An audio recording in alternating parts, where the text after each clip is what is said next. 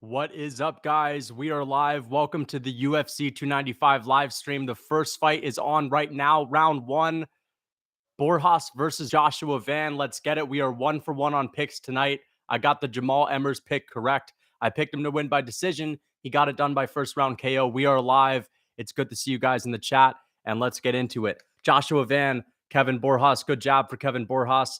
Flyweight bout on right now. And guys, if you haven't already, please like the stream, leave the like. Guys, let's get the likes up at the beginning of the stream, but let's get into it. Borjas coming off of a Dana White Contender Series decision. Joshua Van coming off of that great win over Zalgaz Zumagulov, 21 years old, extremely skilled. He's got these sneaky kicks. Look for that Joshua Van sneaky head kick, man. There's a nice low kick from Joshua Van. We are at 4 minutes on the clock. 3 minutes and 59 seconds on the clock. There's a nice front kick from Borjas.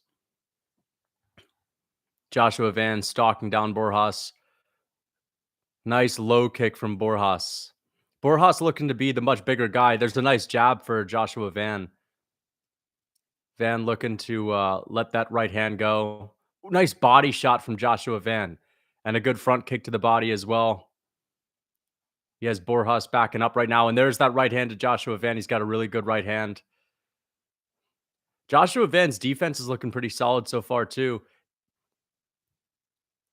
Nice front kick to the body. See, those are those sneaky kicks from Joshua Van. Yeah. Double jab, right hand from Van. Misses. There's a nice low kick from Van. I'm waiting for that head kick, man. Joshua Van's got a great head kick on him. Misses a kick there.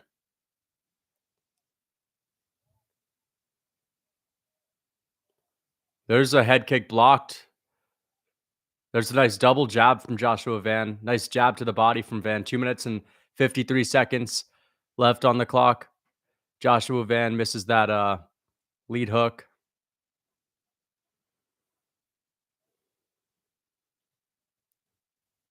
Nice front kick to the body from Borjas. Little low kick from Joshua Van. This round starting off pretty slow. Van's taking a very measured approach here, guys. And he has Borjas just missing left and right. Borjas is just having a really hard time finding the target. Van showing good defense so far and a nice jab.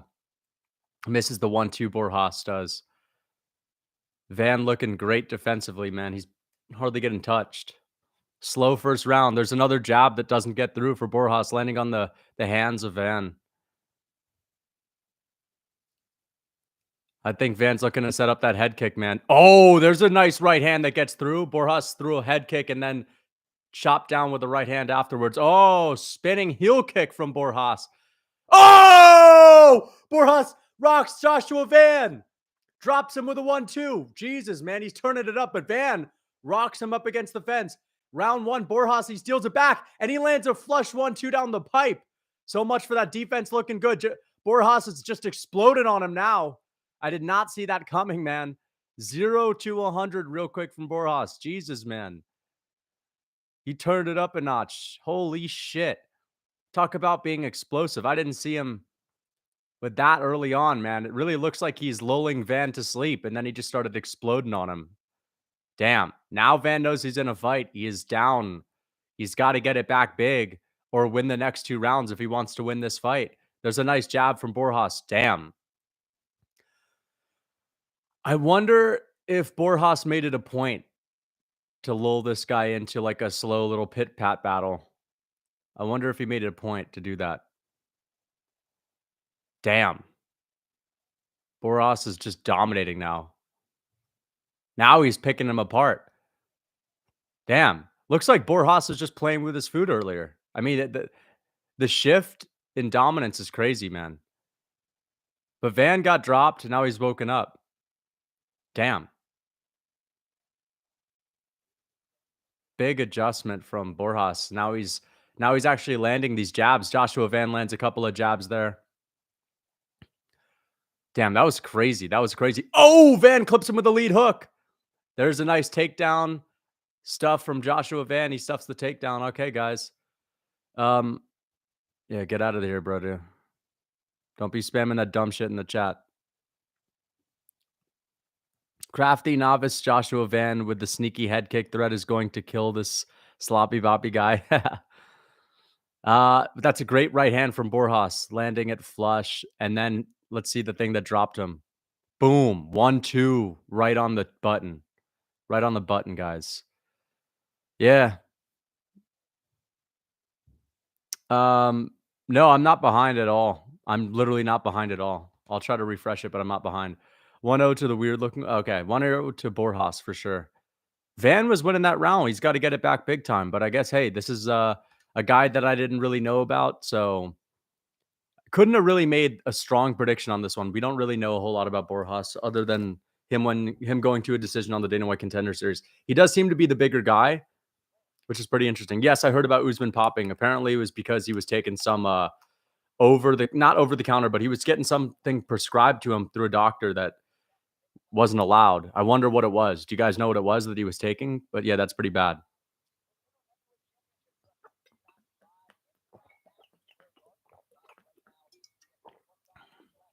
Getting some good spring water right now. Usman, meaning not Muhammad or Kamaru. Usman or Magomedov, not either of the Nigerian guys. I'm talking about the Dagestani one. It's not wine, my guy. It's just some good old-fashioned water. All right, round 2. Borjas chopping that leg. Let's see if Van can adjust, man. Borjas clips him with a nice lead hook, man. It looks like Borjas has the speed and the power advantage now. Van's going to have to rock him or hit him with a head kick, man. He's yet to throw that sneaky head kick. Trust me, man. There's no white. Dude, do you think I'd have the whole bottle filled with white wine? Van needs fast movements to get into the pocket. Borjas is too sharp to stand in front of. Yeah, Borjas is impressing me right now.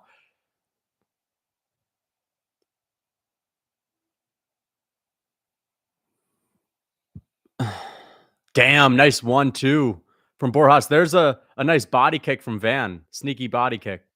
But Van's reach is giving him some issues right now because he's trying to counter and Borjas is just getting out the way because Van's arms are a little bit short. Oh, nice flying knee attempt from Borjas. Feints that knee. All right. Let's see what Van can do to adjust. There's 3 minutes and 30 seconds on the clock, guys. There's a nice right hand from Van. Van lands a jab there. Van is he's arguably winning this round right now. But nah, Borjas is clipping him with a counter shot. Good counter shots. You know what? I could see Van breaking this guy. We'll see, man. We'll see how his cardio holds up because this is a ton of pressure that Van is putting on him. Lots of pressure. Van's starting to land. Oh, there's the head kick. Oh, and he rocks him bad, and he's out. There's that sneaky head kick from Van I was telling you guys about. Nice body shots, dude. It looks like Borjas is not really liking this pressure, but he lands a nice body shot. Everything that Borjas lands is just so much more impactful. Nice combinations up against the fence from Van. This is a really competitive round. It's like you're either going to go with the volume of Van or you're going to go with the impact of Borjas. Nice 1-2 from Borjas. Nice spinning heel kick from Van. Just misses, though. And Van's pouring on the pressure, stalking him down, pouring on the pressure, showing the hungry, gritty man's attitude. That's called a gritty man's walk. See how he's gritting it down? Nice body shots from Van and a good jab. Nice. And a nice front kick to the body, bro. I'm telling you guys, this is some high-level shit right now from a guy that's only 21. Look, he's stalking him down. He's not giving him any space. This is a great performance. Van is coming on strong. I'm going to say Van wins this one, guys. Unless he gets dropped again. Borjas is breathing heavy. Van is putting it on him. There's that sneaky head kick. That sneaky head kick over the top. Nice body shots, and Van takes a big hook up top. Man, he's starting to look like Marty Usman with these body shots. God damn. Oh, no. There's another body shot from Van. It's a great fight. Nice body shot from Van again, and he's swarming him. He's swarming him. Let's see if Van can catch him with a nice sneaky head kick. Oh, elbow. Now, oh, you know it's over when Van starts throwing the elbows. Nice body shot again.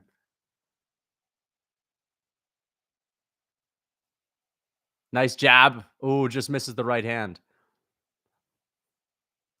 Nice right hand from Van.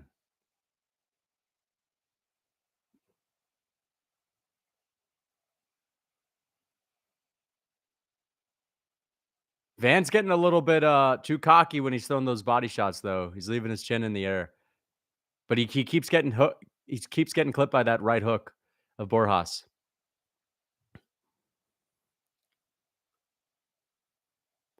Yeah, yeah, yeah. I think that's some good advice from DC saying Van should stop throwing in bunches. He should throw to pull something out of Borjas and then counter. Ooh, there's a good left hook from Van. I think Van's gonna steal this round. What do you guys think? I think it might be 1-1. Nice body shot from Van.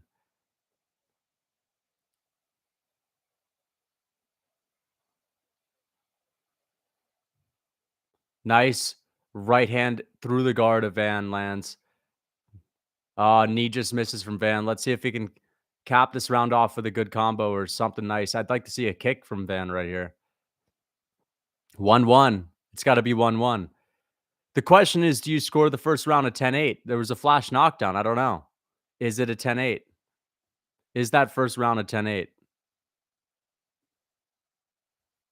That's the real question, guys. Let's go Van 1-1. I think it's Van, yeah. What's your daily sugar intake? I don't know my daily sugar intake. I don't really count like that, but I have some sugar right here, man. I got some dried mangoes. Snack, the best snack.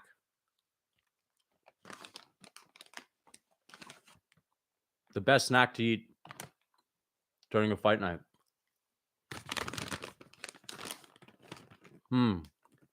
I can't eat popcorn, dude. I gotta eat something easy. That's not crunchy. That's not gonna make noise.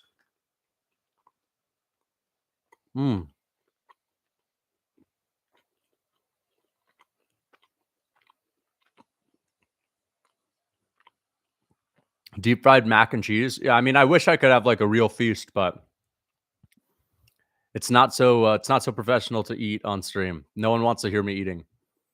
Here we go. I made sure to eat a lot of food before this. Round 3. Van puts him on the back foot immediately.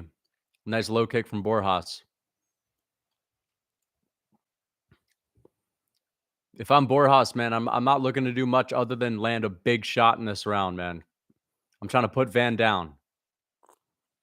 And Van, I think he's got to pick his shots a little more a little more wisely in this round. Because he just barely won the last, but big shots from Borjas. Landed a couple of good counters there.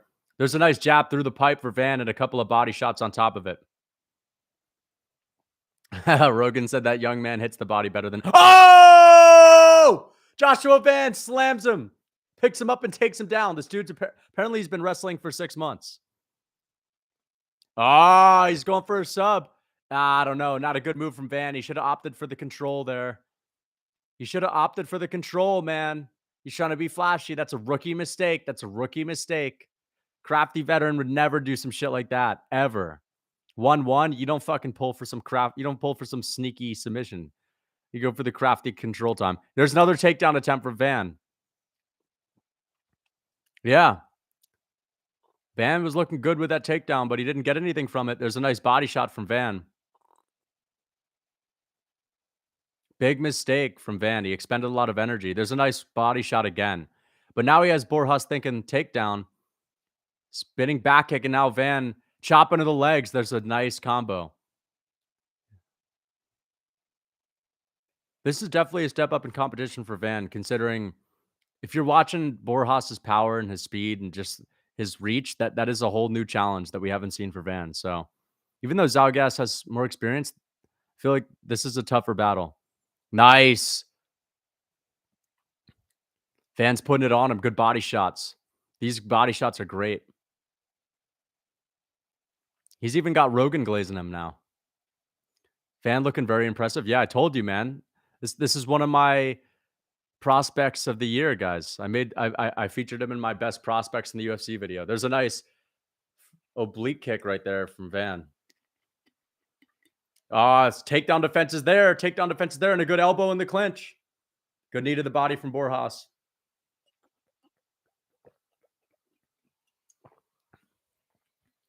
Van stalking him down right now. Nice. Oh, good body shot up top from Van. And he's stalking him. Nice oblique kick from Van again. Dude, this guy is an amazing striker. This dude's talented, man. This guy's talented. There's a nice 1-2 down the pipe. Nice right hand to the body from Van. Dude, I'd like to see Van level change again, man, because he looked like he was able to get him to the ground pretty easily. Just to steal this round, that'd be a nice crafty move to steal this round with a takedown now that he's out ahead. Van is going to win this fight unless you're counting that first round of 10-8, which I don't think it is because it was competitive, very competitive. Joe Rogan said he's breaking the record for body punches. I don't know about that. Holloway probably landed more against Cater. Wow. Apparently he's closing in on the record. Nice. There's another body shot from Van. Oh, he stumbled Van. Oh, he hits him with a knee. Can we get a takedown? Can we get a takedown? Oh, he's got a body lock. Yeah, get him down. Crafty move. Crafty move. Gets hurt. Takes him down while on top after getting stung. 6 to him. Chain wrestles and now is opting. Oh, he's going for a sub. I don't know if this is the best thing that he could do, though. I don't know if Van should go for this, man. Nah, bad from Van. Borjas transitions, and now Borjas is on the back. Bad move from Van. Bad move from Van. Going for the submissions, I told you, but now Van is in. Okay, now Van is in his guard, and now he's in top control. There we go. What did you do to Guru? He's not online. I didn't do anything. Thank you for the $2. I think this is a win for Van. That means we're 2-2 tonight. So where are all the fuckers at saying I got bad picks, huh? 2-1 Van. Crafty moves from Van, going to the body, mixing it up with takedowns. Still green, still making mistakes, chasing after the submissions. He's not even setting the submissions up. He's just gunning for them right off the bat, dude. But I get it. He wants a finish. I know he wants a finish, but he should be proud of that performance, dude. I have not seen a guy come into the flyweight division and look that good in a long time. Y'all are hyping up Steven Ersic, dude. Steven Ersic doesn't even look that good, and Joshua Van's about 10 years his younger. So I don't want to hear nothing about Steven Ersic. Get out of here spamming your fucking links, dude. That was a crafty pick. Crafty novice is better than a crafty vet. Yeah, dude. But that ain't no novice, bro. I mean, he is in some ways. He's still green. He's still green. But you see those body shots? Dude, he's looking like Marty Lewis with those body shots. Holy cow. It's like some Muhammad Ali shit, dude. Oh my gosh, dude. Get the fuck out of here, mate. Sorry, guys. There's a bunch of spammers in the chat. Bro needs to set up a fake to the body, bro. Lucas the crafty cobblestone wobblestone green brittle bone vet. Of course I'm going to get the PPV. Of course I'm going to buy the pay-per-view, bro. It's a great pay-per-view. Marty Lewis was afraid of Ali. Shut up, man. It's the other way around and you know it. Only hardcore fans will know the truth. If you guys don't know Marty Lewis, he's one of the best boxers from the 60s, 70s that Muhammad Ali ducked back in the day. And no one talks about it because Marty Lewis was the guy that all the boxing promotions tried to shun. Unanimous decision. Yeah! 29-28. Dude, I'm happy for Van, man. We're on the Van train early. We saw his debut. Now we see his second fight, 2-0 in the UFC. 29-28. Still looking good, man. Let's see what he says. It's not a robbery unless you think it was a draw, but I don't know. The first round wasn't dominant enough to be a 10-8. He was winning the first round until he got dropped.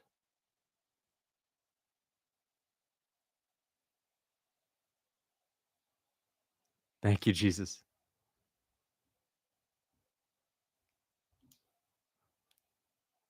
First Burmese fighter.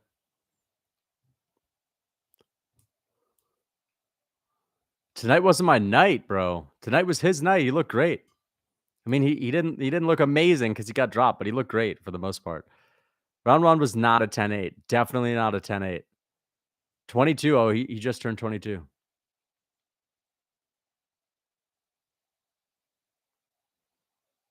Hey, but hey. I don't know if he's getting 50 G's for that, unfortunately. Especially just because it's your sister's birthday. I don't think you're getting 10 G's for that, brother. You would need a finish.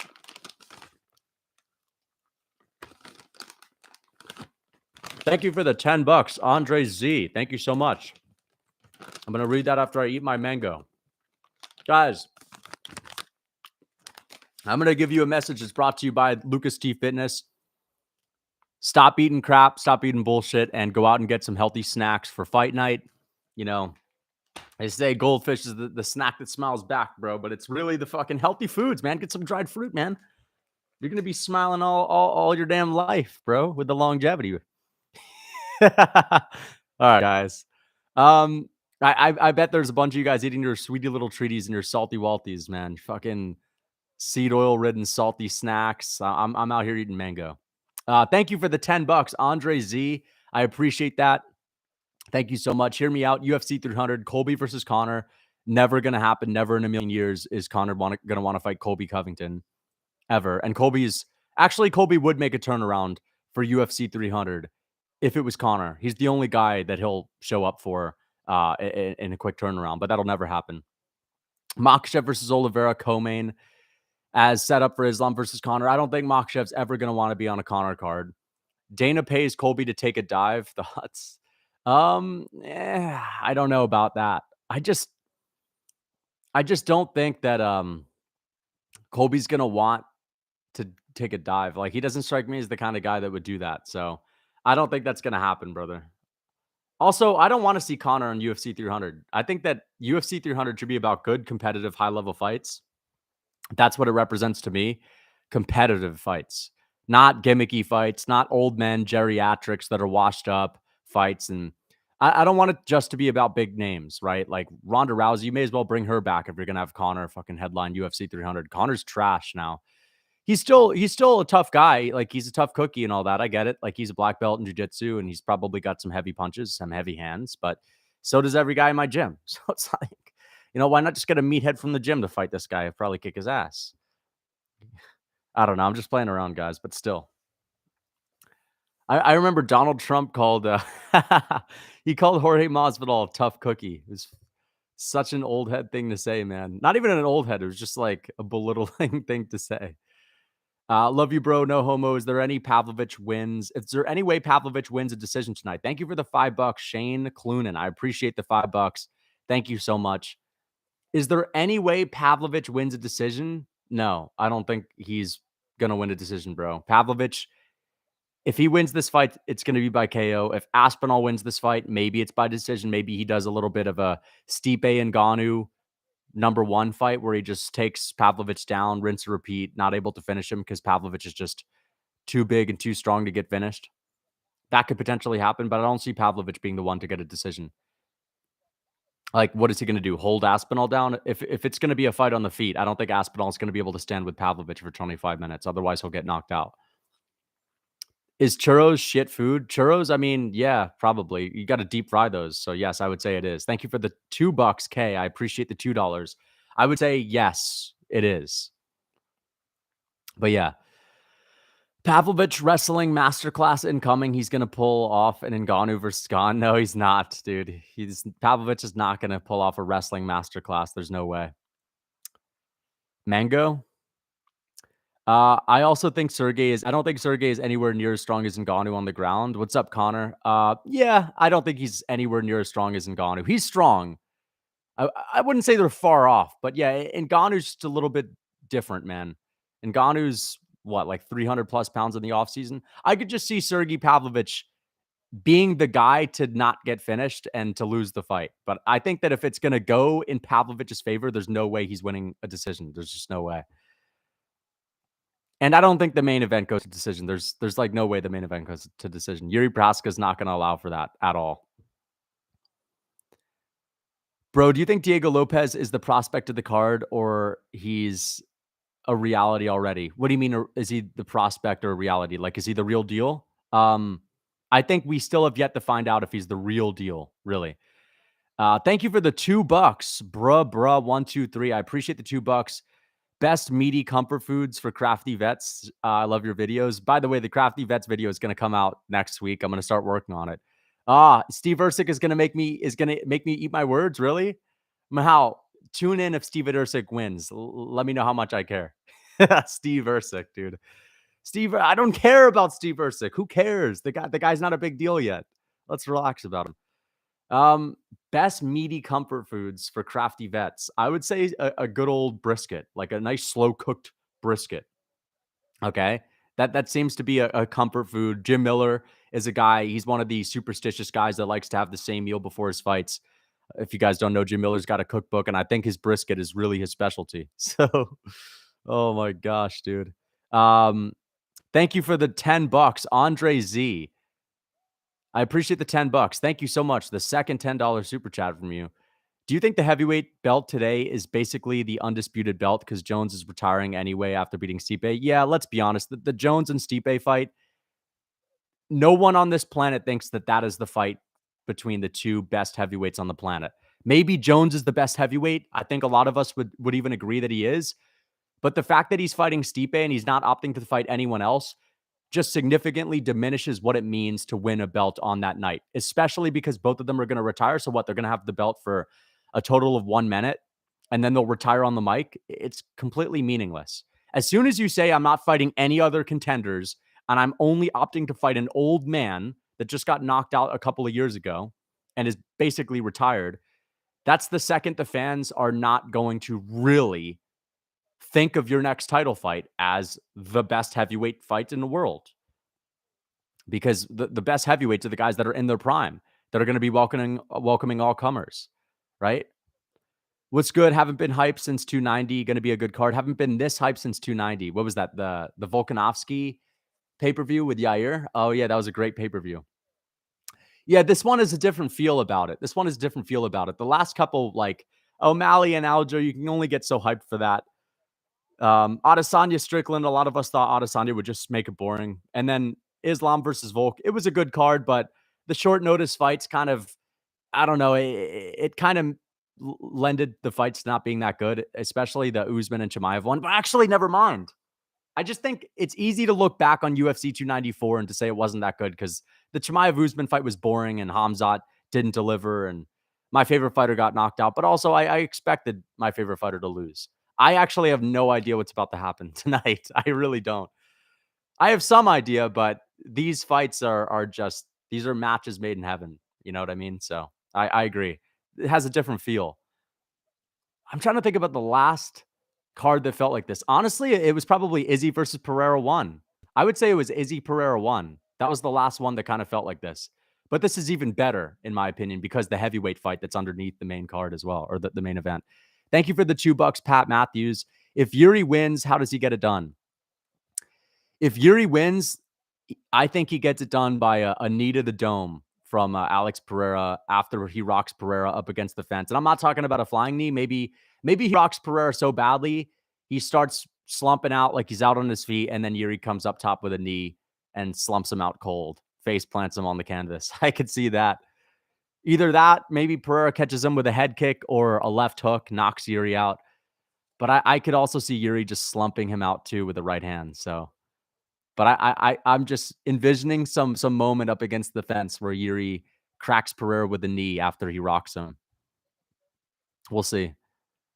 It might be an elbow. All I know is it's going to be a brutal finish. Like there's no way it's not going to be a brutal finish with both of these guys. DC has been teaching Sergey the high crotch Von Fluke choke round 2. Okay. Although DC has not been training with him. Thank you for the $2, Kay. I appreciate the $2. 295 is better than 296. Y'all agree? Oh, yeah.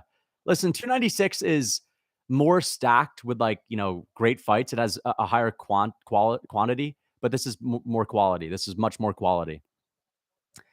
I don't think any fights are better than the main event that we have tonight and the co-main event that we have tonight. Heavyweight, light heavyweight, big weight class title fights, and they're gonna be barn burners, and they're all between finishers too. Like, there's nothing better. There's nothing better. And I think that's a big part of why this is so hype. Anytime there's like a bigger weight class title fight and there's multiples of them, it feels like a bigger event, literally and physically. Lucas, what's your favorite card of all time? My favorite card of all time. Um, 281 was pretty good. 281 was good the way that it played out. Pereira knocking out Adesanya. Thank you for the $5, by the way, Ian Adams.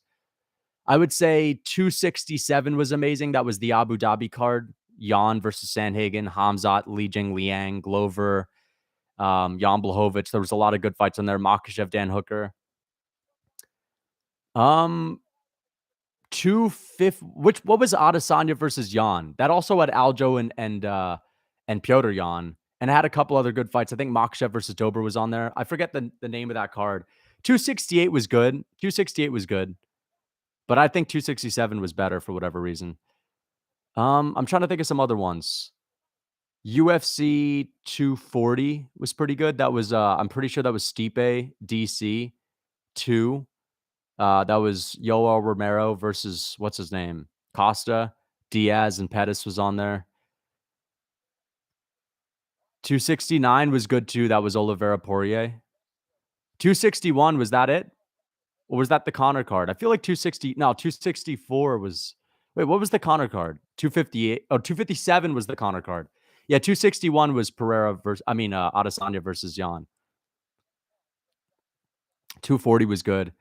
217 was great as well. 217 was really good. 137 was my favorite. What was 137? I don't think I don't think I was watching around 137. 229. Honestly, 229 wasn't that good, bro.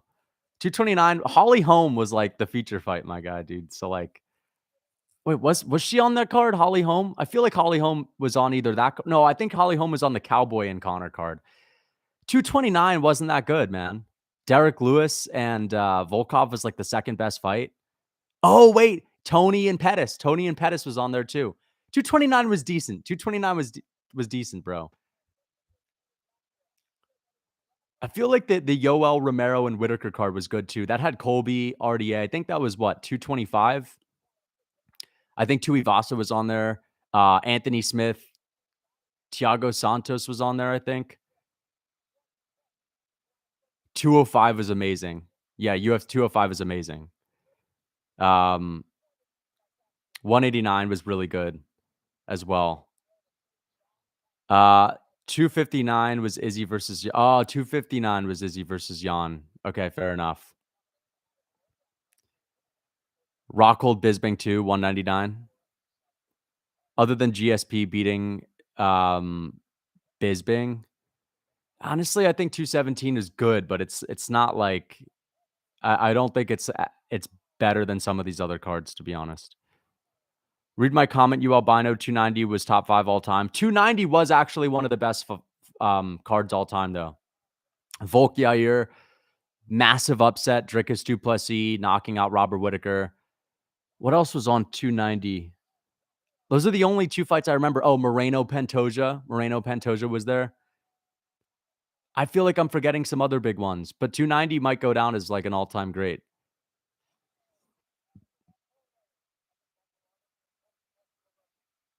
280 Bilal finish. 280, I don't know. It was all right. It was stacked, but the Aljo and TJ Dillashaw fight ruined it. TJ breaking his arm. Thank you for the $2. Andre Z, I appreciate the $2. Lucas, do you like coffee? Of course, man. I have coffee right over there that I'm going to be drinking at the start of the main card, I think. I appreciate that, guys. This next fight is about to start. Hooker and Turner. Hooker and Turner. There you go. Yeah, Hooker and Turner. Where are you from? I'm from Pinar del Rio, Cuba. Let's get on, guys. Round 1. Castaneda versus Kang. Man. Kang's got the Henry Cejudo stance. Nice front kick to the body from Kang. Kang's looking like the much bigger guy. Crafty veteran is Kang. He is a longtime UFC vet. Castaneda looks like the typical US military guy. He's got like the typical US military face. Modern US military face. You picked Kang? I didn't actually make a pick for this fight. This was the only fight that I didn't predict because I totally forgot about putting it in my video. But I think Kang is probably going to get this one done, man. I think Kang is going to come through with the craft. We'll see.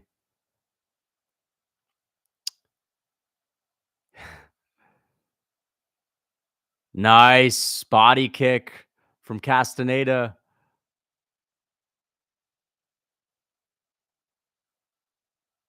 Oh, wow. Kang was also in the military, man. I guess he was in the military for South Korea, right? Kang for the wing. So he's Chinese? No, I think he's Korean. No, I'm saying Castaneda, dude. Castaneda looks like, he just looks like a guy that would be in the military, bro. There's that right hand from Kang. Oh, nice high kick from Castaneda. But you see, he knows what he's doing right now. Very crafty. Look, he's pushing him behind that black line. See, look, there's that right hand. He's pushing him behind that black line. Look. And notice how he's not throwing anything right now. That's a typical crafty vet move.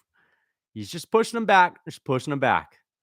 He's gonna look to get in the clinch and to land one of those nice little knees to the body. Honestly, Kang is actually striking me as the typical NPC that does a whole lot of nothing. I don't know, guys. He's not looking too crafty right now. There doesn't seem to be a method to his madness, guys. I'm seeing a lot of NPC behavior from Kang, actually. There's a whole lot of nothing going on right now, guys. Nice body kick from Castaneda. Let me focus on Castaneda a little bit to see if he's doing anything outside of the box. Let's see if there's a method to Castaneda's madness. I hope there's not 3 rounds of this, because this fight would suck if this is what we're in for the next 12 minutes. Bro's not imposing. He's not imposing his will, dude. Kang is looking for the right hand, and he's throwing naked rights, and that's pretty much it. Look, he's literally floating in the center of the octagon, doing a whole lot of nothing. I like what Castaneda's doing. Castaneda's actually starting to impose his will right now. The Mexicans are winning tonight. I mean, oh yeah, I was about to say they didn't win last time, but then again, like that dude was Mexican. I think he was from Peru. Is Castaneda Mexican or is he American, bro? Is he Mexican American? There's a nice jab from Kang. It almost seems like some of these guys are just programmed to land a certain amount of shots per round. Like, oh, Kang starting to impose his will. Or is that the one flying knee per fight that's in his programming? We will see. The will of the Kangs. Man, don't be making fun of Kang like that, bro. Yes, he's from Mexico. Okay, Castaneda is from Mexico.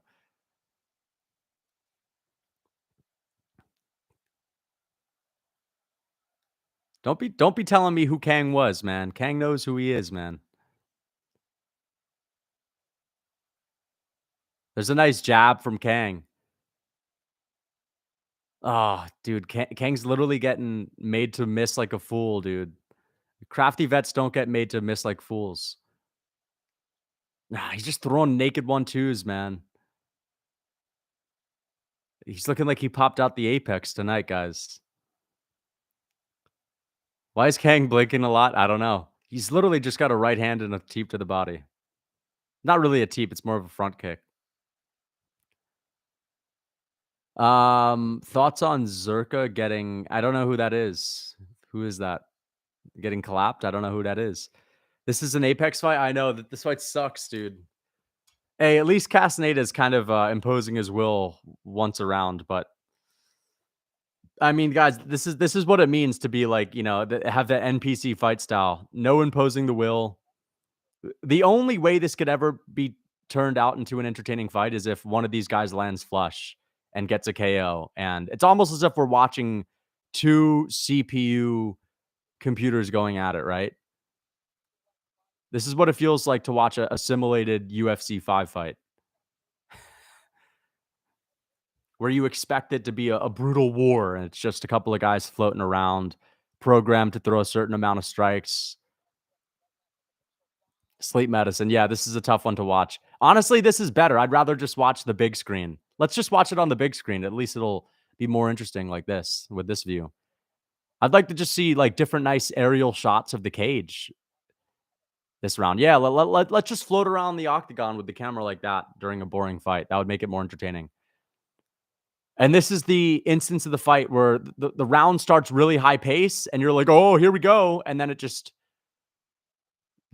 goes back into what we saw last round, which is a whole lot of floating. Yep, told you. Whole lot of floating. High pace start to the round, couple of flashy techniques just to start pit-patting around for points again. See, there's the last entertaining exchange of the fight. I'm telling you guys, or at least the round. That's the last entertaining exchange of the round. There will be no more flying knees. There will be no more spinning elbows. Um, I got him out of there, bro. Press B for different angles. Like, I wish we could. I wish we could press B or press some of these other buttons for some different angle, like a front row view of all the celebs, man, or maybe a backstage view. I'd rather watch the guys warm up than watch this, dude. This fight sucks, man. I just knew this fight would be trash, bro. I'm happy I didn't even predict this shit.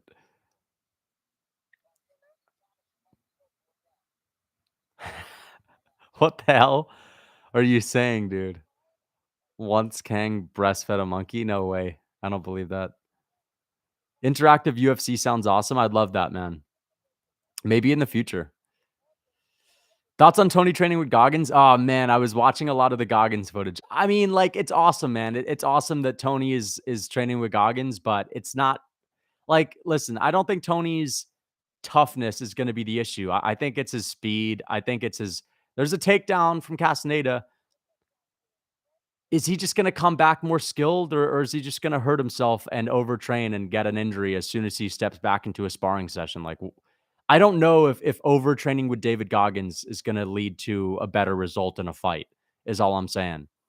Like, sure, I'm not worried about Tony gassing out, and I'm not worried about Tony's mental toughness. I'm worried about him getting picked up and slammed, right? I'm worried about him getting punched in the face. And I don't know if overtraining that much is good when you're in the end of your training camp. He's just beating his body up, and that's not gonna be good for his strength, and that's certainly not gonna be good for his sessions this week where he's gonna go back to the gym and do some sparring and whatnot. He's more likely to get injured now, but hey, if he does end up winning, that'll be awesome.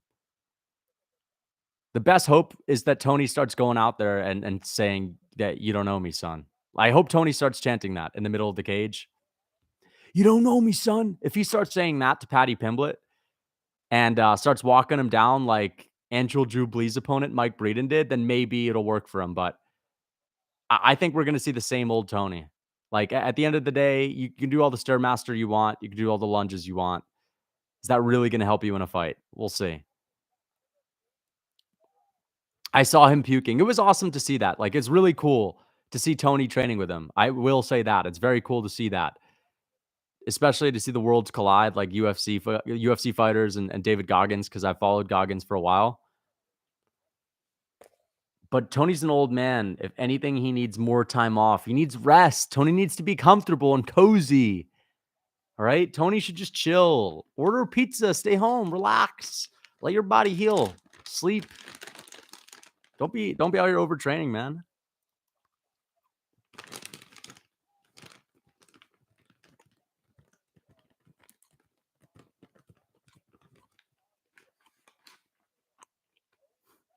Tony needs Kang.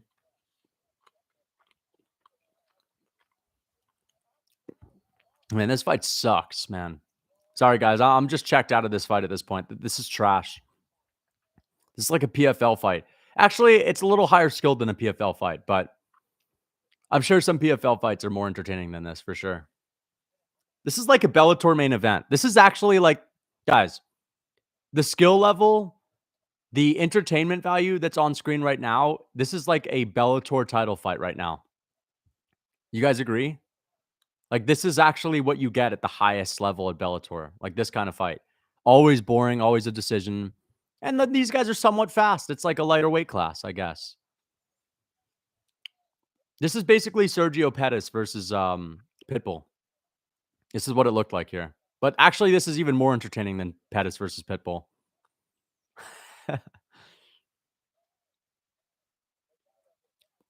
Goggins will get Tony killed. I mean, I'm just worried Tony's going to get into the octagon and be completely drained and overtrained and just weaken himself. It's not just putting one foot in front of the other. That's what Goggins doesn't understand, man. It's not about just never giving up. Tony's not going to give up. We need him to be sharp. We need him to be fast and explosive. We need him to hit hard and to be strong. And he's probably losing muscle training with Goggins. Some guys could benefit from that. I don't think Tony at the age of 38, 39 is going to benefit that much in the fight itself. Running on a treadmill until you puke isn't going to help you in the UFC. I mean, like every now and then you need to push yourself. You need to push yourself. There is definitely something useful in hardening the mind. But when Tony's an old man that's going up against younger fighters that are going to have a strength advantage, he needs to have every little bit of strength that he can have. And who knows, man? Tony could be pulling all of his muscles throughout the next week after that overtraining week with Goggins. He could go into the gym and tear something up, snap something up now. If anything, dude, he's at a much higher chance of showing up injured, right?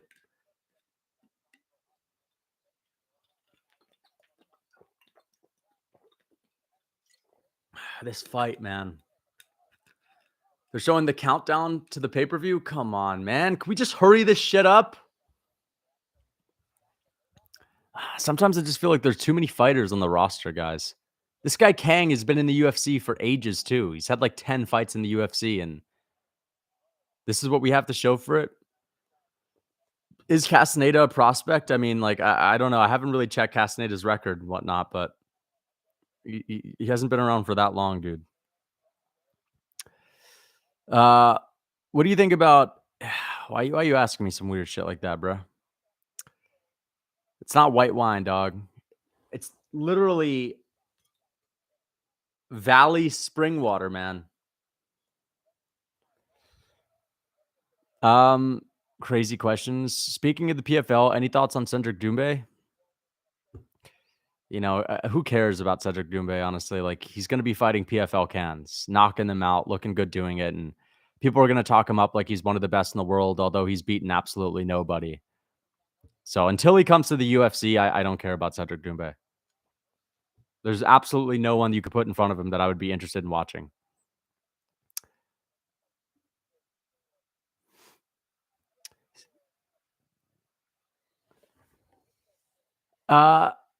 Damn, you pay that much for water? Man, it's glass, dude. It's not even that much. Dude, you're acting like this shit was like $10, bro. Yeah, man, I'd rather pay an extra $1.50 without having to deal with the microplastics. It's like saying, damn, man, you pay for grass-fed? Like, yeah, dude, I pay for that grass-fed, man. It's like saying, damn, man, you pay for the water filter? Yeah, I paid for my water filter. Microplastics. Like, yeah, whatever. Is eating a lot of white bread make you fat if you eat once a day on fasting? No. Listen, you got to worry about your metabolism, bro. You got to worry about your metabolism. So I don't think fasting is good for your metabolism at all. Fasting leads to more cortisol, higher stress, and it will slow down your metabolism because just think about it, man. If your body just goes without food, it's gonna go into preservation mode. It means it's gonna wanna make it harder for your body to burn through the calories. It's gonna wanna retain as much for as long as possible. So, I don't recommend fasting for losing weight. It's not sustainable unless you wanna eat one meal for the rest of your life, and it's like, dude, do you wanna eat 3,000 calories a day and stay lean? Do you wanna eat 4,000 calories a day and stay lean? Or do you wanna eat 1,000 calories a day and stay lean? I'd rather eat more and stay lean. That's why Islanders are fat as fuck. Islanders, like what kind of Islanders? The Lion King, The Lion King 3. Did you hear about the backup fighter for Covington versus Edwards? Um, oh yeah, I know that guy, man. Vince Vaughn, yeah, man. Big fan of him, dude. Big fan of him. One of my favorites.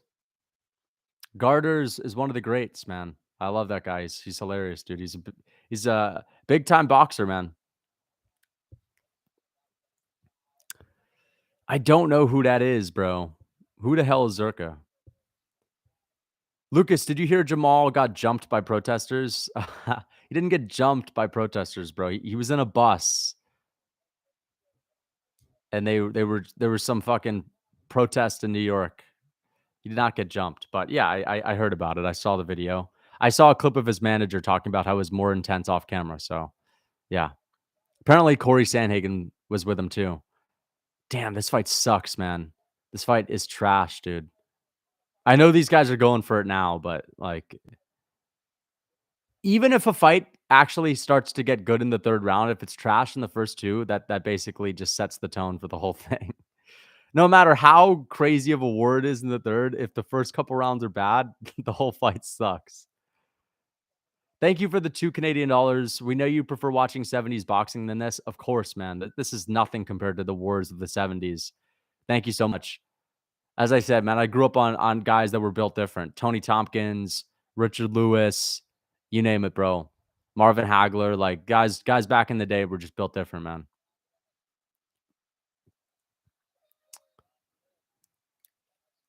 Um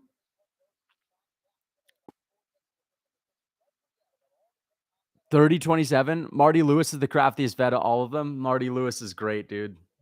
Don't ever make jokes about Marty Lewis in the chat, man. It's actually one of my favorite fighters. I personally know Marty Lewis, so you're gonna have to chill out, dude. uh I don't care. I'd rather get 40 waters for the price of 2 Mountain Valley spring waters, LMAO. You can't get 40 fucking waters for the price of 2 mountain spring waters, bro. And yeah, man, enjoy drinking out of your microplastics and killing your balls, dude.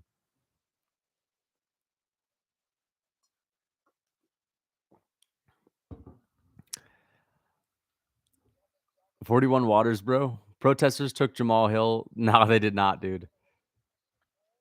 Is Marty Lewis even real, or is he? What are you talking about? Fictional character? That's like saying, come on. Obviously, he's real. I thought Marty Lewis was okay. What the hell are you saying, dude? Marty Lewis is a Jewish comedian. He's a boxer, man. He's the guy that Muhammad Ali ducked. Is that water grass fed? Of course, it's grass fed, man. It's from a spring in a valley, dude. It's literally predicated on grass, dude.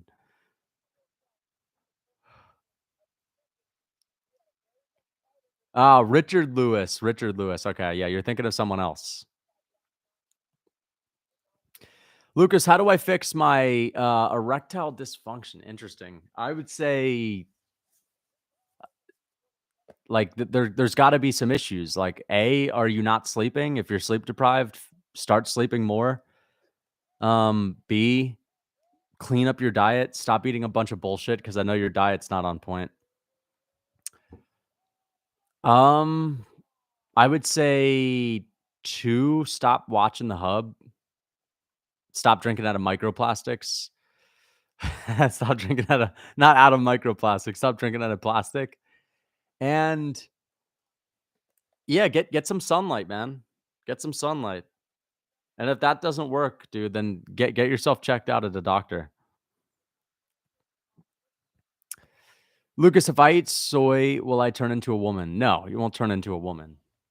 Lucas, I'm 1,000 pounds. What should I do? I think you honestly gotta really check your sleep, man. You might not be sleeping enough. Lucas, are you the next Greg Doucette? No, I don't really like Greg Doucette. I'm not a big Greg Doucette fan. I'm so happy Kang got the dub. Yeah, Kang got it. Oh no, he didn't. Castaneda got it. Lucas, are you against Ovaltine? Ovaltine? Bro, Ovaltine, you're bringing up some old shit. I think I had Ovaltine as a kid. I don't know what's in Ovaltine. You're gonna have to tell me. Jesus, that's something I haven't had in many, many years. What's even in it? I don't know what the ingredients are. Ovaltine. Like the chocolate milk? I don't know. I'm 0-3 in predictions. Dude, I would have picked Castaneda if I broke this down anyway. So I'm gonna go with the fact that I'm 2-0. So I'm rocking with the perfect record so far. What's the deal with Ovaltine? It's not an oval and it's not a teen. Okay. Ovaltine is like a chocolate powder. Lucas, best way to find your maintenance calories fast? Check your weight every day. Eat the same amount of food and just like control all the variables. Monitor your diet and check your weight every day. Find the amount of calories that aren't going to make you gain and lose weight. There you go. Thoughts on sweeteners versus real sugar? I'm a sugar guy. I think sugar's fine. You just don't want to have inflammation going on. You don't want to have inflammation because if you have a lot of inflammation, that's going to make it harder for your body to metabolize sugar. What's your height and reach? I'm 5'8". My reach is 79 inches. You picked Jiri, right? Yes, I picked Jiri by KO. Who is funnier, Jerry Seinfeld or Larry David? I probably Larry David because I've seen some Curb Your Enthusiasm and I've thought it was pretty funny, and I've not really thought. I don't think Seinfeld's that funny. So I know that he wrote Seinfeld, right? I know that he wrote Seinfeld, but I don't think Jerry Seinfeld is that funny. Um, you're basically Canelo size.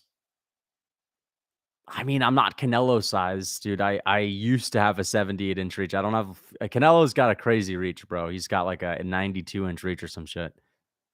Favorite NFL team? I don't watch the NFL. I'm not a football guy. I don't watch any other sport, man, other than MMA. Every now and then I'll tune into some Muay Thai and ONE FC, and that's it.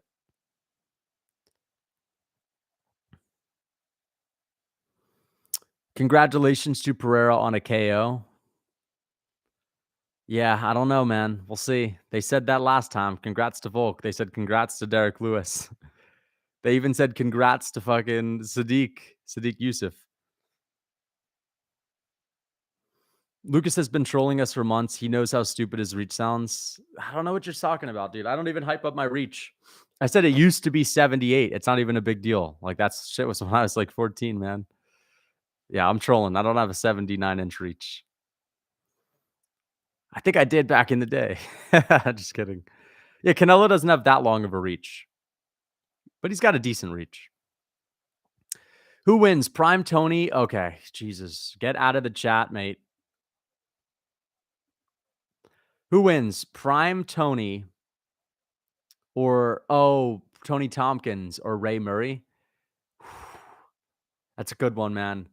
Ray Murray had an amazing jab and some really good defense. He was like one of the first guys to do the shoulder roll. Everyone talks about Floyd Mayweather, but Murray was actually one of the guys to introduce the shoulder roll. That guy was slick, man. The guy was slick. But I would say Tony Tompkins. Tompkins had a nasty right hand on him and a lot of power. Tony Tompkins, just the bigger guy, more powerful. I go with Tompkins, even though he's a little easier to hit. And I think that Murray would be able to get out of the way of a lot of shots. So, yeah. Thank you for the $5, Diego Talks Fights. I appreciate the $5. Thoughts on Usman or Magomedov popping? Nerds were glazing him when he went 5 rounds with a 40-year-old rotting corpse, and now he pops.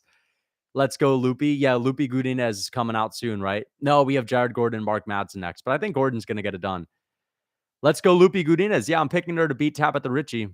Um, hey man, he popped. I wonder if Makhachev popped. That's the first thing that I thought of. I wonder if Makhachev is on anything, man.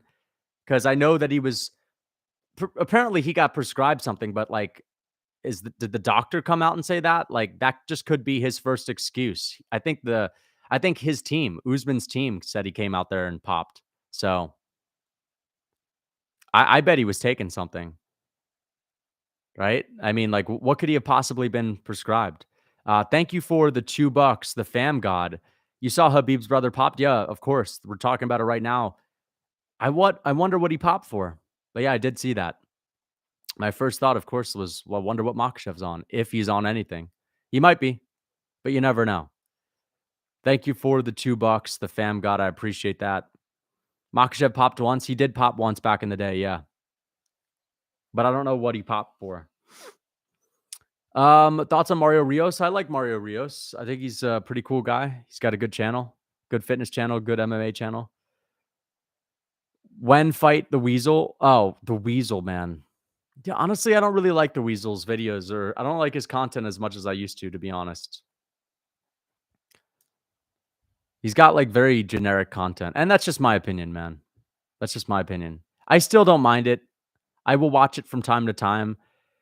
But I only really watch the Weasel for his predictions. I don't really watch his what really happened videos or breakdown videos, news videos. I don't even watch his Q&As anymore. I just think that that's just because there's so many other MMA content creators that are good these days. I like the Weasel, but yeah. He gives very basic breakdowns, to be honest. And I think that's fine because I don't give my breakdowns aren't that complex. But you know, I'll go in on a prelim fight for like 3 or 4 minutes sometimes, right? I'll break down Mark Madsen and Jared Gordon for 4 minutes, and the Weasel spends what, a split second on it? See, that's the reason why I don't always do full card predictions for fight nights. I'll only do like 6 fights on a fight night just because, like, I'm not gonna give a breakdown for a fight unless I actually know what the fuck I'm talking about, and sometimes I'm just not willing to rewatch, like, guys back that I just could care less about, and on a fight night week, it's just I'd rather focus on other content that takes more effort, that's gonna be better for the channel, but when I do a real full card predictions, like, you could be sure that I'm spending a lot of time watching these guys back, dude, to actually give decent breakdowns. No, I do my research. That's what I'm saying. I literally do my research. Lucas, what's your answer to the trolley problem? The trolley problem? I don't know what that is. What do you mean? Like someone throwing a trolley at a bus? Bobby Green called Islam popping. He called it or he mentioned it. Thoughts on the MMA guru? Thank you for the 40 something. I don't know what that is. I appreciate that. Dude, the MMA guru is one of the best content creators in the game. He's the guy that kind of inspired this channel. So I'm a big fan of the MMA guru. Thank you for the $2, the fam god. I appreciate that. None of them are clean. Only John is clean. Okay. If John is the only one that's clean, then we're living in an alternate universe. I think that a lot of guys are on sauce, and Jones may have been on sauce. 8K off of 50K. Wow, bro. Good job. You deserve it. What do you mean? 8K off of 50K. Off 50K? You mean I'm about to hit 50K? Ah, trolley gummy worms?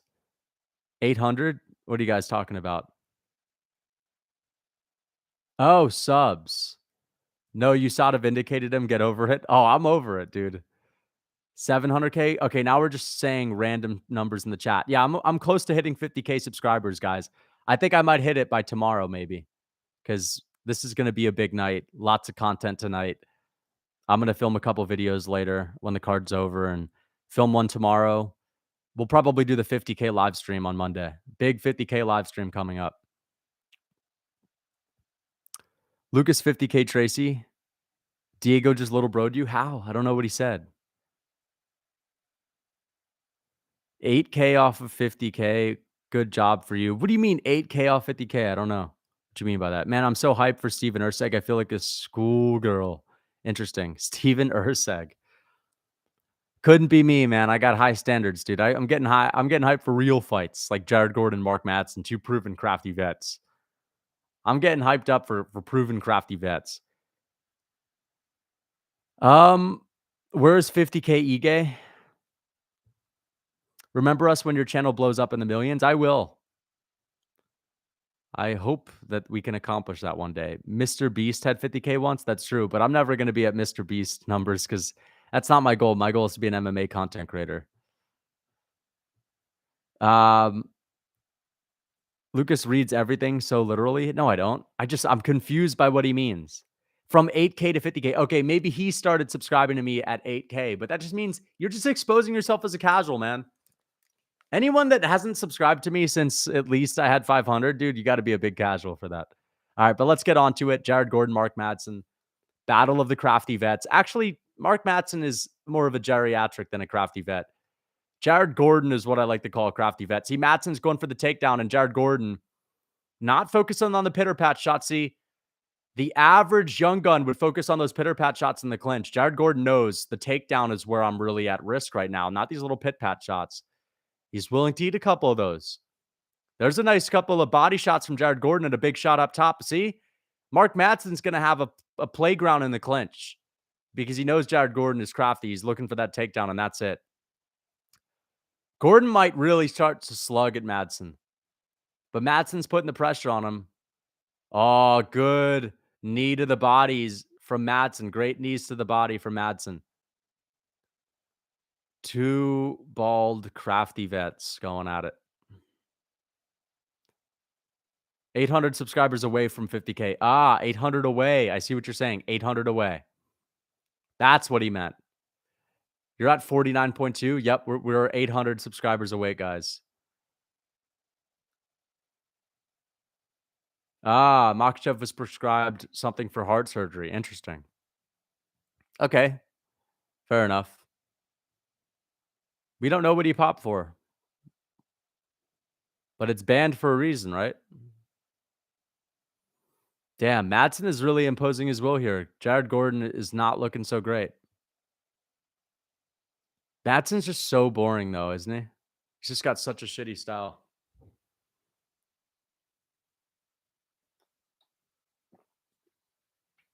But Madsen is chipping away, and he is actually showing some crafty fight style. Because look, Madsen, a lot of guys are just throwing these little pit pat shots. Madsen knows I can actually hurt someone in here. I can do damage. Oh, there you go. Jared Gordon starting to get off. Are they siblings? Thank you for the $2, Kay. Yeah, they look like them, right? Looks like Madsen just came home from the military and found his boy, his brother, messing around with his girl, huh? It's like that movie Brothers, dude. It's like he's confronting his junkie brother. That's what it looks like to me. Looks like Madsen just got home from the military and he's tired of Jared's shit. Madsen will gas. We'll see, man. Jared Gordon's gas tank is better. Madsen is kind of plotty. Battle of the Balds. I mean, I don't know if Jared Gordon is really bald, though. I think he obviously is, but I'm talking about like, I think it's by choice because Jared Gordon actually has a decent hairline. You could tell he's got a decent hairline. Dude, Gordon's going to start to have success now because now Madsen's starting to tire out, dude. There's a nice body shot for Gordon. Man, I remember the last Madison Square Garden card. Every single fight was a finish. This card is starting to look like shit, to be honest. Oh, there's a nice hook from Madsen. He's lunging in with that lead hook, man. He's just spamming the same lead hook. Damn, Madsen is actually doing all right on the feet, which is surprising. Madsen's looking good, though. He's imposing his will. But Jared Gordon is somehow, some way in there, as he always is.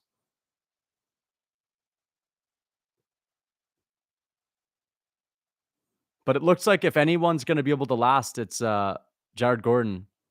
Look at the body language of Jared. Jared is not even slowing down one bit, whereas Madsen just got stung with an uppercut right there.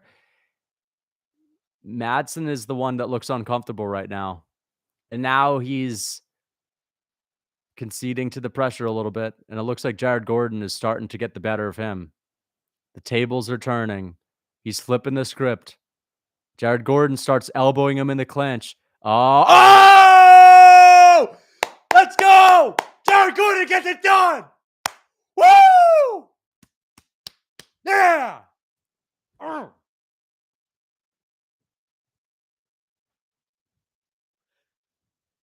What's up? Let's go! Jared Gordon gets it done. We got the pick right. You guys keep clowning me for my shitty picks, man. Yet I'm getting them all right. That's 3-0 tonight. 3-0. Jared Gordon in his hometown gets it done against the overrated geriatric. Oh, big uppercut. Big elbow in the clinch. Big. Oh, that was a right hand. I'm telling you guys, Mark Madsen, dude. 3-1. 3-1. I'm 3-0. I did not pick the Kang fight. I didn't even pick the Kang fight. I'm 3-0. I've gotten every single one of my picks right. Dude, I'm tired of people shitting on my bad picks, bro. This is the one. I didn't even watch tape on this fight, and I made the right pick. I made a good breakdown.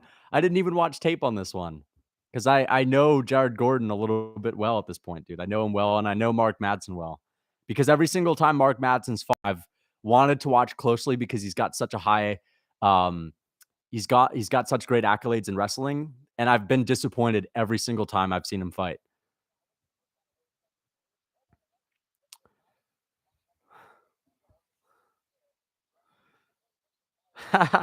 Fix this collar. I just got a text from someone saying, fix my collar.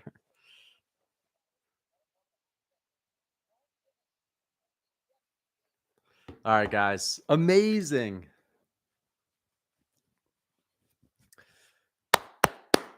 Yeah. Let's go. I want to. Dude, that's a crafty veteran. Jared Gordon is extremely crafty. Both guys are crafty, but Jared Gordon's craftier. Weathered the storm early on. I'd love to see Jared Gordon KO Patty in a rematch. He would beat Paddy Pimblett. He's not that bad. I actually think Jared Gordon's good. I was clowning him before the Paddy Pimblett fight. He's actually impressed me on that fight. He looked good against Pimblett because he beat Pimblett's ass. And he looked good against Bobby Green early on in that fight too. He's looked good ever since. He's looked good ever since, man. New York, stand up. Dude, I'm happy for the hometown guy.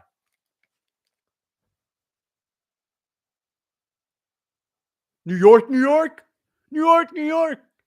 What the hell, dude? He's got such a squeaky voice, doesn't he? Really? Oh, I know his grandfather, man. It's crazy.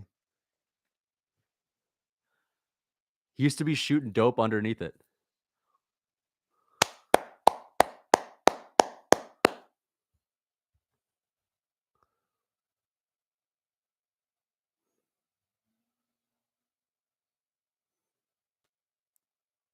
Honestly, guys, I'm about to shed a tear right now.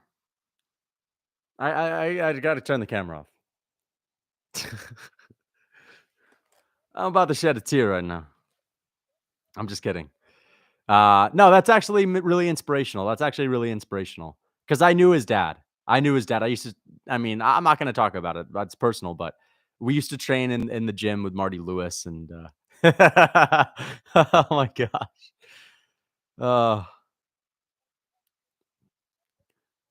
Jordan Peterson mode. Yeah. He started squeaking like Peterson. Oh, me. You're saying I'm going Peterson mode. Honestly, I need to find where my finish was. I'm guessing the finish was like 4 minutes ago. So we're at an hour, 11 minutes. Jared Gordon, KO. It's all it takes with these 4-ounce gloves, man. Just jotting it down, guys, on the timestamps. Jared Gordon, KO. Honestly, feel good moment for Jared Gordon. He got knocked out by that headbutt from Bobby Green, and he's bouncing back with a beautiful KO. Jared Gordon is actually good. He's actually good. Is he good enough to be ranked? I don't think so. But he's a solid fighter outside the rankings, and he's extremely crafty. And we're about to get to the main card. No, the prelims. Never mind. We're not anywhere near the main card. We're still 2 hours and 10 minutes away from the main card. Motherfucker's really defending Dogbender. It's King Green, Bobby Dirty Green. Bobby Green's not a dirty fighter, though. I don't really think he's a dirty fighter. I think that was an accident. I don't think it was a purposeful headbutt. Lucas, imagine Alex shoulder cranks Yuri's injury, Jones versus Glover style. That would be crazy. That'd be pretty badass, but I don't think he's going to do it. If he tries to do that, Yuri's just going to fucking elbow him in the jaw. Bobby did that shit on purpose? I don't think so. I don't think Bobby Green did that shit on purpose. Didn't look that purposeful to me. I think he was just ducking his head low. He was definitely getting frustrated, but I don't think he did it on purpose. How does Dylan Dennis do in the UFC? He does horribly against anyone that is actually athletic and hits hard, fast, is decent. But he beats someone that's an absolute can that has zero takedown defense, okay? He'll beat someone that's average on the feet with horrible, horrible takedown defense. No way is this. That's Marty Lewis. They just showed Marty Lewis. That's crazy. That's crazy. They're actually showing. Nah, there he is. There's Muhammad Ali, the guy who ducks Marty Lewis. Fuck. They'll never give Marty Lewis a shine. You guys see it? They're literally showing fucking highlights of old school 70s boxing. They showed Marty Lewis. Oh, that was crazy. No, there's Tony Tompkins. Dude, I swear, I'm literally about to shed a tear from all these old legends.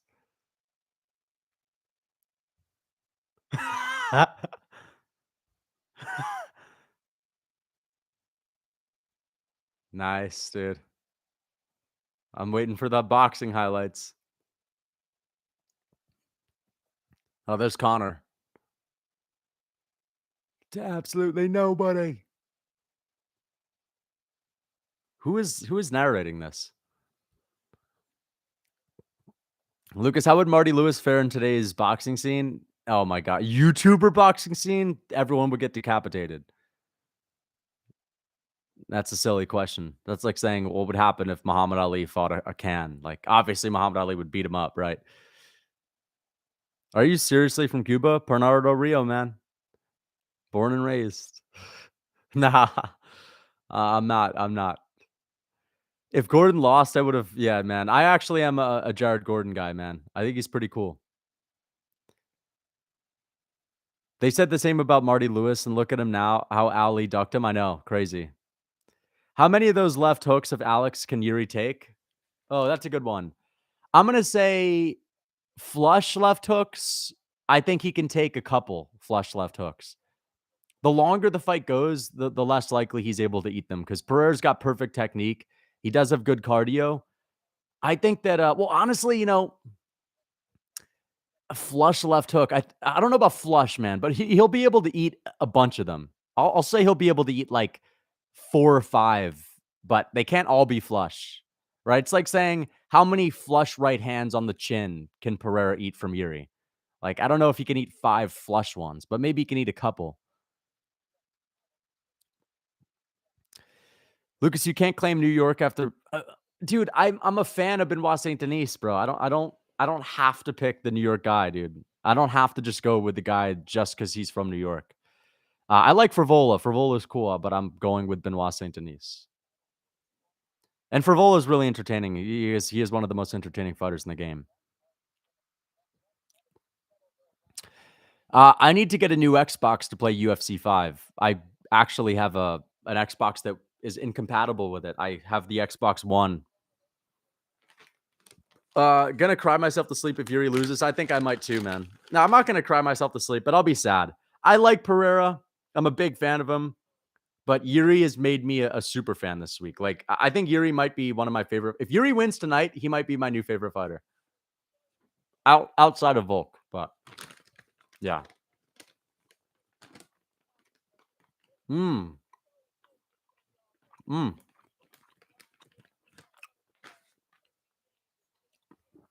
Are you fading the Ray Longo team? I mean, Yeah.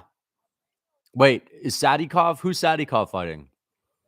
Nazim Sadikov. I forget who he's fighting. I literally broke his fight down. Oh, wait, no. Who's he fighting? Oh, Slavaklaus. Yes, I am. I'm fading the entire team. And they're already 0-1. No, Rebecca is fighting someone else.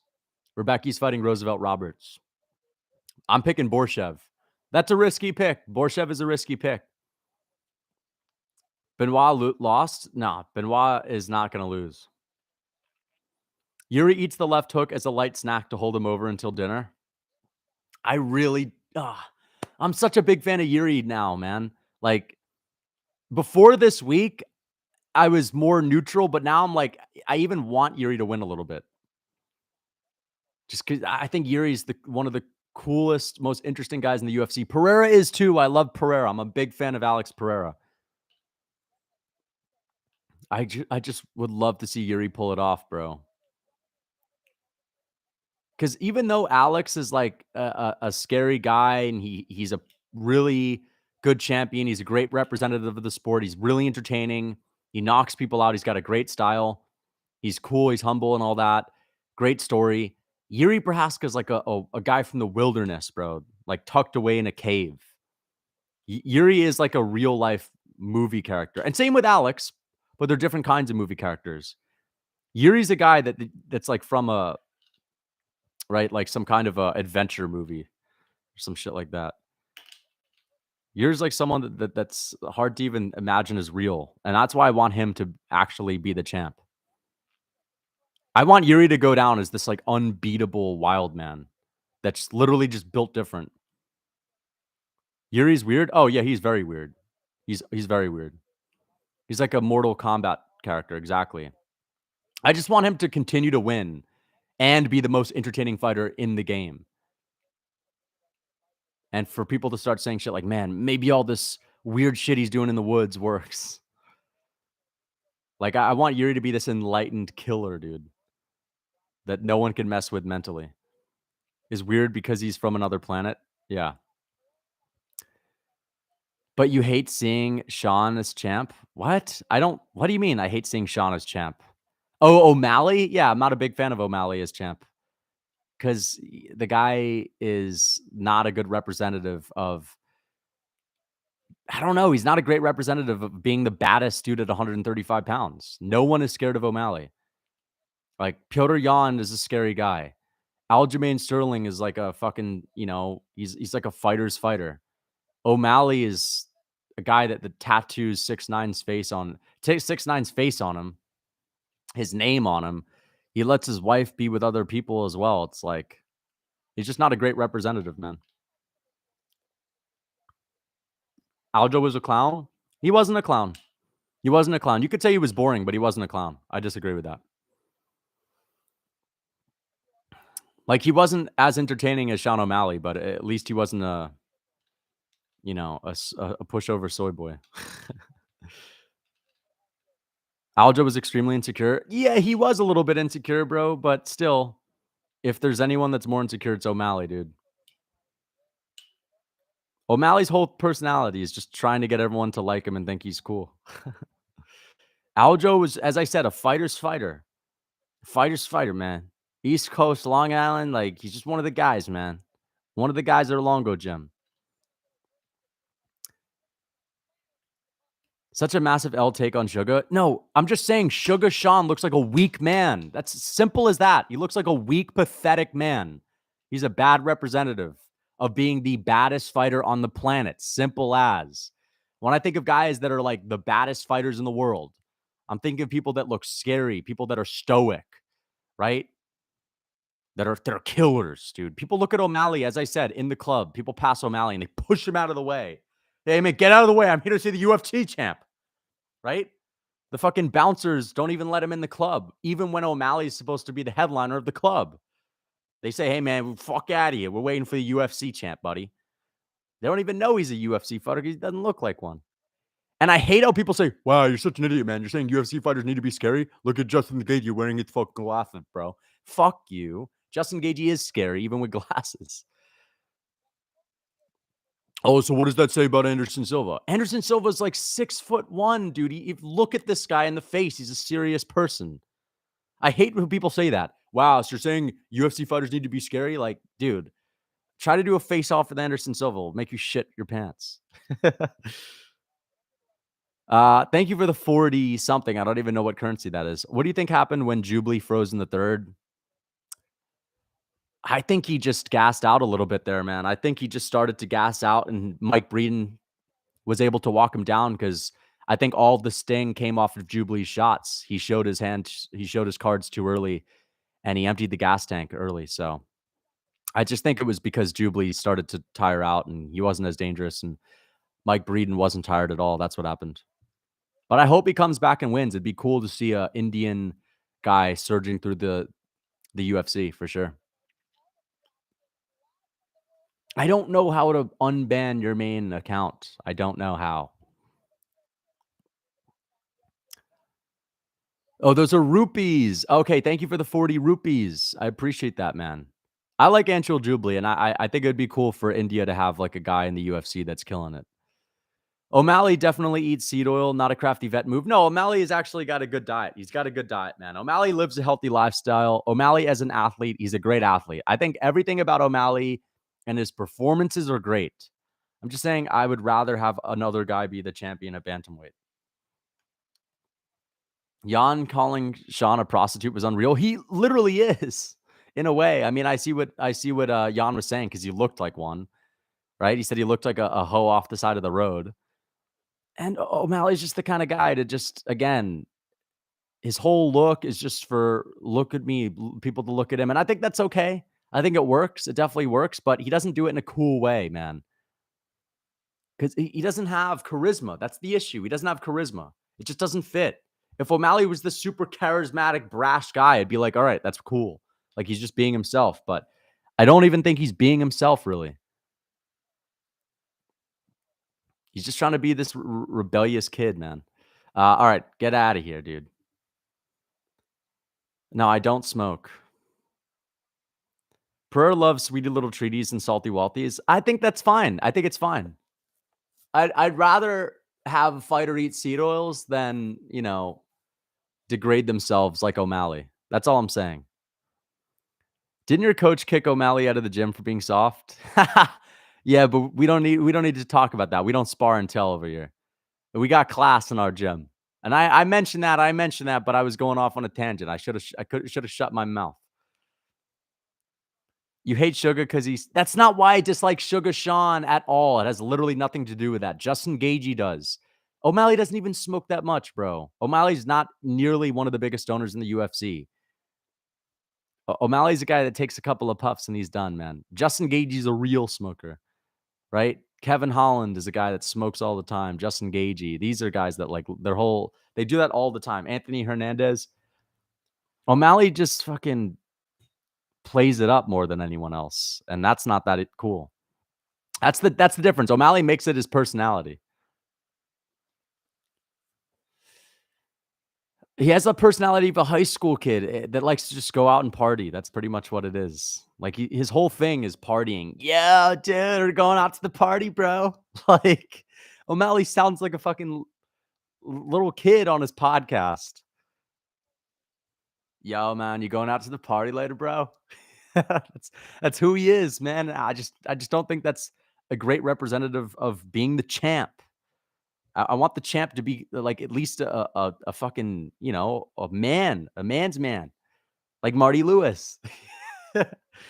Thank you for the $2. You'd never catch Marty Lewis doing some shit like that, man. Thank you for the $2, Joseph. Joseph Brownlow, I appreciate the $2. When should I use casein protein versus whey? Casein, you'd want to use that at night. You'd want to use your casein protein at night because it's slow digesting. You're such a Debbie Downer. I'm not a Debbie Downer. I'm not a Debbie Downer at all. I'm not a Debbie Downer. I'm actually an upper, man. I'm a big fan of guys with high energy. I like high energy. I dislike O'Malley because he's low energy. That's it. I'm like, dude, I'm a fan of guys. I'm a fan of guys that are the life of the party. O'Malley isn't. O'Malley's the guy that's got to get absolutely shit-faced to turn up, dude. I think I can have fun when I'm sober. Would you consider Yuri a crafty vet if he would win? No, dude. Yuri's not a crafty vet. Alex Pereira's not a crafty vet. Pereira can be crafty, but he can't be a crafty vet is a description of older fighters that are no longer anywhere near their prime that are still winning with crafty techniques because they are lacking the power and speed that they used to have. So, for example, Makhachev is much better than any of the crafty vets just because he's at his peak and he's extremely skilled, right? There's certain techniques you can't really get away with when you're old, right? You can't impose your will the same way. You have to be sneaky. You have to be sneaky. So Yuri is a 31-year-old, 32-year-old guy. He's not close to being a crafty vet. Usman is a crafty vet, and he's still close to being elite. But Usman has knee issues. He's not able to get away with the same things he was on the come up. And he's an older guy, dude. He's an older guy. And he does foot stomps and knee stomps and all these things. People can't smoke with you anytime this conversation comes up. You turn it into a tangent. Okay. Well, I'm just talking about O'Malley. O'Malley lets Tim Welch grapple with his wife. Yeah, dude. I like Tim Welch. Tim Welch is cool. Tim Welch is cool, right? Listen, if O'Malley wasn't the champ, I'd be like, bro, O'Malley's cool as hell, man. I like O'Malley. But the fact that he's the champ, it's just like, I wish I had a different guy as the champ, man. That's all I'm saying. O'Malley's one of those guys where you root for him and you like to see him fight and you want to pull for him until it comes down to getting that belt. And that's it. That's okay. That's okay. That's us being MMA fans. Like that's our right as a fan to root for whoever we want to root for. Right? Like there's some guys in here that are going to be rooting for a guy no matter what, rooting for against a guy no matter what. That's how I felt about Volk. There you go. There you go. Like you like Volk as soon as it comes to getting close to Jones. And then you're like, all right, well, let's have him get knocked out now. And that's how I feel about some of the guys that are contenders, you know, like who's like a contender that I like that I wouldn't want to necessarily become a champ.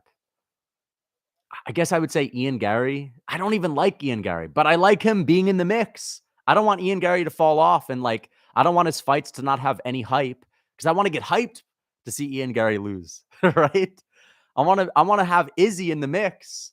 I don't want Izzy to completely fall off because then there's no hype.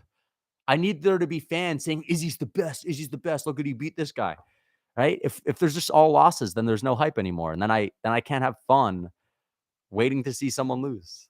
But I actually don't like Izzy as much as I like O'Malley. I like O'Malley more. Izzy's just a guy that I want to be at the top for those reasons. Derek Lewis, okay. Derek, you know what? I'd actually like to see Derek Lewis become champ because that'd be a feel good moment. Because anytime someone gets the belt that no one ever expected to get the belt, not even themselves, like Strickland, for example, when Strickland won, it was a feel good moment. Just because you know Strickland did not expect himself to win that belt ever. I don't think he thought he was going to be a UFC champion at the beginning of this year. Maybe he secretly did, but Derek Lewis, I don't think he thinks he'll be a UFC champ. That's why it'd be cool to see him win the belt. I don't have such disdain for Izzy. Like I don't dislike Izzy on a personal level. I just don't want to see him beat guys that I prefer, like Whitaker. I'm a bigger fan of Whitaker than I am Izzy. And Izzy's just a guy that is cringe. He's cringy. He's not a guy that has fun trash talk. Like he tried to sell the fight with Whitaker with this like edgy trash talk, but in reality just came off as a dick because he was trashing one of the nicest guys in the sport and Robert Whitaker that everyone likes, calling him out for absolute bullshit. Like Whitaker posted a meme and Izzy turned it into this big deal. That's why he does stuff like that.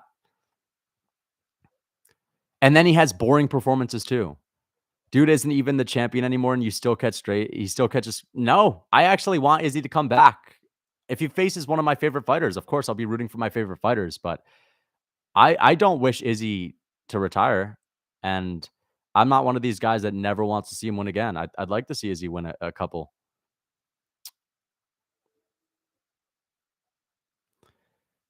To lose, Yeah, but my point is, I don't want Izzy to go on like a 10-fight loss streak. I'd like to see him stay at the top to have big fights. I just want to see him lose against my favorite fighters in big fights.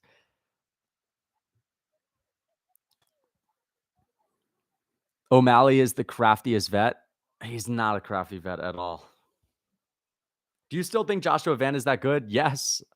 I still think he's good. I think that Borjas impressed me. Borjas' opponent looked much better than I expected.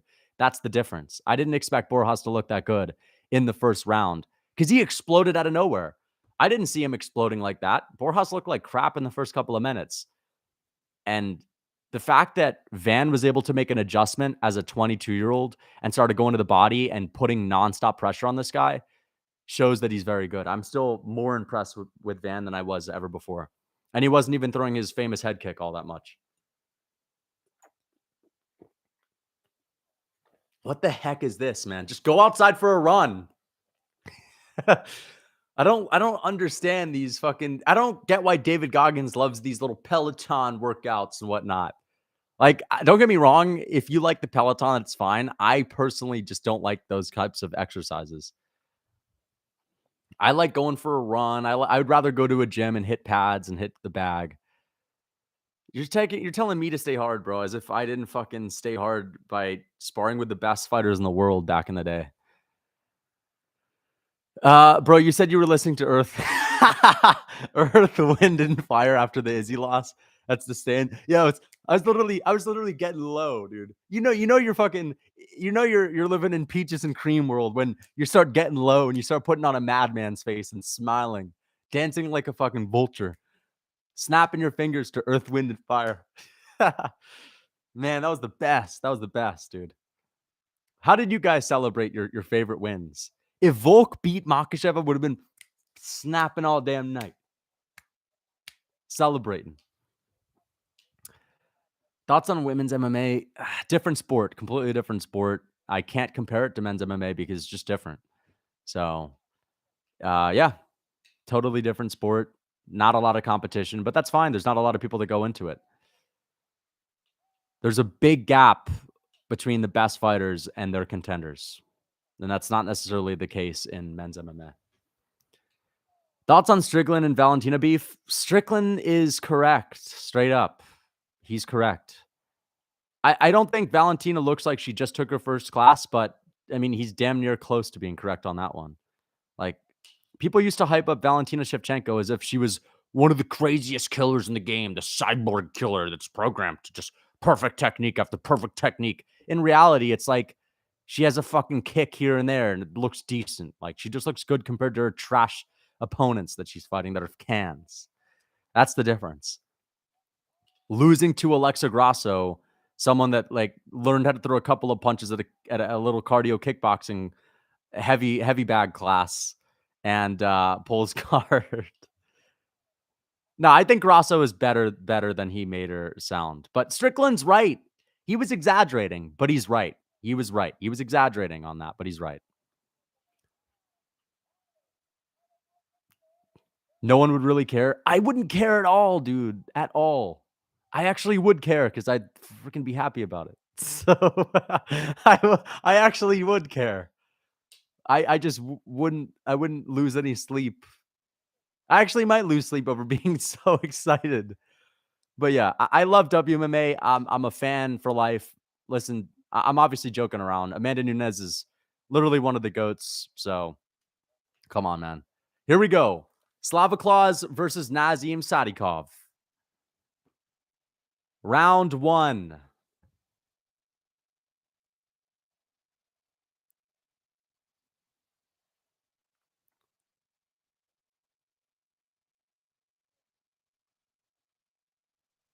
Here we go. Round 1, guys. Slava Claus versus Sadikov. Let's see if Borshev can find a way to keep his distance to mitigate the takedown threat.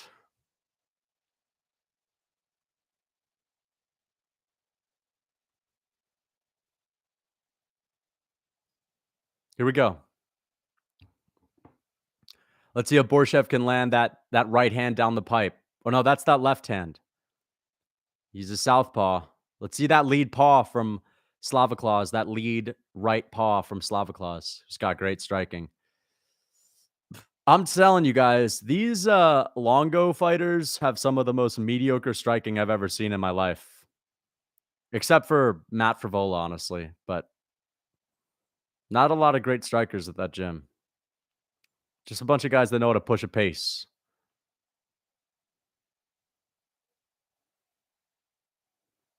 The way they talk about Sadikov, apparently they glaze him in the fighter meetings. There's a nice low kick from Slavoclaws. Nice low kick from Borshev. And there's a high kick from Sadikov, a sneaky high kick from Sadikov. And Borshev gets out of the way of that. There's a nice jab to the body from Borshev. Borshev switching his stances. Oh, there's a nice left hook. But Sadikov's looking a whole lot better than his boy Bazooka. That's for sure. There's a nice left hand that got through. Oh, nice combination from Borshev. Nice low kick. Drop Sadikov. Oh, he's starting to pick him apart. There's a nice low kick. Nice jab from Borshev. Oh, nice uppercut from Sadikov, but Borshev returns with a three-piece. Borshev's letting his hands go, and they're looking nice, man. He's finding his range.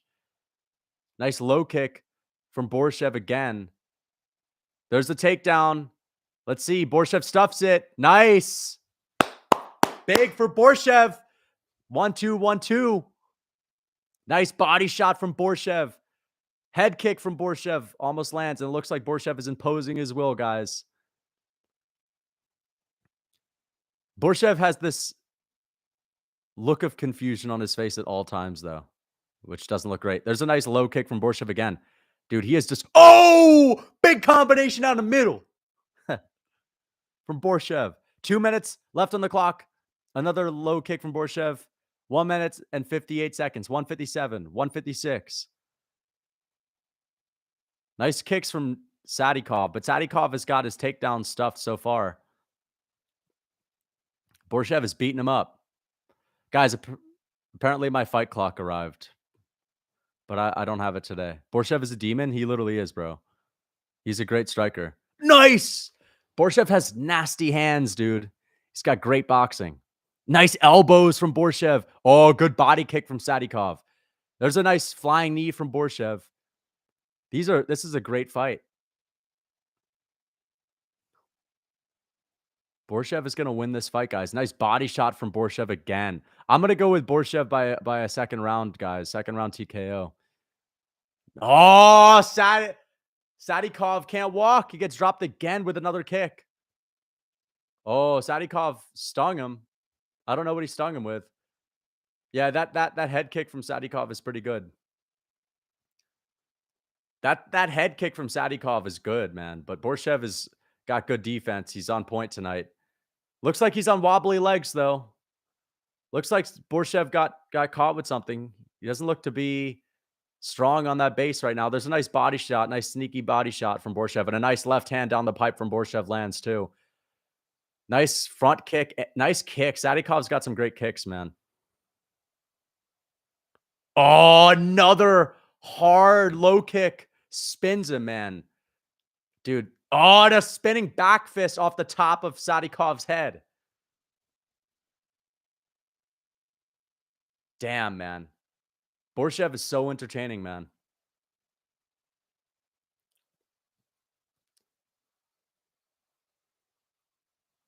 And that is the round. I'm going to go with 1-0 Sadikov because Sadikov did rock him in that round. What do you guys think? I'm going to go 1-0 Sadikov.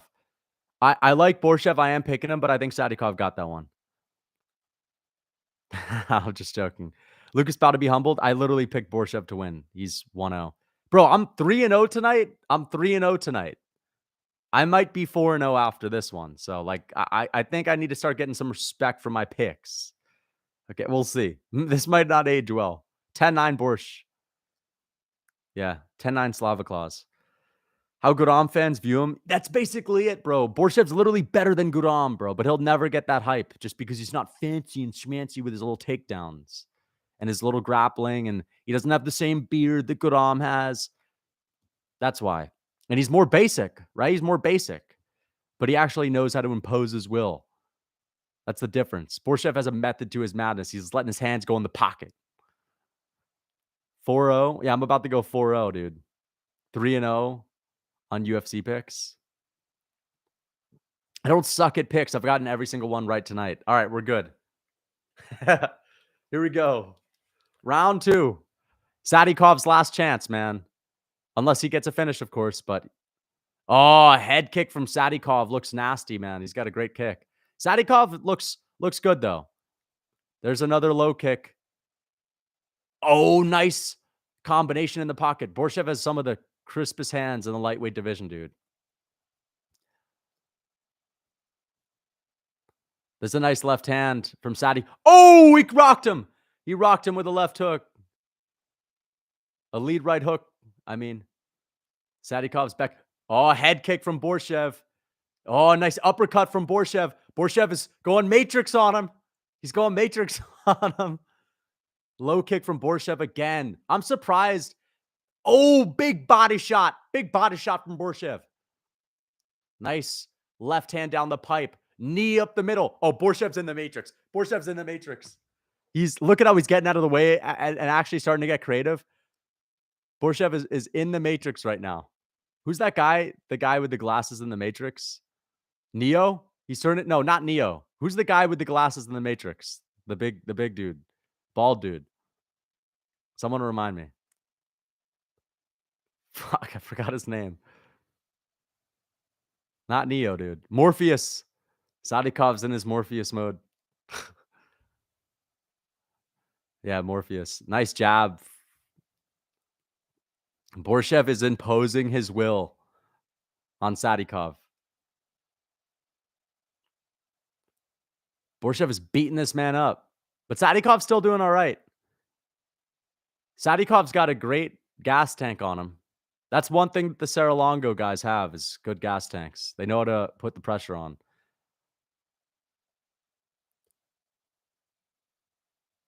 Because Slava Claus... Oh! No! Borshev! Morpheus! No! Sadikov hurts Borshev. I was just about to say his body language is getting worse. And he gets rocked right afterwards. I was like, man, if anyone looks more tired, it's Borshev. That instantly turned into a 10-8 round for Sadikov, and he's got 2 minutes and 30 seconds to work. Other than the obvious one, the black guy. All right, here we go.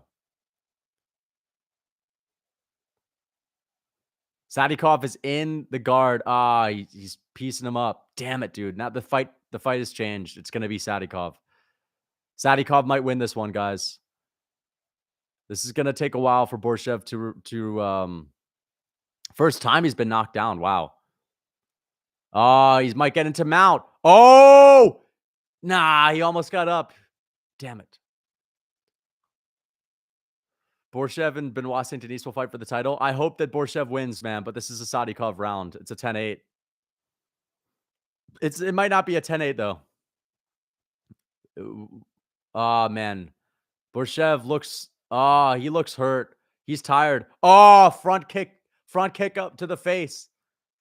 Sadikov might finish him. Damn, it's really just outlasting him, really. Borshev's cardio is an issue. He got tired out of nowhere. He looked fresh at the start of the second round. He got tired as fuck out of nowhere. Damn it. I'm about to get this pick wrong. 3-1, guys. Borshev can barely stand. I hope he just somehow flukes a victory now. He's in mount. Damn it. This is a good fight, though. Sadikov looked better than I expected, to be honest, on the feet. I thought Borshev would have beat him by now, but we'll see. Luke's getting humbled. I'm not getting humbled from this, dude. This is a great fight. I'm just happy to be a witness. Slava got it? Nah, I don't know at this point, guys. I don't know if he'll win this one. Man, Slava's got to go out there and take this motherfucker down and just lay on him the next round to bring it to a draw. Because you can't get a pick wrong if it's a draw. Fuck. Damn it, dude. Borshev is up. He's up. He's up.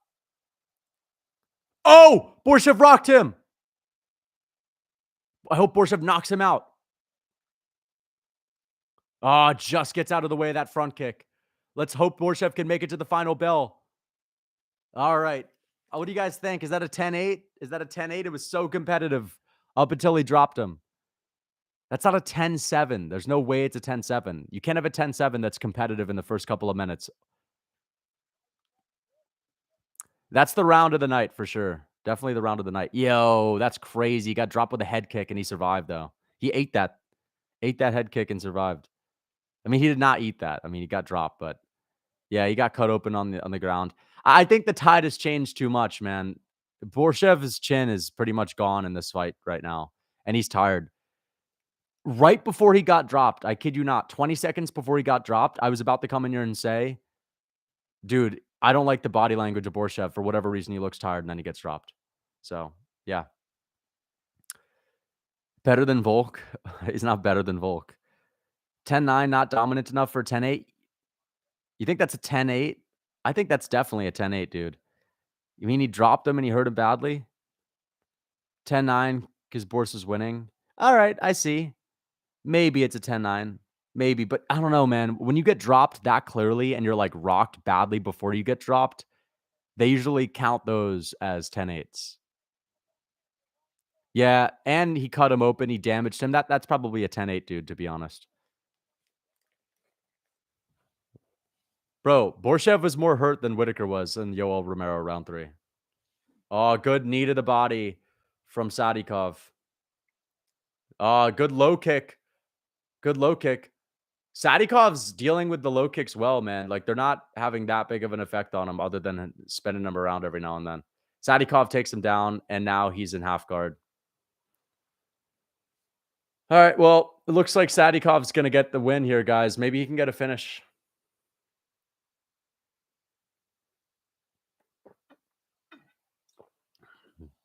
But Borshev is actually improving his grappling, man.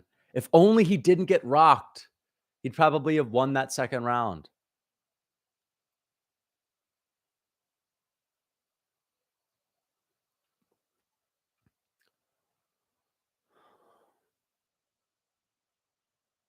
Dude, Borshev is actually showing good get-ups right now, man. Look at him. He's getting up to his feet. Borshev has improved his grappling. If only he didn't get rocked, man. He would have won that shit. Nice body shot from Borshev. I hope Borshev can fucking turn this one around, man. Sadikov just looks to have the better gas tank at this point. Good combination down the pipe. Borshev is still landing well, but it's just he looks a little unstable. He looks like he's on wobbly legs still. Wow, that was sneaky. Sadikov tried to lean over and throw that Gervonta Davis style uppercut. Borshev stuffs the takedown. Nice. Head kick lands off the guard from Borshev. Good body shot from Borshev. Good another body shot from Borshev. Nice hooks to the body. Slips out of the way of that. Borshev with a 1-2 that lands clean. But Sadikov's got a great chin. Damn. Sadikov is really not throwing back right now. Things are looking different, man. Borshev is landed clean on him. Good body shot from Borshev. Ooh, good counter from Slava Claus. Slava's into this. He's in this. Nice jab. Oh, man. Damn. Sadikov is trying to just find the perfect shot. And while doing that, he's getting teed off on because Borshev is still in this. Borshev lands a sneaky low kick. I'd like to see him land another one. Damn, there's that body shot from Borshev. And now Borshev is winning this round. This is an amazing fight, dude. This is an amazing fight. Head kick. Got to be careful with those head kicks. Another body shot from Borshev. Oh! Head kick from Slava Claus. And he gets taken down. But I think he might get up to his feet. I think he might get up to his feet.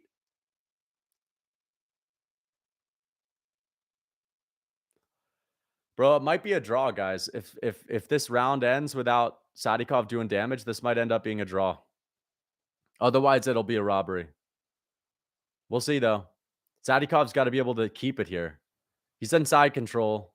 He might be able to just wet blanket his way to a victory here. Fuck. Borshev's getting up to his feet. He's showing great takedown defense and great ability to get up. Don't knee him. And Borshev's up. Borshev's up. Lands through the guard. Left hand through the guard. Body shot from Borshev. Sadikov counters with a hook. Sadikov counters with a hook. Throws a knee, slips. Borshev's looking to get that body shot off, looking for these uppercuts. Head kick attempt misses for Borshev. Kicks the leg of Sadikov. And now Slava is teeing off on him again. Sadikov misses the kick. Man, Borshev's about to get himself a draw here, guys. He is clearly winning this round, but he's got to do something. There's 40 seconds on the clock. See, look at Borshev's body language. He's looking very tired. Oh, nice, sneaky right hand.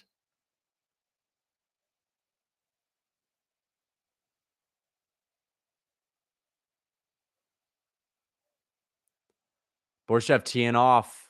Good combinations. Uppercut. 20 seconds. Let's see if Borshev can stand on his feet. Goes to the body. Dude. Wow. There's a takedown. Borshev wins the round. Maybe he wins. Maybe he wins. But I think either way, guys. Either way. That is a draw. I think at best for Sadikov, it's a draw. There's no way Sadikov won that one. No way he won that one. If you're counting that second round at 10-8, it's a draw. If you think it's a 10-9, Borshev wins. Either way, I'm still on top with picks, bro. Still doing well. Sadikov did not win. How do you win the fight when you lose the first and the third round? There's no way he wins. It's a draw. Yes, I picked the draw. I picked Sadikov and Borshev a draw, dude. I'm kidding. I picked Borshev by a finish. I'm not eating sweetie little treaties. I'm eating dried mango. Organic dried mango.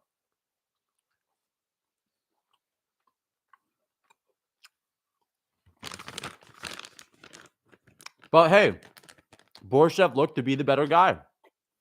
I picked the guy that's better, that won more rounds.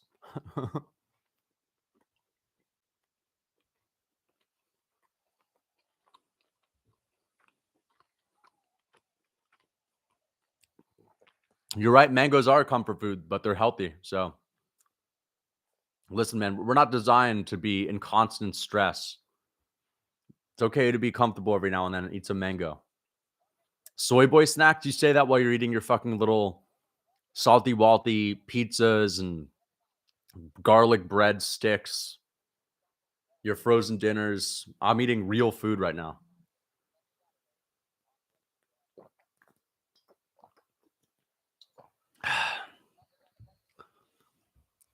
Nothing more soy than eating dried fruit. Would rather.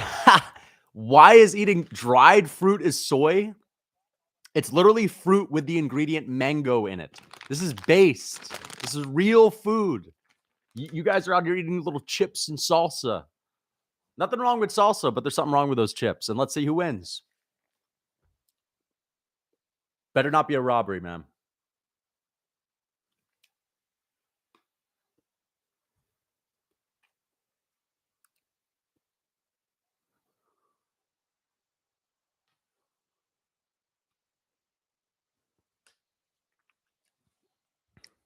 It has to be a draw.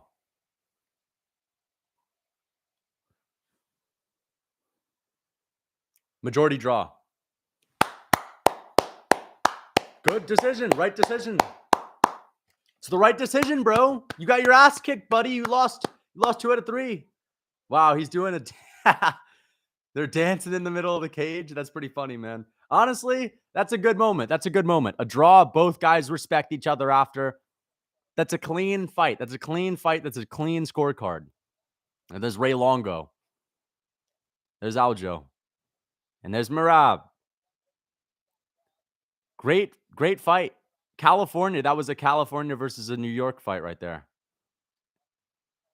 Looks like none of them win.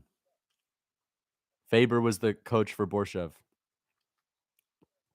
Nazim didn't get robbed, buddy. He lost the first and the third round. There's no robbery there. The second round was a 10-8. You better fucking thank your lucky stars that second round was a 10-8. Otherwise, you would have lost. Borshev won 2 out of 3 rounds, man. That's like saying that Usman got robbed, man. No, wait, not even. That's like saying Hamzat got robbed if it was a draw. Hamzat literally robbed Usman. Never mind. Hamzat's the one that robbed Usman. Give each guy 25 Gs. They should. They should get fight of the night. 100%. They should both get fight of the night. 50 Gs for both of them. 50 Gs. Fight of the night right there. But wait, the card is not finished. But they can do multiple fight of the nights, right? Can't they do multiple fight of the nights? They better, because we're about to see some other ones. I hope that doesn't get swept under the rug just because Benoit St-Denis or Pereira or Jiri have a good fight. But they probably will. They should give out multiple ones. But anyway, guys, how was your Friday night? How was your Friday night? That Irish kid hitting Tabitha? What do you mean? The Welsh guy or Callum Walsh, whatever his name is? I don't know. Tabitha Ritchie's fighting tonight. I didn't see them.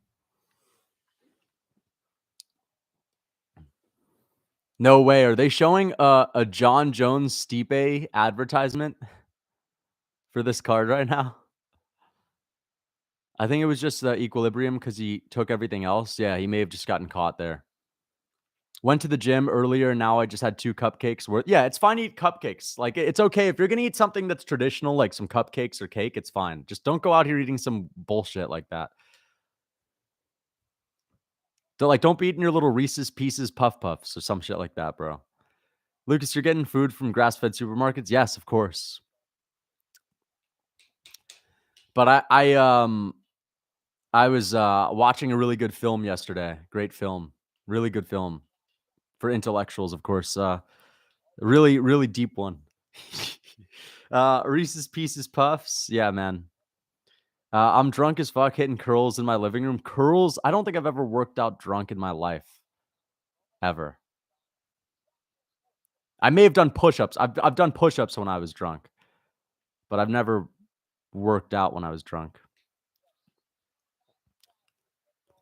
Thoughts on Zerka getting dropped by... I don't know who Zerka is, bro. I only know this TikTok-y guy because I've seen him pop up on my timeline, but I don't know who he is. Let me look that up, though.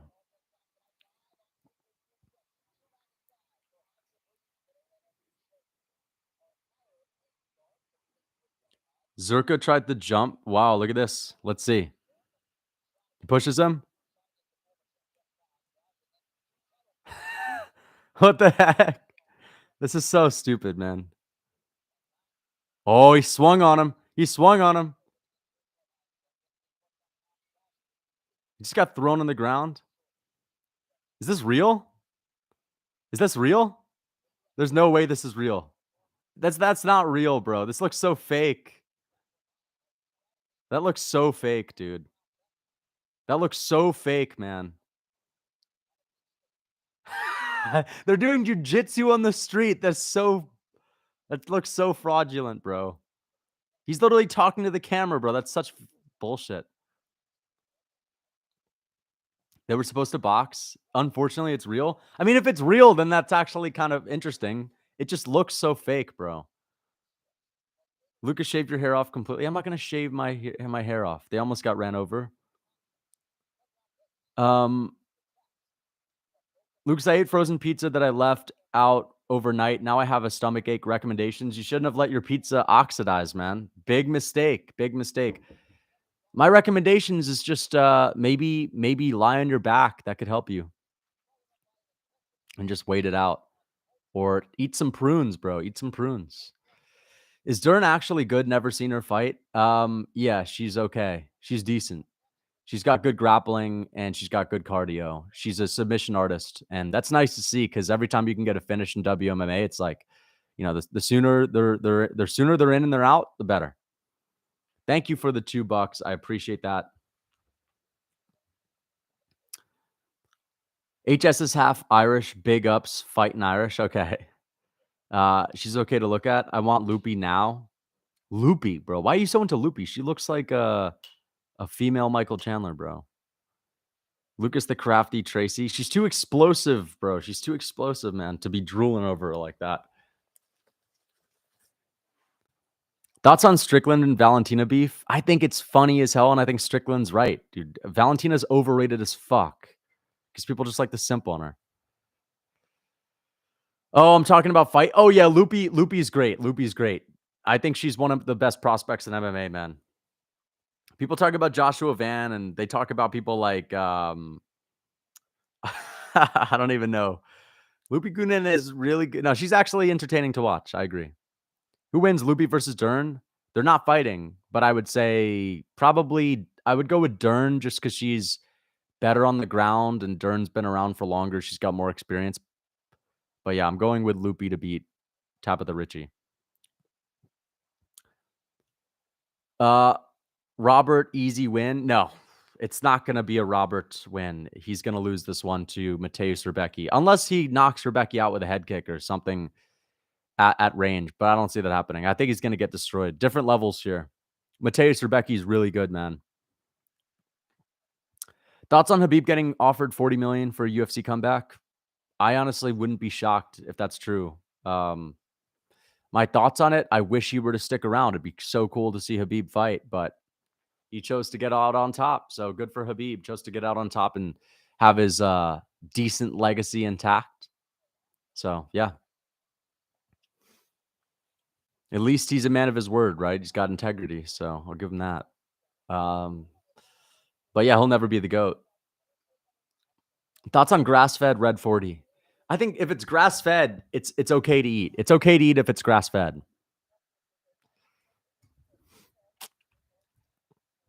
Ever watched anime? No, I don't watch anime, bro. Anime's not deep. I don't watch anime, dude. I was watching a good movie last. Oh my gosh, bro! You guys ever seen the movie Mrs. Doubtfire? Am I the only one that thinks that's a great movie? Anyone ever seen that? That's like a '90s movie. It's a deep one. It's a deep film. It's on the constant push and pull and this dynamic between men and women, and it's a really good philosophical film, dude. It actually brought tears to my eyes, to be honest, just because again, there's this overarching dynamic between men and women in the household in the 90s. And it was such a deep film, but I really actually think it's a great movie. Robin Williams is a good actor. Great actor. Yeah. RIP Robin Williams. It's funny how back in the 90s, that type of thing would fly, you know, the Mrs. Doubtfire, right? White Girls, those movies. But nowadays it's like, dude, I don't know. Because if a movie came out like that today, I would say, no way am I going to watch that, bro. There's no way I'm watching it. But back in the day, it was just over the top, just a bunch of nonsense. People didn't take it serious. He is a really good actor or just a good clown. Is he a really good actor, just a good clown? Robin Williams? I mean, yeah, I haven't seen that many movies from him. I've only seen a couple, but he's funny. Mrs. Doubtfire would be yeah, exactly. But yeah, back in the day was more innocent, right? Because they're just yeah. It was like they're doing it unironically in that movie, but nowadays people nowadays people do it unironically. Who wins Prime Habib versus Gagey? Oh, Prime Habib takes down Justin Gagey and submits him. It would be a little bit harder, but I think he takes him down nonetheless. Still doesn't feel real. I used to watch anime back in the day. DBZ, Naruto, Berserker are still awesome. I just have never been into it. I've had someone that's tried to put me on, and every single time I've watched anime, I've really disliked it. I've really disliked the characters. I've thought they were over the top. They were cliche. I didn't think the jokes were funny. I've never seen anime that I've liked. Not once. Thank you for the 5 New Zealand dollars, Dylan Herbert. I love how Lucas gives the most detailed, well thought out reasons as to why a fighter should win. a fight just for them to get dominated. I mean, to be fair, I've literally gotten every single one of my picks correct tonight, except for the draw. I picked Slava Claus and he won 2 out of 3 rounds. So there's that. So yeah, we are about to get on 209.57. Okay, guys. Rebecca and Roberts is on right now. Round 1. Rebecca pushing him back up against the fence. I am picking Rebecca to dominate this fight. A serious case of T-Rex arms does Rebecca have. He's short. Roberts has a much longer reach, but Rebecca, I'm telling you, man, Rebecca's got amazing head movement. He's got really good head movement, and he fights good for a short guy, which is backing them up behind the black line, doesn't give them any space. Thank you for the 7 months of membership. Impression of you being conceived. I don't know how to give an impression of that. And there's the takedown from Rebecca, and he gets him down. Dude, I'm telling you, bro, I'm breaking these guys down to a T. What did I tell you guys about Rebecca? Breaking this guy down to a T. This guy is literally up next in the lightweight division. He is the next Volkanovski. He's literally the Volk at lightweight, I'm telling you guys. But he's got a more aggressive style. This dude will be ranked. I'm not going to say he's going to be a champ, but he will be ranked. You're so insufferable when you're getting your picks right. I'm just saying. I'm breaking these guys down well. I told you what he was about to do. He's about to push him up against the fence, leg kick him, and not give him any space, and then take him down. I just get happy when I predict a fight to a T. And Rebecca's on top of him. Thank you for the 2 months of membership. I kind of want Danis in the UFC based on hype and build up. You? Oh, yeah, I'd like to see Danis get into the UFC, and I think he's going to get his ass kicked. I don't think he'll do well, but I'd like to see him go into the UFC. I don't mind the UFC bringing in guys for gimmicks. As long as they're not fighting for titles, I'm good. I don't mind CM Punk getting into the UFC. I don't mind Elon Musk and Zuckerberg fighting in the UFC, bro. Like, every once in a while. You don't want it too much. Every once in a while, it's okay. And Rebecca takes him down again with a body lock, and he's climbing his back. Rebecca's on the back. And he's beating him up, man. Bro, Rebecca is a beast, man. This guy's like an actual dwarf, dude. He's like Gimli.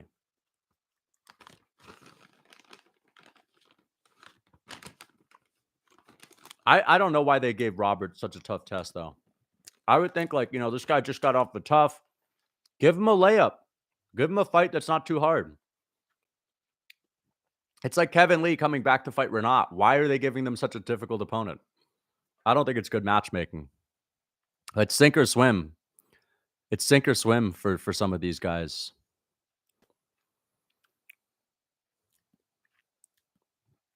Only the elite of the elite. I understand that. I get it. But there's also a little bit of the UFC is that entertainment business too. Oh, that's a deep armbar. Oh, he's about to tap. Submission for Mateusz Rebecca, and he gets it done. I don't know why Roberts took that fight, man. And it was on short notice too. Short notice. Dude, Mateusz Rebecca is the real deal, bro. This guy's a fucking beast. This guy's unstoppable, man. 5-0 on picks, 4-0. 4-1, but I got the draw. It's like it was a draw. I didn't even get it wrong. And, my guy Borshev stole 2 rounds. But what I say, man, I picked that fight pretty well. I said Rebecca was going to finish it on the ground. Such a Polish haircut. Yeah. Michael Chandler Sr. just won. Rebecca is like a Michael Chandler 2.0, but even shorter and has a worse case of T-Rex arms. Bro is too skinny. Yeah. Have you seen the size of the fella? What fella? Yeah, Rebecca is a guy that's going to be an issue in this division, man. If he took him to a decision, it'd be different. But the fact that he finished it in the first round is just confirmation that this guy's the real deal. How old is he, though? Roberts is 0 muscle. I mean, yeah, but he's got the reach, right? That kind of makes up for it. Mateusz. He's probably better than fucking Mateusz Gamrot, too, bro. age. Mateusz Rebecki age. He's 31. So it's sink or swim. Gamrot's 32. I think Rebecki's better, bro. I actually think Rebecki's better than Gamrot, but that's just my opinion. Rebecki is mid. Gordon is clear. Jared Gordon is not better than Mateusz Rebecki. Which fight we in? Rebecki and Roberts just ended. So we are 2 fights in on the main card. 2 fights left. We have Dern and Ricci, and then we have Usyk and Alessandro Costa. Thank you for the 5 Australian dollars. Jake Carroll, I really appreciate that, man. Thank you so much for the donation. I bought the beginner lifting program, but I'm going to go to the gym 6 days a week. Is that all good, boss? No, it's not all good, boss. Thank you for the 5 Australian bucks. Listen, man, you got to adhere to the beginner program. You can't be going to the gym 6 days a week on the beginner program just because that's not a part of the program. You have to slowly build up. If you want to go to the gym 6 days a week, something like that, and you got to get my ultimate lifting program. Like, listen, if you are brand new to the gym, okay, you don't need to go 6 days a week. And you know what? That's even better for you. You should be itching to get into the gym, dude. You should be itching for it. You got to start slow when you're a beginner. You got to start slow. Your body is going to grow no matter what. You got to start slow. It's not a soy take. It's not a soy take. If you think that's a soy take, you don't know what you're talking about. Beginners should not be going to the gym 7 days a week. You're not going to get the best progress. Hey, the best progress, you want the best progress? Follow the routine. If you want okay progress, then go to the gym 6 days a week. By all means, overtrain. You don't need to. Your body needs to adapt. You're not used to lifting right now. Your body will not be adapted to go to the gym 6 days a week. You will gain muscle no matter what when you're a beginner. You will. I'm not saying you won't get results. You won't get the best results.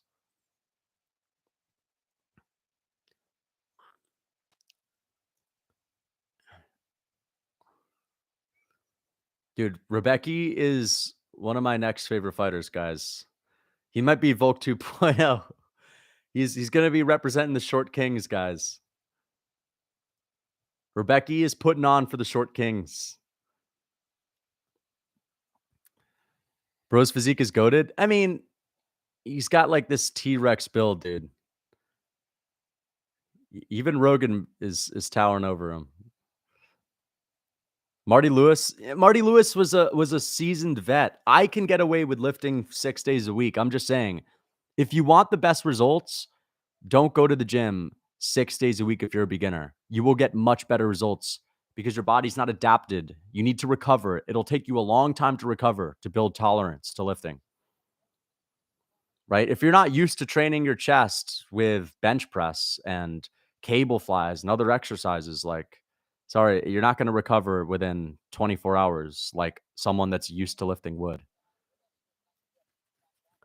Corey Sandhagen in the building. Big star, Corey Sandhagen in the building. You guys think Sandhagen's the most famous guy in that building? Do you do yoga? I haven't done yoga in a while. I've done yoga before and I've really enjoyed it. I've done yoga before. I've really enjoyed it though. Yoga is fun. It is pretty cool. I like yoga. I should do it more, man. I should do it more. I'd be a lot more flexible and I'd feel better. I'd have less stiffness in my body. I'm with Bedtime MMA. Mackenzie Dern is literally in my DMs right now. Interesting. Rebecki versus Dober. I'd like to see it, man. I think Rebecki's the real deal. I think he's the real deal, guys. Yoga is not soy. Anyone who says something like yoga soy, you're the type of guy to say some shit like, what? Like bike riding soy, everything soy, wearing a hat soy. Like, get out of here, bro. Yoga is not soy. Try doing a yoga session, a hardcore yoga session for an hour and tell me that shit's soy. Okay, now you guys are going to spam in the chat saying yoga soy. Listen, do you think like Buddhist monks, living in the fucking mountains doing yoga for hours on end, do you think they're soy boys? You think they're out there on their little iPhones, cooming and booming every night like you guys? Anyone saying yoga is soy, dude? You guys are out here eating your little sweetie little treaties and your salty walties on the hub, dude, and you're calling out yoga, which is a sport, a hard man sport, a hard gritty man sport that was created for people that are meditating in the woods. Only moms do yoga. Yeah, because okay, so because moms do yoga, therefore it's soft. Like that doesn't mean it's soft. Yeah, try giving birth, buddy. Yoga is the most soy thing. It's not soy at all. It's literally not soy.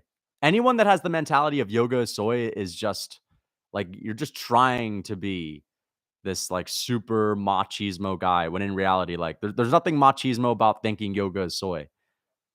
If you're machismo, you're machismo. But like, that's like me saying, no, I don't want to eat cupcakes. So cupcakes are soy. Like cupcakes are not soy.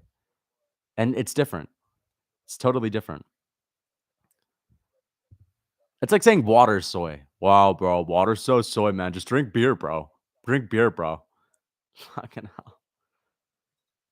Dude, you worry about your health, man? That's soy, man. Just eat a fucking cheeseburger and fries, bro. That's literally the mentality of people that say yoga's soy. Water is kind of soy. Mango treaties plus yoga is crazy. Fuck you, dude. I'm literally eating a healthy lifestyle, man. Yoga's fucking based, man. Yoga's based. You think those hard men in the fucking Tibetan mountains are soy? Just think about the yogis of the past. All right? These were serious Hindus, serious Buddhists. Now, I'm not a Buddhist. I'm not a Hindu. But I'm saying the people that started yoga, like these were serious people. They weren't fucking around with like you guys all call yoga soy. You're out here eating your little Haagen-Dazs and playing your little Xboxes. Hey, at least I don't pretend to be this fucking, oh my gosh. Nah, dude, I'm a hardened, gritty man from my years of hardcore boxing in the gym, dude. Thank you for the $2, Evan Mass. I've got Ricci by WMMA and clinching. Thoughts? Yeah, I think she's probably gonna. No, there's no way she could clinch with Lupi Gudinez. Lupi Gudinez is a savage for a woman. Like she actually imposes her will. Ricci's someone that's just good because she's strong and she's got the cap dealt. She's like a strong Brazilian woman that's like talented. Lupi Gudinez is talented and she actually fights like a guy. There's the difference. Lupi Gudinez is gonna win. Thank you for the $2. Diego Talks Fights. I really appreciate that. Thank you so much.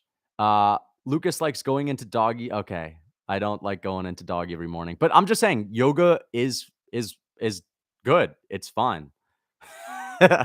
You can do yoga, man. Seriously, try yoga. I guarantee you if you've never done it before, it's going to be difficult. It's difficult. Serious men love yoga, straight up. Now, don't get me wrong, there are cooler things to do. I'm just saying it's worth it. It's good for you. It's good for your mind. It's good for meditation, and it's difficult. It is difficult, man. Sweetie little treat. Yeah, I don't eat sweetie little treaties ever, dude. Bro, glazing yoga kind of so okay, yeah. Glazing yoga is soy. Having to justify doing yoga is soy. I don't need to justify it. It's just try it. Try it out, man. Try it out and then talk some shit about it. Go to a yoga class, talk some shit. You'll be spitting out teeth, bitch. You'll be spitting out teeth talking some shit at the yoga class, bro. Try talking some shit to a yoga instructor and then see what they do. You get smacked up real fast. You do yoga in your house? No, I don't do yoga at my house. I've done yoga before and it's been fun. And it's been difficult, but it's been fun. But I don't need to justify doing yoga, bro. Just do your thing, man. You want you want to eat your sweetie treaties, bro? Your sweetie treaties, man. Yoga instructors are soy. All right. Try telling that to a serious yogi, man. Bro, no, I don't. I'm not a karma guy. I don't believe in karma, bro. Actually, I mean, like, it depends on what you mean. I'm talking about real karma, like, what karma really is in the Buddhist tradition. I don't believe in that. I think like the modern karma, you punch someone, they'll punch you back. One of those things, or you step on someone, you're gonna get stepped. Like those are true. That's true. What goes around comes around is somewhat true, but yeah, I don't really believe in like hardcore karma, reincarnation, and all that. Um, uh, thoughts on the future of the middleweight division? Who do you think should fight who? You're asking me to be a whole matchmaker for the middleweight division? I mean, I'll give you a couple fights I'd wanna see. I wanna see Joe Pyfer fight Roman Kopylov or someone that actually matters, someone that's actually young. I don't wanna see these middleweights get babied against people that no one gives a fuck about. Like, who's Roman Kopylov's last opponent? I forget his name. I've already forgot his name. Jesus, man. This is what I'm talking about. I'm not even gonna look at the chat. I'm literally not gonna look at the chat. I'm gonna try to remember this guy's name. He beat he beat Cedricus Dumas. Yeah, Josh Fremd, Josh Fremd. I don't wanna see Pyfer and Kopylov fight Frems and Abdul Razak Al-Hassans. I wanna see them fight the best up-and-comers. I wanna see Anthony Hernandez fight younger guys that are actually doing really well in that division. Islam Makhachev?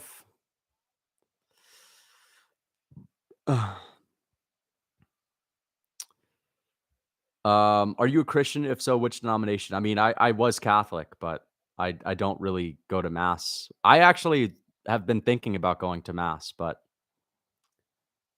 I kind of fell out of that a little bit. Dern versus Grasso square off. Interesting, man. Sounds like a whole other pay-per-view to me, man. Whole lot of people would would pay to see that. Water is soy, drink beer. Yeah, water is not soy, man. I don't drink beer. I'm not a beer guy at all. I don't like beer. I think the only time I'll drink, I'll have either whiskey, I'll have like a glass of whiskey or a bottle of wine. Not a bottle. I don't mean a bottle. I mean a glass. But I'm not a big beer guy. Beer is something that you drink if you like drinking. But when I drink, I just want to feel a little buzz and that's it. I don't actually enjoy alcohol that much. And every time I drink, I regret it. I had a glass of wine last night.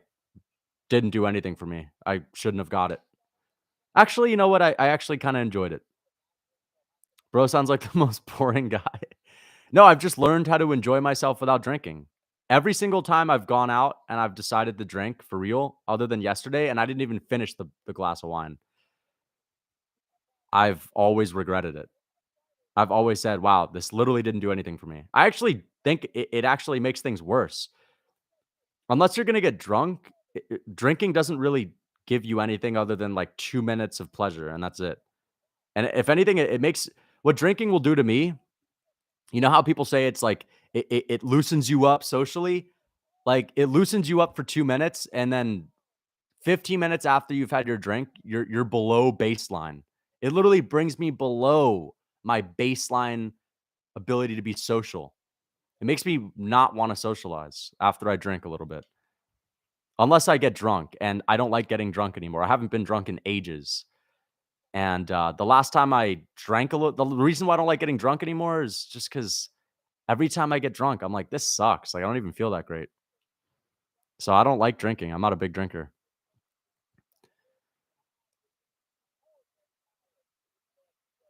Like the first time I ever drank, it was like one of the best feelings ever. One of the best feelings I've ever had in my life, but that just goes away, dude. It goes away once you get used to it. Alcohol, soy as fuck, and people clown on anime. Lucas, Buddhist monks are skinny fat, result of yoga? No, it's not a result of yoga. Definitely not a result of yoga. I don't know why they're skinny fat though. Probably because they're eating tofu all the time. Beer and weed is extremely soy. I mean, yeah, I agree. But it's okay if you wanna have a beer every now and then. It's not a big deal. I Oh, mushrooms? Are they natural and healthy? I think mushrooms are alright. Yeah, I had some mushrooms last night. They were actually pretty good. Very tasty. Mushrooms can be great. I had mushrooms today too. What am I saying? I had mushrooms last night and today, but I didn't cook them. I don't really buy mushrooms. I just went out to get something. Went out and got some food. Is tofu actually bad for you? Yeah, it has a bunch of estrogenic properties, bro.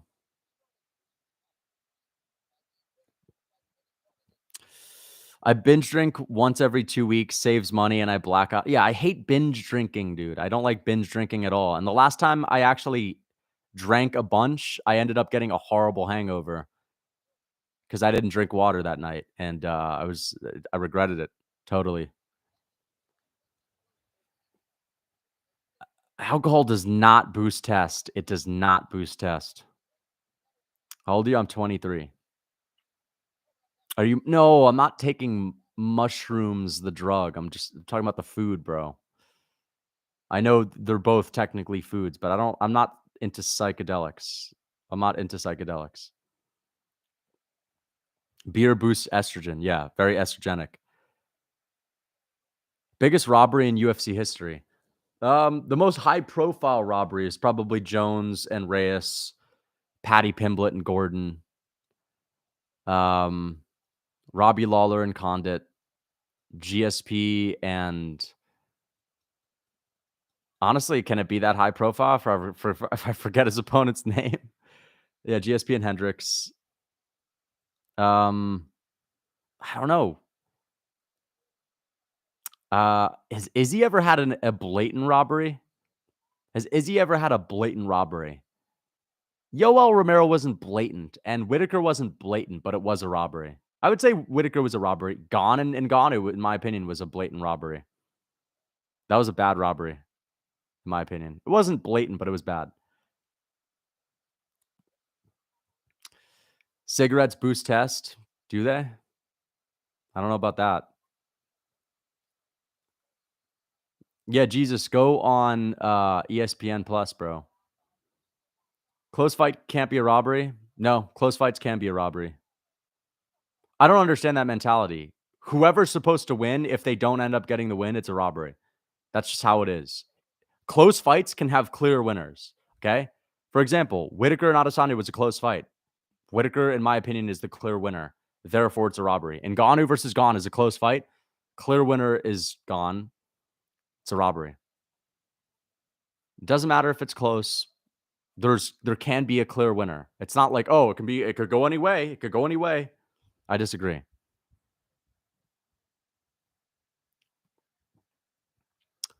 Oh my fucking God, man. Stop spamming in the chat, dude. Sorry, guys. It's not a real person. A robbery is a robbery, but Izzy won 49-46. Izzy did not win 49-46 against Whitaker, dude. That's just a horrible take.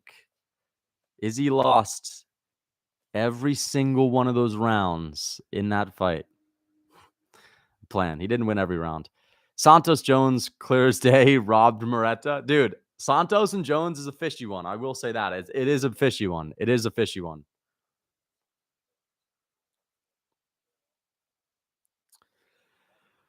What about carbs? A good carb source, since I've never heard you talk about carbs. Yeah, man. I'm literally eating carbs. Fruit. Eat fruit. Eat tons of fruit, man. You should see all the carbs that I eat. I eat tons of carbs. I know in my diet video I didn't talk enough about fruit. That's just because I don't really see fighters snacking on fruit that much. I'm just talking about what I've seen them eat. I eat apples, tons of apples, blueberries, oranges, grapefruit, like everything, man. Mango. I eat a lot of dried mango. So fruit. Sourdough bread. I'm big on organic sourdough bread and carrots. I know those aren't really considered carbs, but I eat a lot of carrots these days. And honey. I eat a lot of honey. And I also eat rice. I'm a big rice guy, man. I know rice isn't necessarily ideal, but I eat rice. Thoughts on bread? I like bread a lot. I'm a big bread guy. Can't believe I used to think sugar was bad. Makes me cringe remembering it. Yeah, I used to think that sugar wasn't ideal either, but I never thought that fruit sugar was bad. I just thought, like, for example, table sugar would be something that's horrible for you, but sugar in and of itself is not bad. But yeah, man, you could get away with eating as much fruit and honey as you want, so go at it. I don't understand people that don't just eat tons of fruit in general. It's like, dude, I know this sounds super weird, but like sometimes I'll take a bite of fruit and I'll literally just say to myself, like, how is this healthy? This is too tasty to be healthy. And how is this natural as well? I always say that, like, this is amazing. This is too tasty to be natural, but it is. And I eat tons of fruit because of it. In the summer, I eat a lot of plums, nectarines. No, it's not soy. Eating fruit is not soy. Oh my gosh. So silly. Everything is soy to these guys. Everything that isn't beer and potatoes is soy to you fuckers. Fucking hell. Here's Loopy. Here's Paulo Costa. Big Paulo Costa. Honestly, I'm gonna get another bite of my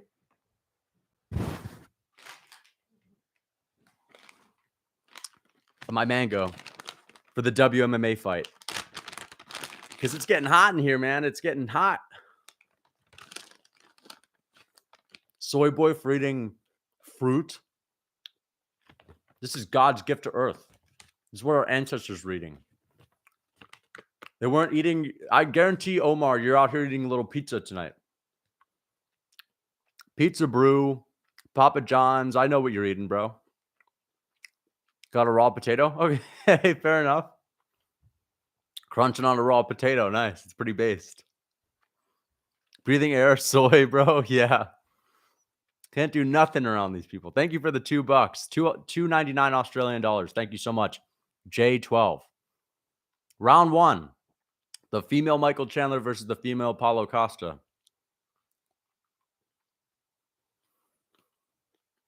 I think Loopy's going to get it done. Nice 1-2 down the pipe.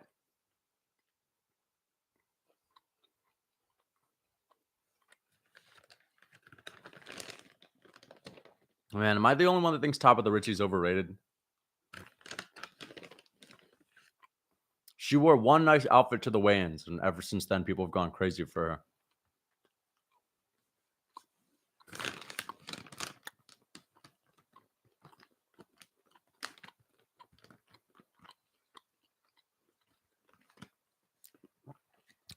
People eat fruit or you will end up like Guru. I don't understand people that don't eat fruit. It's like it's a hack, dude. It's literally a diet hack, bro. But the issue is in a lot of the health and fitness scene. People are like, nah, man, don't eat all the sugar, man. Don't eat all that sugar. Eat your little sweetie treaties, bro. Look, this has no sugar, just all sweeteners. Eat my little frosted Cocoa Puffs. My frosted protein edition Cocoa Puffs, bro.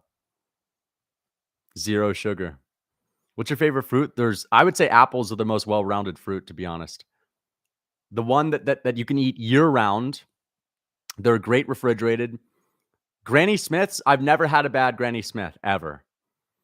The most tried, tested, and proven fruit to always hit is a Granny Smith. Granny Smiths are not the best apples. By far, they're not the best. I like Fuji apples. I like Honey Crisps. Granny Smiths are not the best. But there are fruits that can be good and bad. Like I had an orange today. It was trash. Horrible, disgusting orange. The orange I had today was nasty. It was horrible. No flavor. But fruit is something that you can eat year-round, especially they're best in the fall. It may not be the best, but it's something you can always rely on. So fruits are always good. I would say apples, not fruits. Apples. Envy apples? Yeah, envy apples are good, but they're not the ones I usually get. Orange is OP. Orange can be amazing, but they can also be trash. That's what I'm saying. Oranges can be either amazing or they can be trash. Because I got a hold of it and it was squishy and all that. Like oranges need to be nice and firm. And I like to put them in the fridge so that I can have them nice and freezing cold. Pears are good. The issue with pears is that you have to let them sit out for like 10 days before they get ripe. That's the issue with pears. Never have to do an apple like that. Apples are good from the get-go. That's the issue with pears, man. They take forever to ripen up. And I'm impatient. So whenever I get pears, I end up eating. Oh, Loopy Gudinez drops her. Yeah.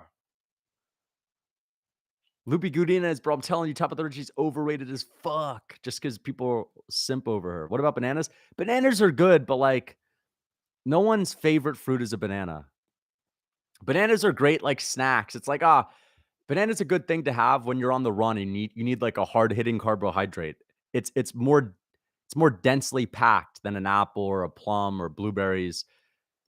Bananas are like the closest thing to like a nice traditional potato or a starchy carb, right? Because it is starchy. I'd say bananas are heavy, but they're definitely not the tastiest fruit. Kiwis are dope. Yeah, kiwis are hard to eat. That's the issue with kiwis is that you have to peel them, and it's anytime you have to peel it like that, it sucks. But I like kiwis. Kiwis are amazing. They're too difficult. Watermelon? No, watermelon's not even close to being the best fruit, bro. Izzy's in the building? No, he's not. Oh, wait, is that him? Oh, it's Bobby Green, bro. But I see that guy. That's not Izzy. Bananas are good. I like bananas, but they're not nearly the best. Grapes, grapes are good, but the issue with grapes is you gotta wash them under the water, and it takes forever, and you gotta, like, pick apart you gotta pick a vine, and you got to put the rest in the refrigerator. Apple, you just fucking pick it up and eat it. Apple, you just freaking grab it out the fridge, douse it under some water, and start crunching. All these other fruits, you have to do things. That's the issue. You gotta do a whole lot. Apples, you just fucking go grab one and start crunching and munching, man. Strawberries are good, but you have to take the stems off, and then you gotta wash them under the water individually. That's the issue. You wash mangoes? I don't eat any mangoes that aren't dry just because I gotta peel. Oh, Lupi Gudinez got cracked at the end of the round. This is the WMMA version of Whitaker Adesanya. Thoughts on raw milk? I love raw milk. Do you impose your will on the apple? Yeah, the apples are the best fruit. Apples may not taste the best when it's just flavor-wise, but they'll never let you down. Actually, there can be shitty apples. But for the most part, apples are always good.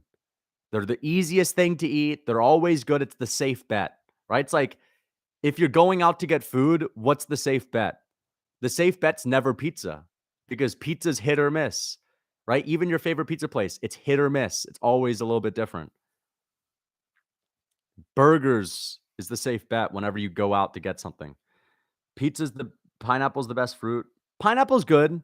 It's good, but it's tricky to get open. And if you're getting it from the store, you got to get frozen pineapple or cubed pineapple. And it's like, then it's in a plastic thing. And it's not as simple. It's not as simple as a nice, good old fashioned apple, man. Nothing beats an apple, bro. Rambutans. Get that freaking flashy shit all over here, man. See, rambutans are like the NPCs of the fruit world. They're all flashy like the Gram Kutaletzis of the fruit world. Apples actually know how to impose their will. Apples literally know how to impose their will, bro. That's the difference. Pineapples. I love pineapple. Listen, I'm a fruit guy. I love pineapple.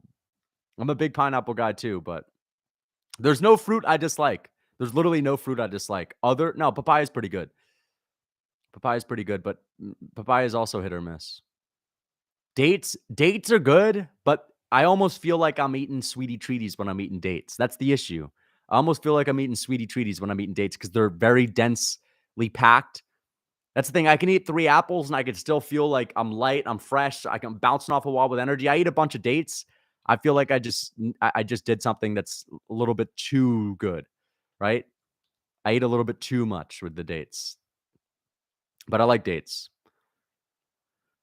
I'm not calling myself fruity. I'm saying I like fruit, man. I'm a fruit expert, dude. I eat a lot of fruit, man. Thoughts on UK bros running their sleep schedule forever? Yeah, it's sad. If you are from the UK or you're from Ireland or you're a European MMA fan, I actually feel a little bit bad. Like, because trust me, man, I understand how important it is to watch the fights live, but you know, I mean, listen, I ruin my sleep schedule with these pay-per-views too, but those are just the pay-per-views because I got to stay up extremely late to watch them. Fight nights are usually on a little earlier, and I don't spend as long on the live stream, and I don't take as long with my recap videos. They're a little bit easier to make. But these UK and European MMA fans, man, they got to stay up till like 7 a.m., 8 a.m. Crazy. And that's on the reg. Pineapple's the gagey of the fruit world. Puts the sting. Yeah, pineapple is the gagey of the fruit world. Puts that sting on you, but it's real good though. Watching the UFC at church service right now. Church service. It's 9:18 p.m. Where? Oh, maybe you're in the West Coast. Never mind. What are you at? You're at the Saturday Mass, bro. Saturday 5 p.m. Mass. I know that's a thing for Catholics. If you go on Saturday evening, you don't have to go on Sunday. If you're busy on Sunday, you can always go to that Saturday one. But still, man, you can't be watching the fights at a mass, dog. Sunday in Australia. Interesting. Lupi Gudinez is imposing her will.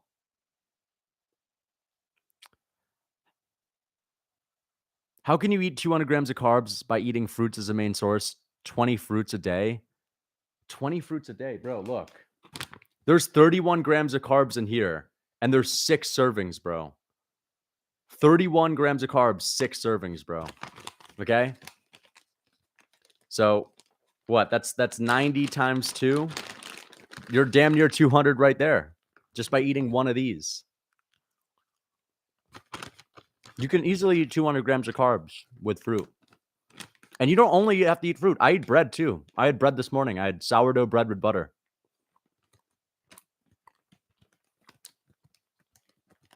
Cherries are goated. No, they're not. Cherries are not goated. And that's just based on the fact that there's a pit and you have to spit out the pit. Anytime you have to do anything like spit something out or pluck something off, it's not goated. Apples are goated. Apples are S tier. They're the only one. The pit sucks. Yeah, the pits suck, dude. You have to spit them out and you get your hands all dirty. Actually, you don't get your hands dirty.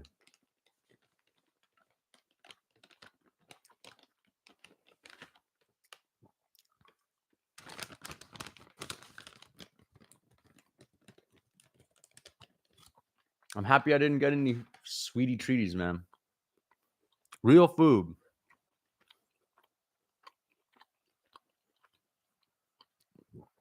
Blueberries are goated for sure. They have the most nutrients. Blueberries are great health-wise. They have a great nutritional profile, but blueberries can be hit or miss on the taste. Like some blueberries can be soft and squishy and they can lose a little bit of flavor. The best blueberries are like the firm ones. She didn't get dropped. She got tripped or something. The best blueberries are like the firmer ones. The ones that are a little bit more sour. Yeah, you don't have to eat 20 apples a day. That's way too much fiber. You don't want to eat 20 apples a day, but you don't need to. Dude, I don't understand this. Like, just snack throughout the day and you'll get the 200 grams of carbs. And you don't have to only eat fruit. Have some sourdough bread. Yeah, 20 apples. You're going to smell like Ian Gary at that point. That's way too much fiber.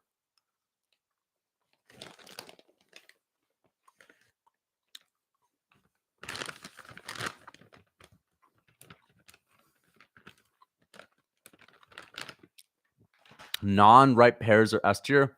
If you like eating non-ripe pears, then you got really weird taste. Non-ripe pears are okay, but it's like the last resort.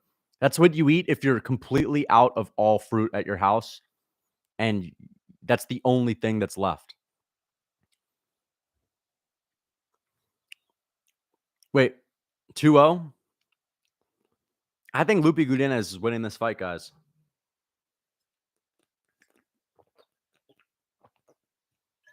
All right. See, these WMMA fights, that's time for me to carb up. I'm getting the calories in again. I'm peaking up with the energy, guys. He's on the Roman Fritz. I didn't know Roman Fritz was that big on apples, but I eat a ton of apples. Yeah, Lupi Gudinez is imposing her will. 3rd round. Let's see if the Mexican style of gritty forward movement can get the job done. Damn. You guys think Tabitha Richie's on the sauce? What do you guys think, man? Oh my God. I've banned so many of these people already and they're still in here. Thoughts on camel milk? I've never tried camel milk. No one's paying attention. I mean, looks like a decent fight so far. They're clinching. Spoke too soon. Now it's getting interesting. Lucas Tracy is the passion fruit of the MMA media. Interesting. She's built like Costa, face and body. Yeah. I mean, I wouldn't say body completely because, you know. Oh, she was getting a feel of that Lupi Gudinez. Is breast milk? Breast milk probably is optimal, bro. As long as it's grass-fed. Thoughts on eggs? I like eggs. I eat eggs all the time. I had eggs today. Yeah, she is not built like Costa, but I see what you mean. She's jacked. She's like the female Paulo Costa. She looks like Costa. She's like a female version.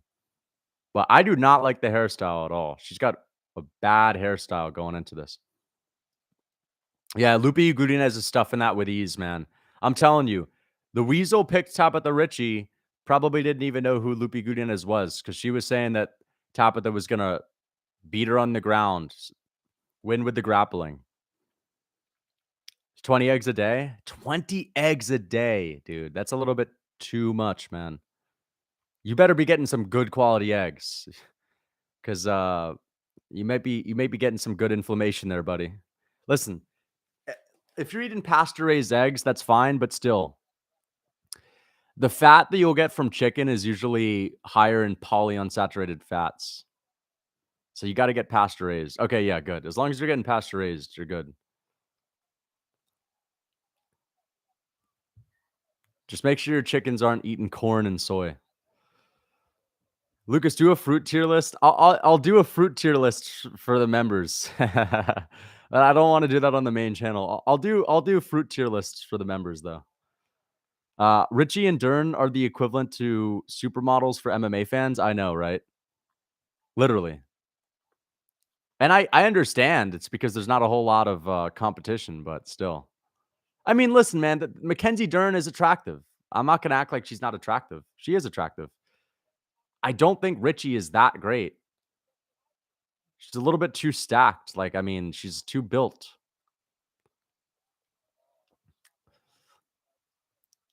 Grasso's alright, yeah. Have you ever swallowed a raw have I ever had a raw egg? I don't know, man. Oh, there's Bill Burr. Look, that's Burr in the crowd. I wonder who he's sitting next to, though. You guys see that? Is pork optimal? Again, quality is what it comes down to. If you're eating good quality pork, then I wouldn't say it's better than beef, but it could be good for you. It could be fine. Like, there's some places that have really good quality pork. Like Iberico pork is, Spanish pork because Spain, they're huge on pork. They don't eat that much beef in Spain. I wonder why. Is that just the influence that Islam had on Spain? Like, maybe it's just there are more pigs in that area? Pork is haram? Wait, what am I saying? Is that the influence of Islam? Pork is literally haram. You're right. It would be the opposite. Why do people love pork in Spain? Dumont is number 1. Dumont, yeah, is I think Dumont's better than a lot of these other people, yeah. But Dumont literally goes out there wearing, like, the board shorts. Like, she wears the typical men's bathing suit edition shorts or the tie shorts. She tries to be modest with what she wears, and I actually respect that. I really do respect that because as a WMMA fighter, a lot of people would take advantage of being, like, the one that's under the microscope and being simped on by all the guys. But the fact that she goes out there wearing a modest outfit, I respect it big time. Yeah, she hides it because she does not wanna be known for that stuff. You know what? She's probably religious, bro. I guarantee you she's like I don't know. I bet she's like a Christian or like a religious Christian. You ever eat corn the long way? Corn the lo That's a weird way to put it, but I like corn on the cob. Santa Cruz medicinals is optimal, yeah. That dude looks like Jake Shields, doesn't he? Santa Cruz, he's like a young Jake Shields. Steve Ursig time. Let's go. Steve Ursig time. Oh, I'm gonna have all these Aussies in the chat clowning me if he wins. Richie lost. Yeah, Lupe Gudinez won. Whoa! Wait, didn't I get the pick right before this? Who won the fight before this? Yeah, Rebecca. Dude, I'm about to be 6-1. I might be 6-1. No, 6-0-1 because one of them was a draw. Did you hear the news that Usman Nurmagomedov failed his drug test? I did. Raul Ramirez, thank you for the $5. I really appreciate the $5. Yes, I have heard the news. I have. And I'd like to know what he tested positive for. And my first thought was, I wonder if Makhachev's on anything these days. I know Makhachev popped back in the day too. Lupe Gudinez, I think I'm going to get this one right, guys. 6-1-1 after the... Yeah, I'm probably going to get the Usyk one wrong. But hey, we'll see. I picked Alessandro Costa. People are gonna come in here to clown me and say I don't know shit. Yet I'm gonna say, dude, I'm literally 6-1. What the fuck are you talking about? Yeah, come at me, bro. Come at me, Usyk fans. I'm showing the fight on my channel. Interesting. Oh, they're having a hard time with the scorecards. Dude, Mergliata is literally towering over these ladies. All right. How is this guy continuing to get in here? Jesus.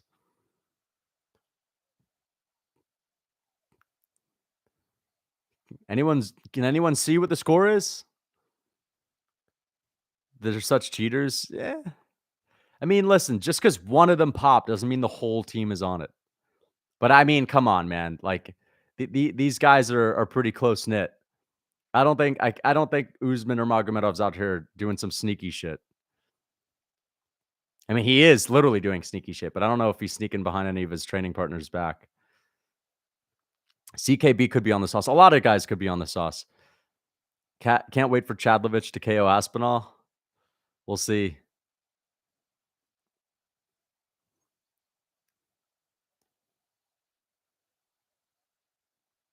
30-27 Ricci. 29-28 Godinez.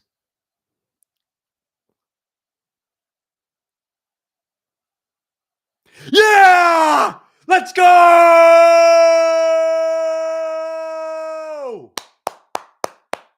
Another pick right. Another one bites the dust. Oh, shit. I hope that the audio is fine. Fuck. Sorry, guys. I punched the mic. Thank you for the 5 New Zealand bucks. Dylan Herbert, I appreciate that. Got a weird feeling there will be an injury in the main event. Oh, don't even mention that, dude. Yeah, I know what you mean, but I feel like that all the time, bro. And it's going to be super anticlimactic. I hope that's not the case. I thought Loopy got robbed. Yeah, she got a good win. I'm telling you guys, she's the female Michael Chandler. She's fights like a guy. Top at the Richie's strong, but that's it. She's not like that great. 30-27 was not the right card. No, Shark was not robbed. Trash scorecard. Loopy won clean. Yeah. I never complain about the scorecards as long as they give it to the right person, to be honest. Like, sure, even if one guy messed up, it's like, all right, I'm not going to lose sleep as long as the person that should have won. Lucas is 6-0-1. I'm literally 6-0-1. I have not gotten a single one wrong tonight. I've had every single fight go my way tonight, and it's looking good. So all of the people that are going to come in here and clown me if Usyk wins, like, I'm literally killing it tonight so far. So, yeah. I don't simp over WMMA fighters, but Richie, I can. I mean, I can get it. I understand it. I understand it, bro. I don't really understand Tracy Cortez because I know that she's obviously somewhat attractive, but I don't get why people think she's that great. That's all I'm going to say. I don't get the hype to that extent. You predict Tom Aspinall to submit Pavlovich, that will probably fail. We'll see. I think Tom Aspinall is going to wake up on fight night. I think Aspinall's built different, man. We'll see. Pavlovich is too, but listen, Aspinall's not your typical Brit. Who the hell is that? Who the heck is that, man? Is that Loopy Gudinez training partner? Oh, Burns, Jorginho in the crowd right now. There's Big Dan Henderson. Let's see who else. I don't know. I don't really like Dan Henderson. I've never really liked Dan that much, bro. He's always struck me as like some salty, bitter guy. Anyone else get that vibe from Henderson? He's always been a little bit bitter. He seemed a little bit bitter about Sean Strickland. He kicked Strickland out of the gym, apparently, back in the day. I know that Michael Bisping used to be a dick, but yeah. Henderson was bitter as fuck towards Bisping, too. I like Henderson. I'm just saying he's always struck me as a guy that's a little bit bitter. That's all I'm saying. And that's never the best look. Grant Dawson on the screen. Oh, okay. It's for understood.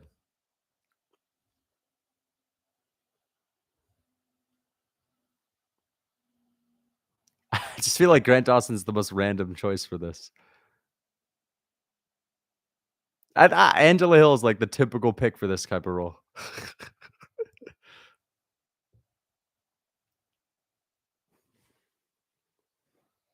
Joe Piper. Joe Piper literally looking like he's posing like a president, bro. Look at Joe Piper with his posture, man. Looks like he's getting ready for someone to make a portrait of him. That's how you fucking salute the troops, man. Joe Piper with the Abe Lincoln posture. Henderson was so salty after he got schooled by Marty Lewis. I actually have a story to tell you, actually. It involves Henderson, but it's not a Marty Lewis story. It's a Tony Tompkins story. And it's I was at this gym in Texas because we were flying down to watch a couple of good fights, and Dan Henderson was actually coaching and cornering a guy, and Tony Tompkins, of course, was he's retired by the time, and Henderson got in the ring and people started clapping after the fight, but it wasn't for him. It was for Tony Tompkins. And so Henderson thinks he's about to get this whole hoorah, and he looks behind him, and it's really Tony Tompkins, and he looked bitter as fuck. Oh, he looked like he had seen a ghost. And I saw him say, "Fuck that guy," to someone else, man. And since that day, I've always just been like, dude, this guy's bitter as hell. He's salty as hell, man. Yo, what the hell? You see the fly in the background? Get the hell out of here, son. I don't even see the fly, but I'm going to use my camera to find him. Thank you for the $5. Imagine if judges had to go on the mic with Rogan to justify their score. That would be crazy. I would like that though. If it was like a really controversial one, I wouldn't mind that. I'm trying to kill this fly. How good was the 155ers fight? Oh, amazing. Amazing. You're talking about Slavaklaus versus Sadikov? That was an amazing fight. And I thought the score was right too. And I picked Slavaklaus to win that. The 30-27 judge was right. No, he was not. It's better to have Olive style finish or get finished. No room for robbery. I think that's the most fun style to watch. I agree. Does Cap have what it takes to be champ? I don't know. I wouldn't say yes right now. I'm going to say I don't think he becomes a champ right now. I mean, listen, if you're going to, I know that he fought this guy on short notice. I totally understand that. But if you're going to a decision with a 23-year-old Felipe Dos Santos, that's not a great look. Not even that. It's not even the decision. I'm sorry. If you're going to a competitive decision against Felipe Dos Santos and having a war with him, that's not the best look for a guy like Manel Cap that has experience in the UFC. Or second decision, yeah. I am gonna have. I'm gonna get a snack, guys. I'm gonna be right back. Give me a few minutes. I'm gonna be right back.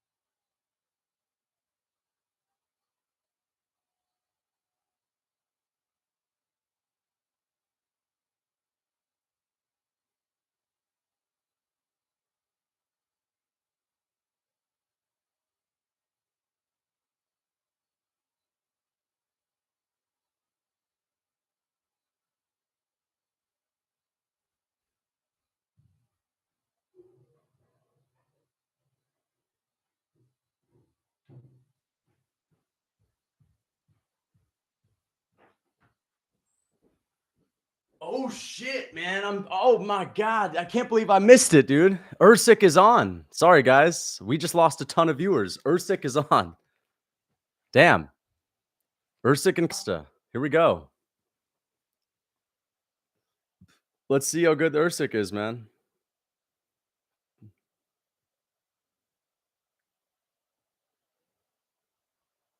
DC is already glazing Usyk.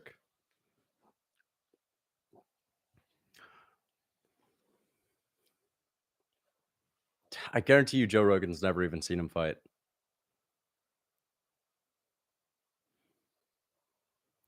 Who'd you pick? I picked Big Costa. Dude, I'm gonna be honest, bro. Costa was one of the picks that I just made out of being pissed off that everyone was hyping up Usyk too much. So I didn't make the best pick, but Costa has a good chance to win this one, man. I'd like to see some low kicks. I'd like to see some low kicks. Where are the low kicks, Costa? He's fighting like a typical NPC right now.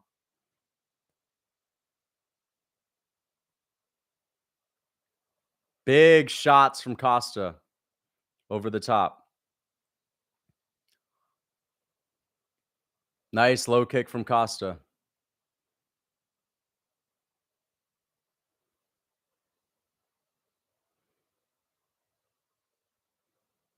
There's a good 1-2 from Usyk, a good right hand into a low kick. A nice kick from Costa. Usyk is looking to switch dances into a head kick. A nice jab from Usyk and a nice 1-2. Oh, there's a good shot from Costa.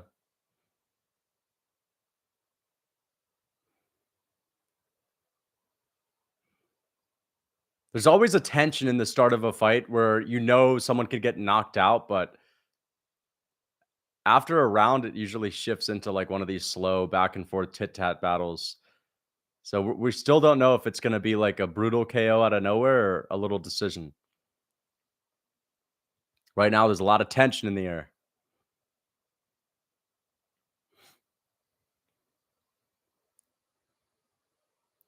Usyk picking away at the legs, mixing it up well. Costa's fighting smart. He's got to be careful.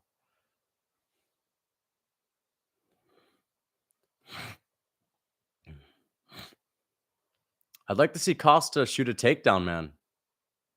There's a nice kick from Costa. Beautiful kick from Costa. Nice right hand gets through for Usyk. Oh, there's a good 1-2 from Costa. Usyk ate it though. Oh man, I'd like to see him level change, buddy. I'd like to see Costa level change. That's his thing. He's the grappler. Come on, man. Let's get a level change, can we? There's a good 1-2 down the pipe from Usyk. I like how Costa's not just chasing after him after he lands to try to get it back immediately. Ah, he's swinging big, man. I don't like that.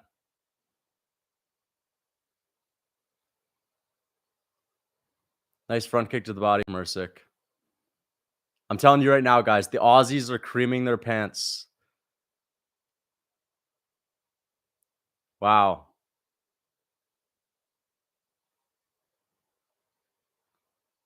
Oh, there's a nice shot from Usyk, lands flush. Now he's on top of him. Stop spamming in the chat, please, dude. Usyk is so skilled, man. Oh my gosh. Volk is screaming in his pants. Yeah, Usyk might get it done by submission.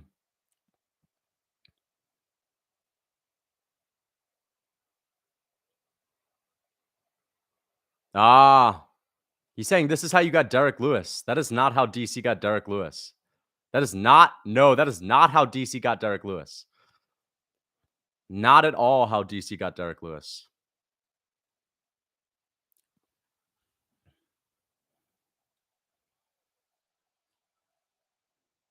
Nice defense from Costa. Costa, how about you shoot a fucking takedown in round 2? How about you shoot a takedown in round 2? Yeah, Usyk's all right, man. He's pretty all right. He's all right, dude. But I knew he was all right. I don't see this like up and coming killer that everyone else sees. Like he's okay. But yeah, it's 1-0 Usyk, I guess. 1-0 Usyk, right? Lucas, you always try to go against the grain. You try to go against the grain and pick Costa. You're wrong as always. As always. Okay, even though I'm literally 6-0 tonight, I've gotten every single fight correct except for the draw where I picked Borshev. Every single fight I've got correct tonight. So, what do you mean as always? You're gonna have to explain that. Look, guys, I'm not trusting Usyk's hype. I'm picking Costa. I'm literally 6-0 tonight. So, I mean, what about the other fights? Bro, trying to be different? Yeah, dude, you stop trying to be different, bro. Like, you're trying to be different by being an Usyk fan. You're trying to be different by being an Usyk fan. That's the thing that pisses me off. Oh, Usyk is so good, bro. Who cares? He's literally freaking. Who cares? Some random guy at flyweight. I like real fights. I like hardcore fights. I'm not just buying into someone's hype. I can see beyond it, dude. Congrats, bro. He's beating a can. Congrats, dude. You're beating Alessandro Costa the can. I'm playing. I picked Costa to win. So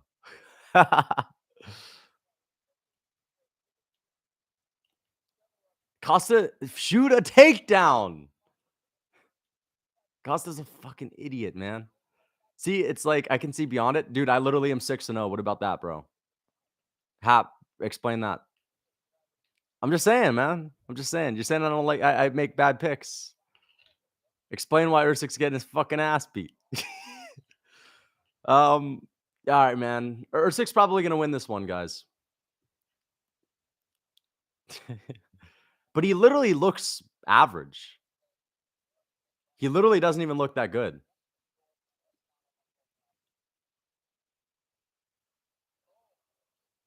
He's okay. A nice shot from Costa. He's putting it on Usyk right now. He's backing Usyk up. Nice. He's backing Usyk up.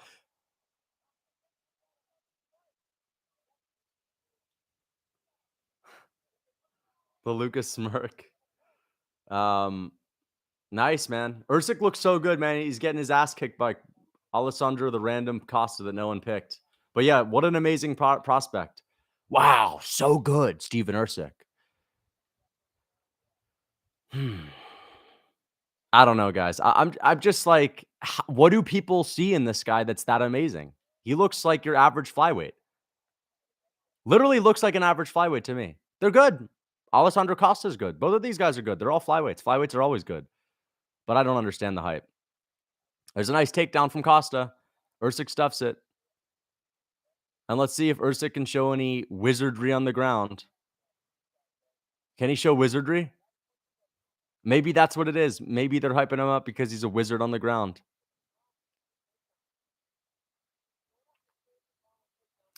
I don't know, guys. Kind of looks like Costa's winning the second round against your little hyped up prospect. And it kind of looks like he just got on top of Usyk and mounted him, bro. But yeah, shout out to Steve Usyk. He's so good.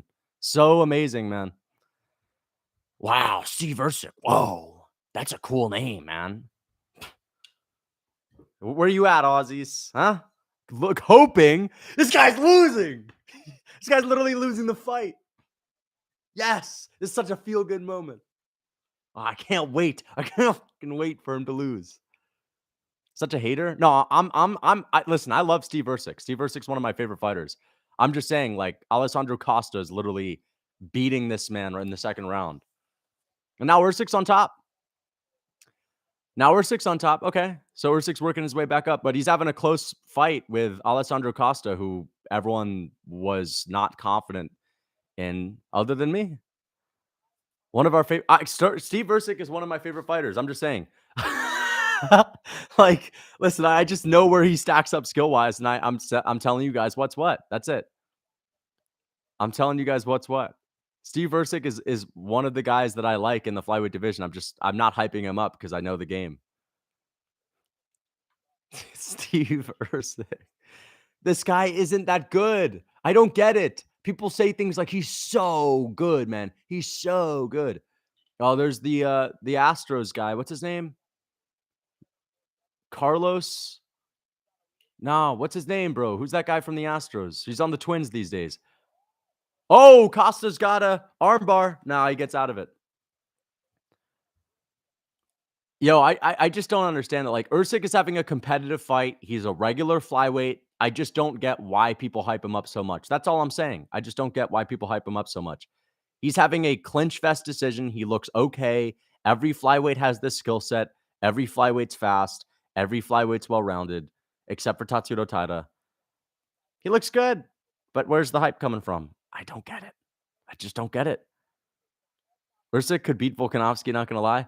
Oh, yeah! You rocked him bad!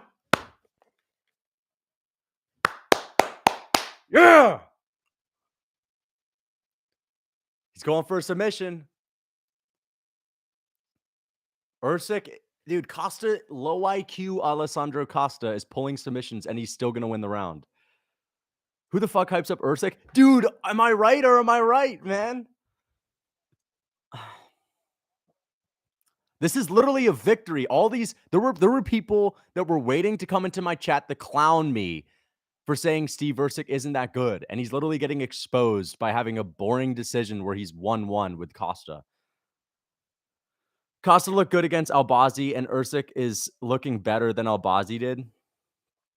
Costa looked good against Albazi, and Usyk is looking better than Albazi did. Okay, fair enough. Costa's okay. Costa's okay. Like this is not Usyk isn't doing that well, and it's not good because Costa's not good. Costa's okay. It's just that Usyk isn't that amazing. That's all I'm saying. He's a good fighter. The only reason why people give me flack is because I said he wasn't that good and he's overrated as fuck, which he is. He's just okay. But I've already made my point. Usyk is so good, you're a hater? Yeah, exactly. Definitely looked like a roid rage when Usyk got rocked. It's not a rage. It was a cry of relief that Costa's making me look good. Manel Cap is who people think Usyk is. Dude, Manel Cap is one of the most talented fighters I've ever seen. Literally, Manel Cap is got some of the coolest striking ever.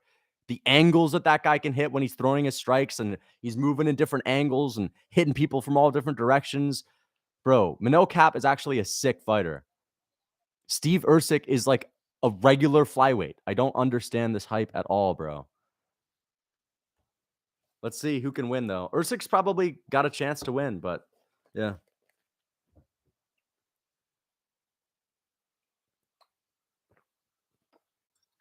Are we going to hype up Costa after this fight and say, wow, he went to a close decision with Usyk? No, we're not going to do that. But that's basically the logic, right?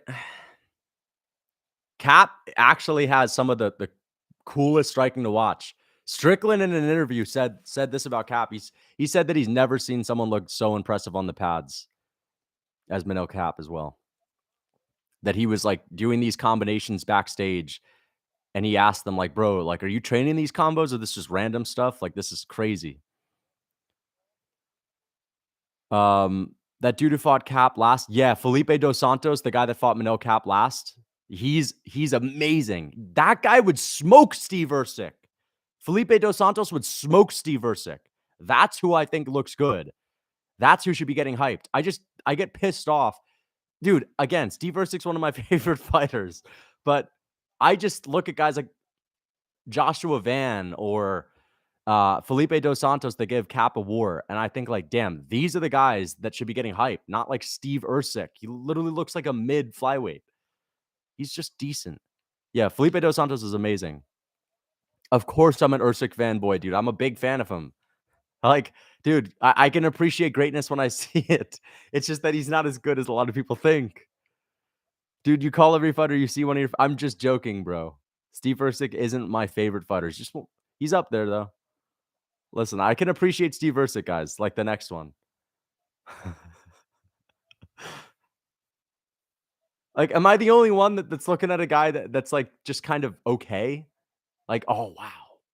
He's mixing it up into a takedown. What an absolute maestro.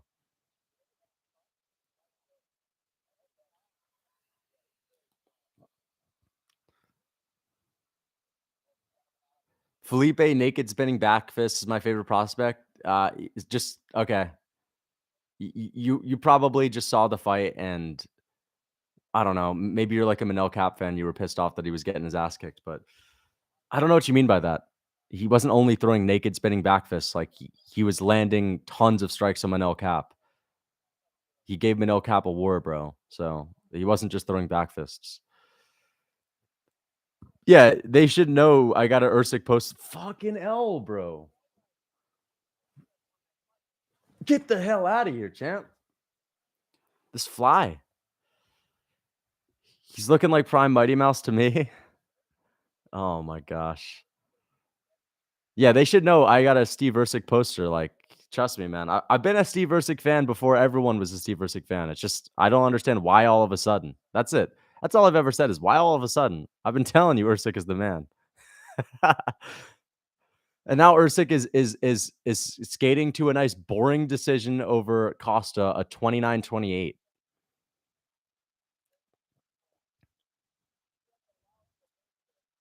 I hope Costa lays this guy out last minute.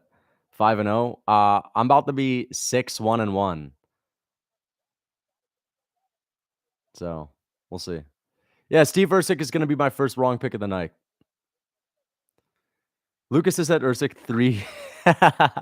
Yo, dude. I mean, like, listen, man. I'm a big fan. That's all I got to say.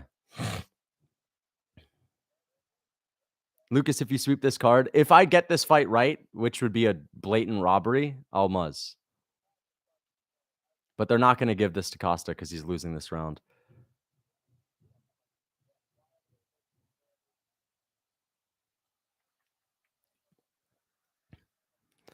Yeah, I've been watching Usyk during the amateur days, man. As I've said, like, I can see greatness. I can appreciate greatness when I see it. Pavlovich will fold Aspinall worse than the bone break. Thank you for the €2.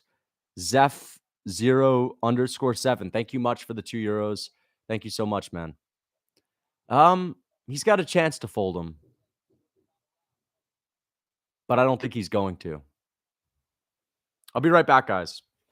I'll be right back.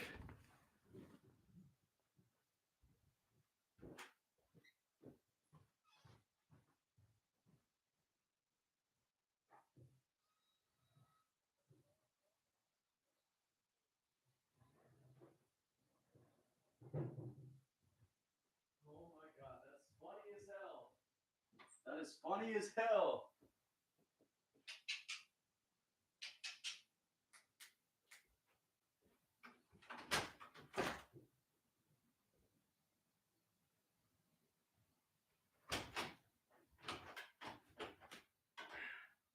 All right, guys, let's get it.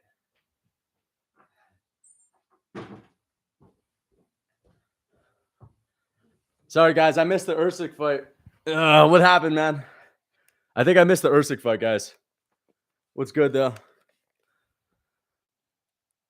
Thank you for the $2. Bro had to resort to WMMA to style on a lesser fighter. Yeah. Steve Usyk had to resort to a WMMA style of hold him against the fence to squeak out a 29-28 decision. Lucas saw a pic of Usyk when he was 7 and knew he'd be champ one day. I've been telling you guys. Usyk's one of my favorite fighters. Like, this guy's literally one of the best fighters.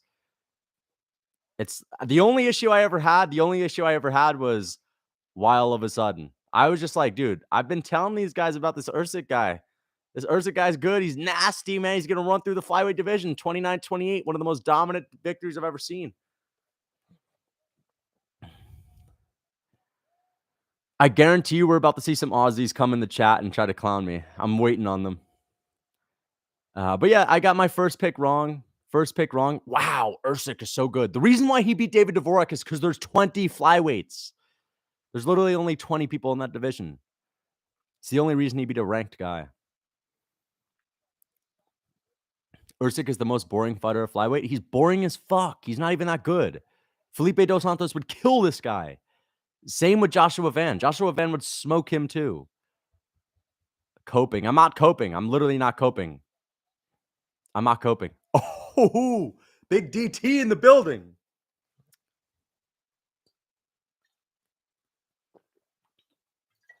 Big DT in the building. Haha. Usyk. Yeah, get mogged, Usyk. Usyk was about to have his moment, huh? That's how much New York cares about Usyk. Dude, I hate that this card has a WMMA fight. I know. I feel what you mean. Oh, Flex Lewis in the crowd. Flex Lewis in the crowd. Is that Kid Rock? I don't. Is Trump friends with Kid Rock? Jared Leto. He's a big MMA fan too.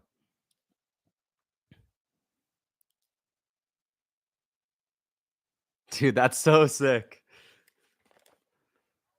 Usyk was about to get his moment on the mic. All the Aussies were like, "Yeah, Steve Usyk," and Trump just comes in and shuts it down. Let's pray this man can run for president again. Thank you for the $2. Thank you so much for the $2, fam god. I appreciate the $2, bro. He just shut that place down. I don't think I've ever seen anyone get a bigger pop, other than maybe Nick Diaz, but not even Nick Diaz gets a pop that big.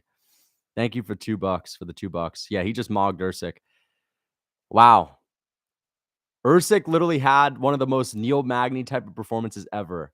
Okay, was I right about Usyk or no? I mean, yes, I picked against him technically, but I feel like I was kind of right to call him a fraud in a way because he was getting too much hype out of like MMA Guru was saying this guy was amazing. Bedtime MMA said this guy was amazing. MMA Joey said this guy was amazing. Like every single person I've ever seen talk about Steve Usyk says he's amazing, bro. And I was just thinking to myself, like, where are they? Where are they coming up with this? And all the Aussies too. All the Aussies too. Because all the people that commented the most bashful statements, which is fine. I welcome criticism. I checked out a couple of their channels, and they were all Aussies. when they were coming. Some guy made a 15-minute video about my take on Steve Usyk. Trump did not come to see Usyk, man. Usyk had a great fight IQ, bro. He was gonna get caught if he didn't grapple. That was smart.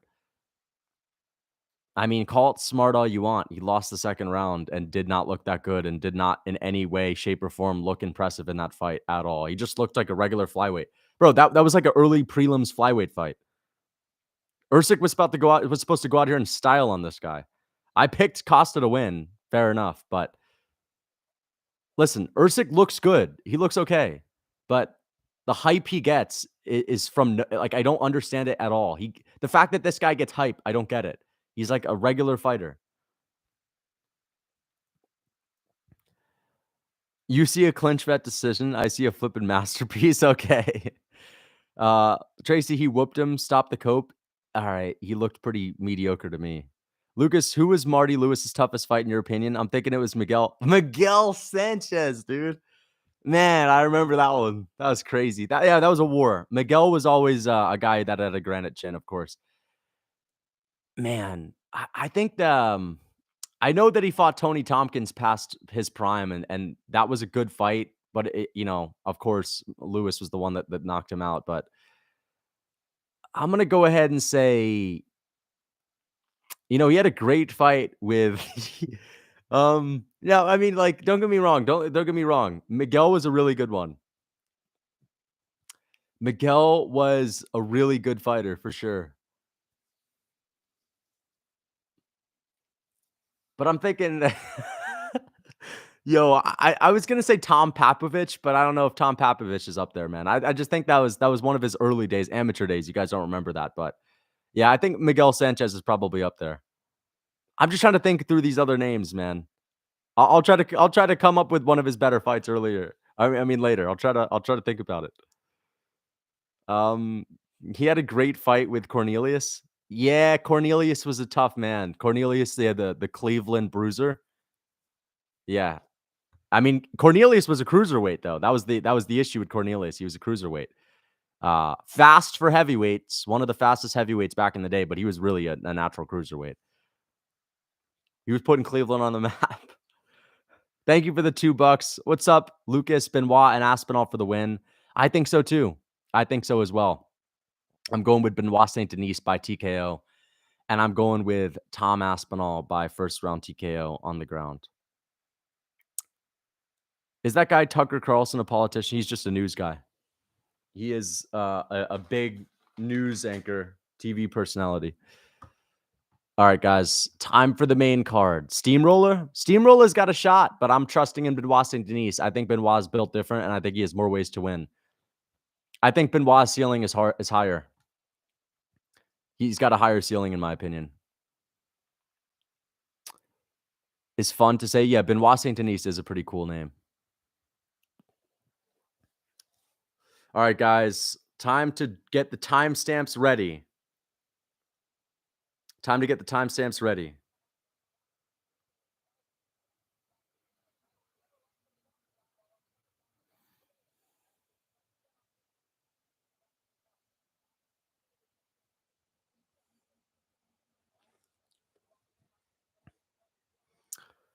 You know what else was a good fight, though?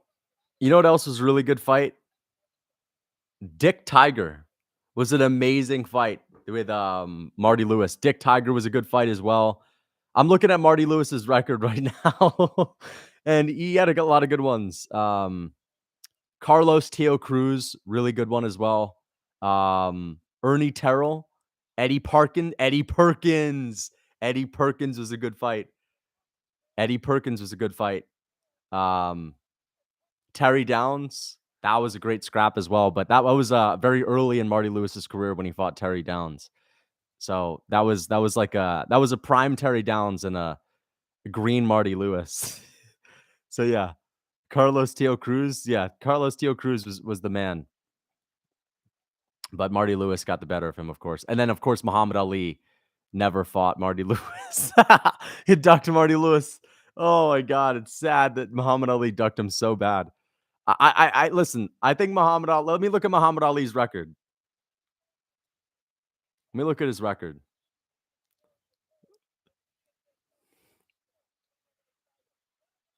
Fuck. Where's his record at, dude? Finally, a good organization again after Fury and Ngannou. Yeah. Thank you for the $2, Mr. Smile. I appreciate that. Good organization after Fury and Ngannou. Yes, I totally agree. Okay, where the fuck is his record at? Why is it so hard to find Muhammad Ali's record? Maybe it's because they don't want people to understand how overrated it was. Could that be it? Okay, here's his record. Floyd Patterson, TKO, Sonny Liston. All right, I'll give him the Sonny Liston one. The Sonny Liston one was a good fight. Those are good wins. Archie Moore. Marty Lewis knocked out Archie Moore in the first round. Muhammad Ali took him into the fourth. MacArthur Foster. Yeah, that's a good one, but Marty Lewis knocked him out. Muhammad Ali took him to a decision.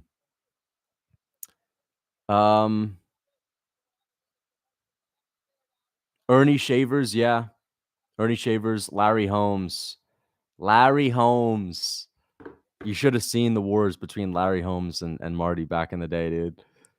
What about St. Louis St. Louis Strangler Lee McGuire? Him and Marty were in the hospital for 2 days. That was a crazy fight. Yeah, that was a crazy fight. I just think that I just think the Miguel Sanchez fight was probably the best one I've ever seen. To be honest, that was probably the best fight I've ever seen.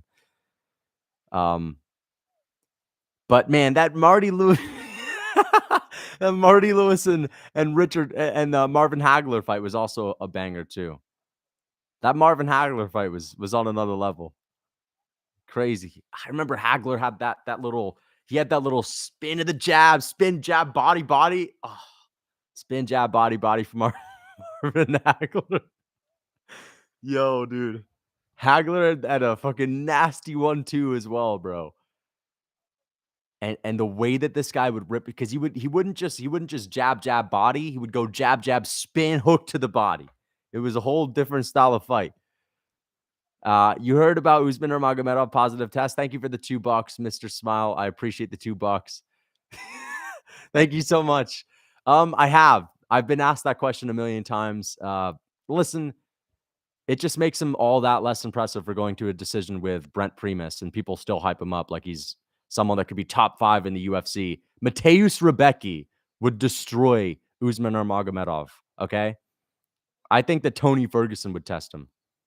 I actually think he'd probably beat Tony Ferguson for real. Because I think that even though Brent Primus is old, he's one of those older guys that's still durable. Whereas Tony, even though he's durable, he's losing his strength. But yeah, I think that I'd like to know what he tested positive for. Apparently, it was something that he got prescribed by a doctor, but that doesn't give him a pass. What was he prescribed? You could be prescribed testosterone. Have you trained martial arts? I have, of course. I've done some boxing and I've done kickboxing and I've done judo when I was little. And of course I boxed talking about boxing, I've boxed my whole life. I heard it was T-ball, Tyrannoball. Really? If someone can let me know what it was, I'd really be interested in hearing. I want to know what it was. Guys, let's get the likes up. We got 240 likes, 556 people in the chat. Let's get the likes past 300. Lucas, are you acoustic? Am I acoustic? What do you mean by that? Am I autistic? Is that what you're trying to ask? Top 5 punching power at 155, 1 Charles, 2 Dustin. I'm going to put Gagey ahead of Dustin. I think Gagey hits a little bit harder. Dustin hits hard. He hits really hard, but I'm going to say Gagey hits a little bit harder. Because Dustin's knockouts are more like accumulative damage and like combinations. Gagey's KOs are like one shots a lot of the time. Even though, to be honest, Gagey doesn't have that many one-shot KOs. He has the Cowboy Cerrone, which is a combo. That was a combination. He had, but it was like single shots, to be honest. It wasn't like a three-piece and then Cowboy went down. Because he hit Cowboy with some uppercuts, and then he was like looking at the ref to step in. He knocked out Barboza with one shot. He knocked out Vic, but Vic had a horrible chin. Yeah. I don't know, but what's the rest of your list? For Chandler, I think Chandler might hit harder than Dustin, just pure power. Matt Frevola is up there. Matt Frevola is definitely up there. I could, you know what? I could consider Frevola top 5. I do agree with that. This fucking get fuck out of here, man. These boxing casuals that have the same copy paste goat list is annoying. I'm glad we have someone like you who knows what the hell they're talking about. I thank you. I appreciate that, man. It's just like, again, people today. I'm not gonna really press them too much. I mean, I understand like a lot of these kids didn't grow up watching the guys back in the day. But then again, it just kind of pisses me off when I see people like Max Kellerman go on TV and put Muhammad Ali at the top. Like, Muhammad wasn't ducking this guy for years. So yeah, I understand, man. I'd studied the sweet science. That's all I got to say, man. I love the sweet science. You think Khabib and Islam are and were on PEDs? Listen, Usman testing positive does not make Khabib and Makhachev guilty just by association. So I'm going to say I can't say that. I just cannot say that. Thank you for the $2, but there's no proof of Khabib popping. But it definitely makes it something that could be possible now that I hear that Usman popped. As I said earlier on in my stream, Usman doesn't strike me as the kind of guy to like go behind his teammates' backs and take something, because if it were some kind of a rule in their culture, especially the fact that they're all very religious, like, no, we never do this. We never do this. I can't see Usman being the guy that does that. Now, of course, I don't know him personally. He's like the guy that I know the least about out of all of those guys, just because he doesn't fight in the UFC and I don't really focus on his career that much. But I don't know. If he's on stuff, then I wouldn't be surprised if these other guys are taking stuff too. But hey, if Makhachev's team is on it, if Habib was on it, Izzy had Gyno. If Izzy's on it, would I be surprised if Hooker's on it and Volk's on it? No. I think a lot of guys take sauce in the UFC. They're not blasting it. I don't think guys are like sauce to the gills and blasting gear because they have to be sneaky. But I wouldn't be surprised if a lot of people are on it. I just don't like to think about sauce in the UFC because it kind of ruins it for me a little bit. Not that I wouldn't enjoy it if I knew some of these guys were taking stuff, because I already kind of assumed that they do, but just because I don't really like to get caught up into the whole who's natty and who's not.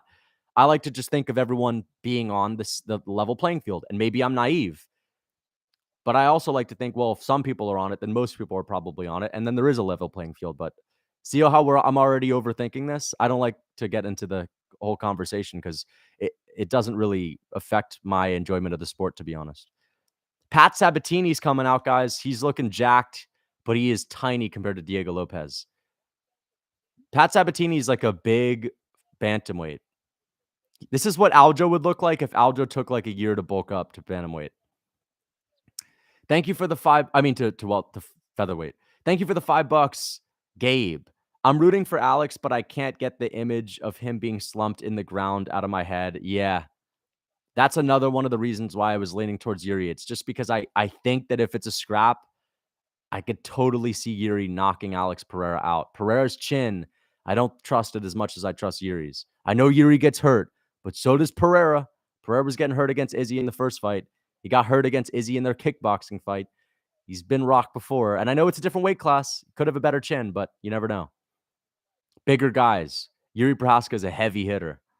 It's like, yeah, his chin's better, but the guys he's facing is hitting harder. Thank you for the $5, Gabe. I appreciate the $5, man. I know the mosquito is... I don't even know if it's a mosquito. I don't know what the hell it is. Dude, fucking reminds me of Tony Tompkins. Like, Tony Tompkins was one of those guys that always peppers you with the jab. It's like he's a mosquito. He just won't go away, man. It's fucking Tony Tompkins mosquito up in here, man. Hot take, Mike Tyson's overrated as fuck. By the way, not top 5.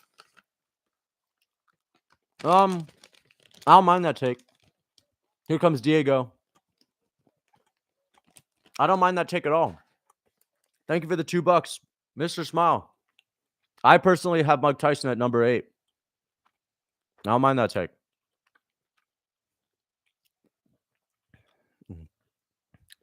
Nice walkout song from Diego Lopez. Where's Diego Lopez? Oh, I usually have a Diego Lopez guy in my chat. It's your lice hopping around your hair? No, it's not, dude. Yeah, Diego Lopez has the emo boy haircut. But you know what? It sets him apart. It's unique. So it's like, it makes him more of a character. It's good when the UFC has guys that are just like characters, man. What are you eating? I'm eating some dried mango. Oh, wait. It's the main card.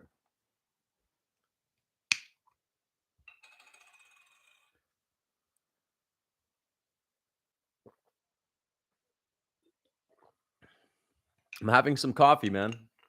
One of these, I got this at some random store. Handcrafted cold brew. Win Santa Fe. Bro, what happened to the guy's beard? He cut his beard, man.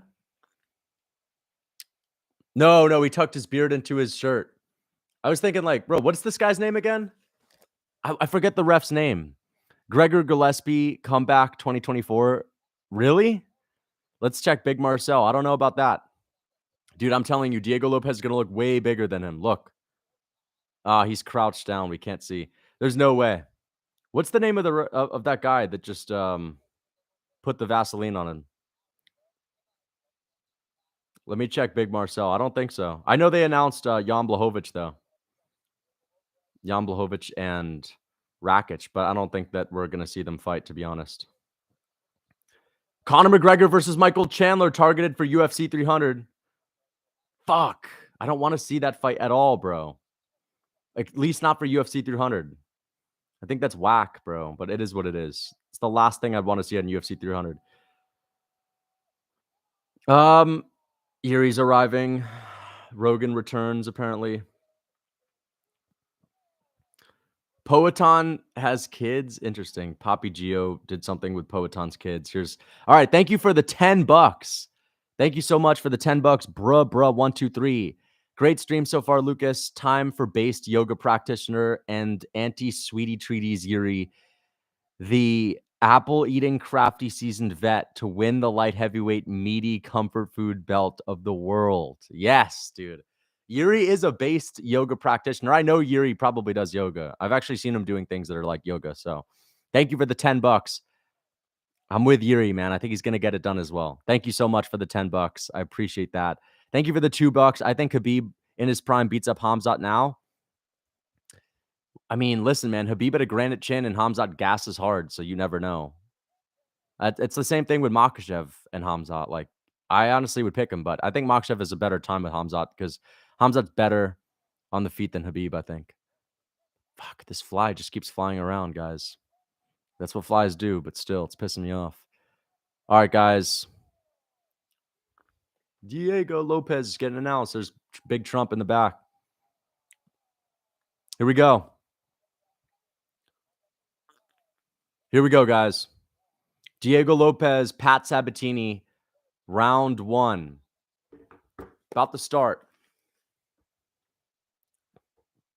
Here we go. Guys, let's get the likes up. Let's try to get 300 likes. We're at 285, and let's get it. Round 1. Let's get it. Diego Lopez stalking him down. Step up in competition, but I think Lopez is going to finish him. Nice front kick to the body from Lopez, who's looking a lot bigger than... Dude, Sabatini looks tiny out there compared to Lopez. Looks like a bantamweight out there. These guys look like they're in different weight classes, right? Oh! Pat Sabatini landed a great combination and a head kick off the top of the guard. That was good from Sabatini, though. Maybe he got some respect there. Pat Sabatini already getting some respect here. But let's see what Lopez can do. Lopez, let's see if his chin could be proven, though. Oh, they're saying USA for Sabatini. Yeah. Sabatini's got a very wide waist. He's got an awkward build, bro.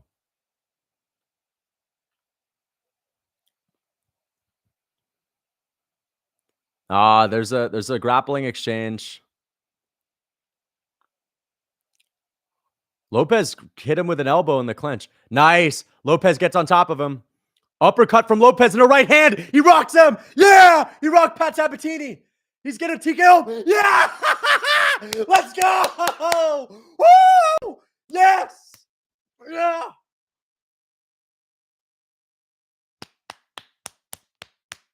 Lopez knocks him out in the first round after getting hit with a good combination by Pat early. Yes, dude.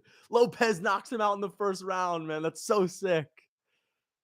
8-0. I mean, I'm 7-1. I'm 7-1 tonight. 7-1-1 because there was a draw in there. But if you count the draw as a win, because the guy that I picked won 2 out of 3 rounds, then it's 8-1. Yes, dude. I was telling you, man. Pat Sabatini's tiny. Diego Lopez by KO. I got it right. Guys. I said, did I say first round? I don't remember what round, but I said it was going to be a first or second round KO. Look at that. Lopez has knockout power. Dude, that's crazy. He only landed 1 shot on the feet. Pat was so rocked, he had to go to the ground. Let's see the shot that rocked him. It was 1 shot. Uppercut and a right hand. Oh, and a couple of hooks. Okay, it was 4 shots. Damn, that's easy for Lopez. Yes, dude. What a beast, dude. Diego Lopez is a fucking monster. Lopez gets it done. Let's go. Dude, Lopez is... I was worried for a second because Pat landed a good shot. How good is Mobzar? Mobzar's good. Mobzar's good. I'm telling you, he's underrated in a way.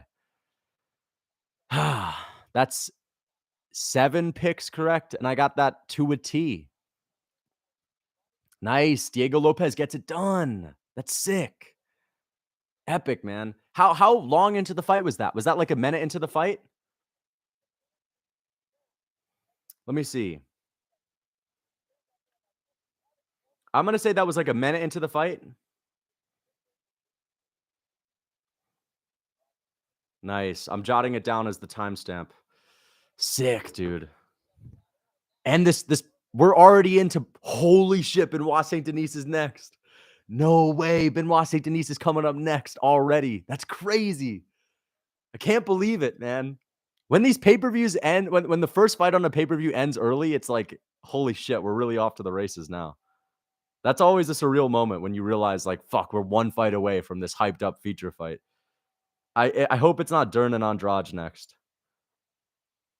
Yes, it's not Dern and Andrade next. Sick. But that's the worst part about WMMA fights. It's like, we're going to see Benoit St-Denis and Frevola and then Dern Andrade. Way to kill the hype. Thank you for the $2. Benoit St-Denis time. Yes. St-Denis up next. I think they're going to boo him, though. Let's see what he says. 3-0. Nah, he's 2-1. Never mind. But still, feels like he's 3-0, doesn't it? Feels like he's 3-0. Thank you for the $2. Yep, that's right. Diego Lopez in the building. Thank you so much, Diego Lopez. Dude, does anyone know Jeff Side? Diego Lopez is like the fucking Brazilian Jeff Side.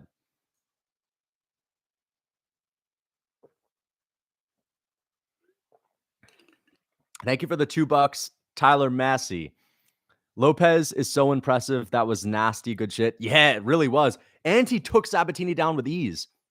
Sabatini's tiny for the division. People were out here saying, this is going to be a tough test for Amanda. This guy's real good. Like, he's tiny. I know he's a grappler, but he's not good on the feet. He's tiny compared to Lopez. And Lopez actually has some really good striking. Lopez has got nasty power in his hands, too. Look at that. He's big for the featherweight division. Bro, Lopez is literally like, he's literally the Charles Oliveira 145, right? Knocking people out on the feet, like good power, good Muay Thai, great kicks. He's literally a Charles reincarnate in the featherweight division. And he's Brazilian too. Jeff Side fell off. Yeah, I mean, the fitness industry has different waves, but he's still making a living off of it. This is the best translator. He turned him into a striker. Diego Lopez gets it done. Bro, Lopez is literally one of my favorite fighters now. He's Charles reincarnate at featherweight with sick grappling, bro. The best base for just having an amazing style and a huge fan base is sick Muay Thai striking with a nasty submission game. There's Bill Burr. Let's see who else they show. Cheeto. There's Cheeto. I hope he can beat O'Malley next. DP. Haha, Dustin Poirier trying to fucking be sneaky, bro. There's Justin Gaethje. That's gotta hurt Poirier. They gave him a bigger pop. Whoever they show last, if it's always like someone that's just as big as the previous person, just as famous or bigger, they're always getting a bigger pop. Right? It's the worst when it goes down. That's when it's most awkward, when they show someone that's like gets a huge Nick Diaz and then it goes to some celebrity that no one really cares about. That's awkward. Or just someone that's a big celebrity, but just not as respected in the MMA world. Thank you for the $10, Diego Lopez. Dream, believe, and make it happen. Thank you so much, Diego Lopez. I appreciate the $10. Thank you so much, man. This has been a good card so far. Look at all these. Who are these guys? I see one person that I recognize, Forrest Griffin. Anderson Silva's best win on paper. I'm just playing. Justin was zooted? Yeah. Gaethje's always stoned, man. Gaethje's a big stoner. McGregor versus Chandler, UFC 300 April. We've been talking about that fight forever, dude. But yeah, it'll be fine. But it's getting dominated by this card tonight. There's Jiri. Nice. Yuri's looking ready for the fight, man. I mean, no shit, right? But still, Yuri's looking focused as fuck. Yuri Zen. There's Poatan rocking the Cuban link. Walking in the building with Pinelo de Cruz. Dude, Pinelo is funny as hell, bro. He just looks like a funny guy. Do you think Yuri has it? I think Yuri's going to get it done, man. But, hey, I could see Poatan slumping him out. Yuri's you're never going to be confident in picking Yuri with a guy like Pereira on the feet just because he's wild. Like, anyone that's wild in front of Pereira, you could always see them getting brutally KO'd. But I'm trusting in Yuri. We'll see. Here comes Frevola. This is an amazing scrap right here, dude. This could be a fight of the night as well.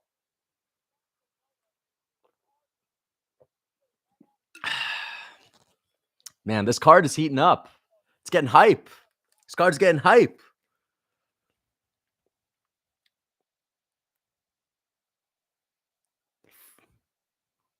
Damn, man. Let's see who's the tougher guy in this one, man. This is going to be a battle of grit. This is going to be a war of attrition right now. Why did the audio just cut out, bro? Anyone else's audio just cut out? Am I the only one whose audio cut out? Oh, fuck. Hold on, guys. I'm gonna be right back. I gotta get some.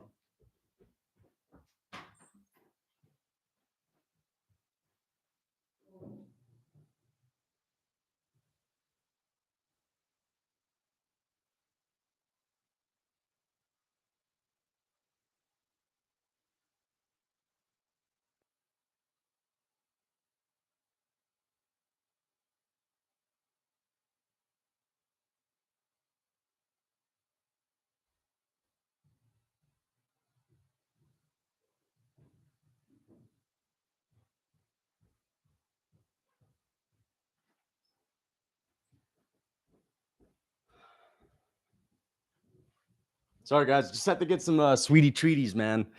Nah, I had to get some batteries. This card has been good so far. It's been good. Not been great, but it's been good. I agree. It's been pretty good.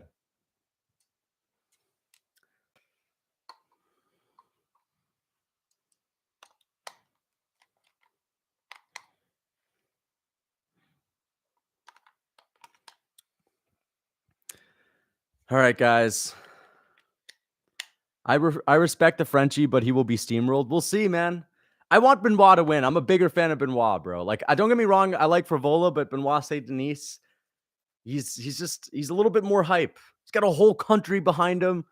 He's a savage from France, dude, which is like already an oxymoron, right? Frevola KO round 1, right hook. Yeah, he's got a nasty right hook, but I think Benoit's got the chin. I think he's got the chin and the grappling. I think the grappling is going to make the difference. Benoit St-Denis has incredibly dangerous grappling, and he dominates people on the ground, dude.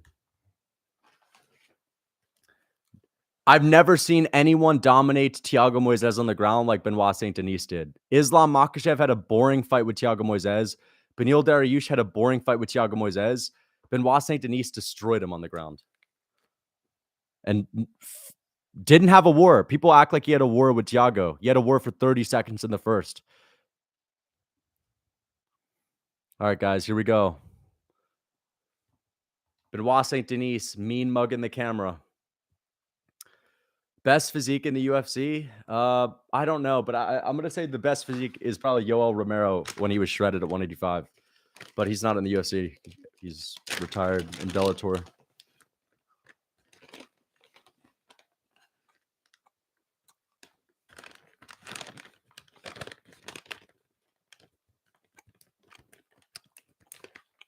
There's Jamal Hill.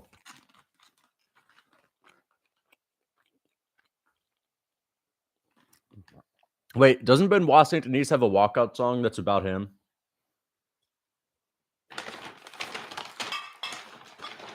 Ex Special Forces, guys. This guy's both of these guys are former military vets.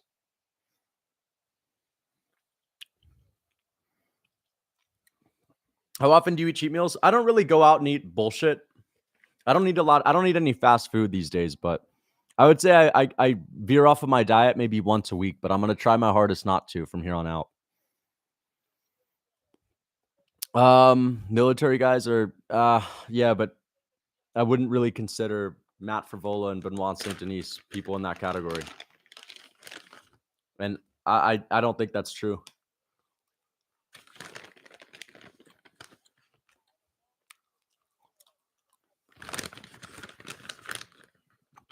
Do I drink?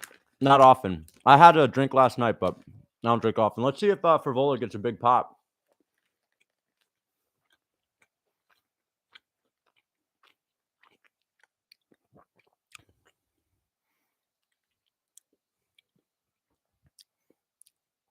Here comes Steamroller with the interesting music. What is he walking out to? Cool music so far. Nice. Honestly, that's a dope track. I don't know what it is, but it's a cool track.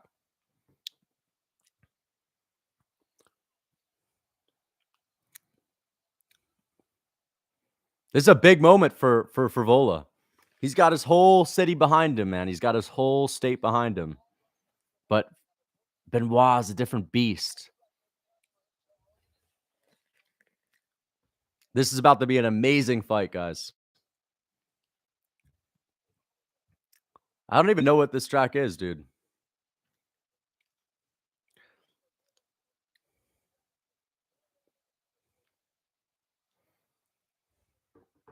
Billy Quarantillo.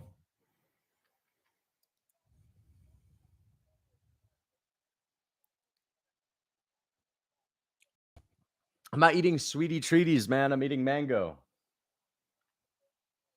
It's some EDM track. No pop for the steamroller. That's just how it is in the US, dude. Unless it's someone like Colby or Gagey or something, like people don't go crazy for them just because they're from America. That's just because we're just spoiled with so many good athletes. He's walking out with a veteran.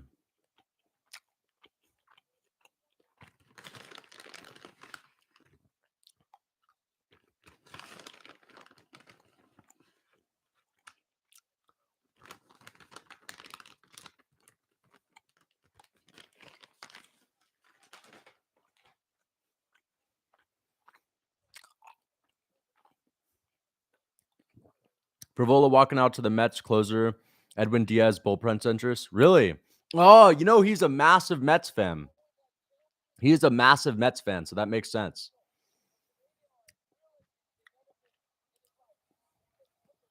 I see on Instagram he's always posting that he's at the Mets game. Staring him down, man. This is about to be a crazy fight. Hardest hitting weight class? Obviously heavyweight. Well, honestly, man, outside of like the top 8 guys at heavyweight, I would say the light heavyweight guys hit just as hard, if not harder than all these guys. Like Yuri hits harder than fucking Parker Porter, right? I think Magomed Ankalaev hits harder than Muhammad Usman. So heavyweight, but it's not like the whole division is like heavy hitters compared to light heavyweight. Lucas, I'm starting to think Frevola might get the KO. I mean, he definitely could. He's got his home team around him, and he's got the home field advantage, right? This could give him some extra confidence, but Benoit St-Denis, this guy's got the grappling, dude. I'm telling you right now. I think Benoit's going to look to take him down. Benoit has a booger on his nose. I don't know if that's a booger. Maybe that's some Vaseline. The face-off's going to be it. I don't know if they're going to do a face-off.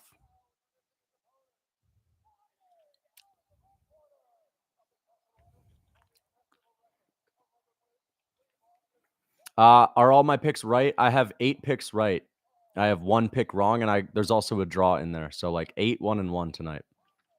What fight is it right now? Frevola and Benoit St-Denis, bro. Oh, so now they give him some pop after they announced that he's from New York. All right, guys. Here we go. Benoit St-Denis, Matt Frevola. Here we go. All right, round 1. Let's get it. St-Denis, Frevola. Oh, man, this is about to be crazy. Let's go. Round 1. Benoit stalking him down. Nice body kick from Benoit St-Denis. There's that classic body kick. Good body kick from Frevola. Good low kick from Benoit. Nice kick from Benoit. Opening up with kicks. Benoit, let's see if he has his defenses on point here, because Frevola is not a guy you want to get cracked by. But you don't want to get cracked by Benoit either, and Frivola's chin is not as iron as Benoit. Oh, nice kick to the body from Benoit, dude. There's a nice kick to the body from Frevola. Oh, he checks that one. Oh, he pulled guillotine on him. That's not good. That's not great. Let's see if Benoit St-Denis can get out of this. Because, oh! Woo! Look at that. Benoit St-Denis reverses him. He reverses him. Nice, man. Now Frivola's looking for a takedown of his own. Oh, and he throws Benoit St-Denis on the ground. This is crazy already. Holy shit, this is crazy already. But St-Denis has really excellent takedown defense, and he's got a great ability to get up to his feet too. There's a knee to the body. Benoit's got to be careful. Oh! Oh! Oh! Holy shit! Benoit head kick KO! Head kick KO! Benoit St-Denis! Oh! Let's go! Yes! Holy shit! Benoit St-Denis! I've been telling you guys. Yo, he's so good, man. Benoit St-Denis is a fucking savage, dude. Holy shit. Head kick KO. This is a crazy night. 9 picks correct tonight. 9-1, baby. That was easy for Benoit.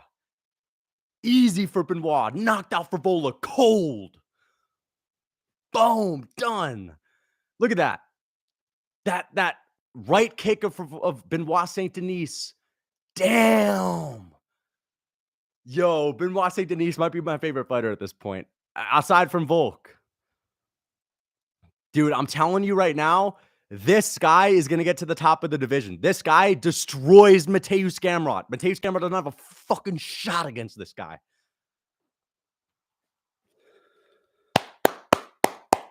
Yes! Let's go. Dude, we're getting all the picks right tonight.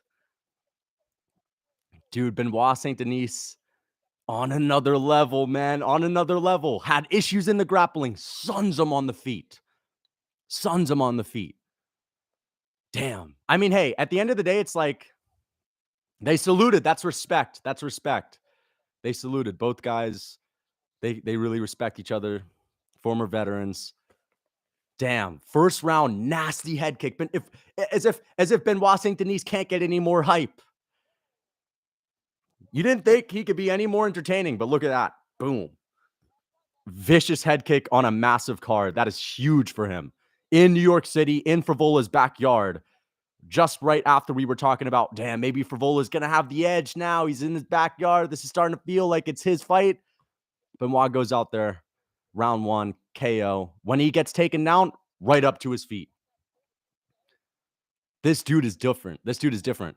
This is the guy. I'm telling you. This is the guy who's going to be at the top of the division. He's the real deal. This ain't no fluke. This ain't no hyped up Guram Kutaledze. This is the real deal. Longo's 0-3 tonight. That's very true. Well, there was a draw in there. There was a draw in there too. Yes! I'm so happy. This was one of the trickiest fights to pick. I didn't see it going like this. I thought Benoit was going to break him, but I picked him by KO. Picked him by KO. So look at that. I gotta see where the timestamp was. You better show your reactions in your video. I'm going to show my reactions. Thank you for the $2, Pedro. I really appreciate that. Let's see what he says. He's speaking English now.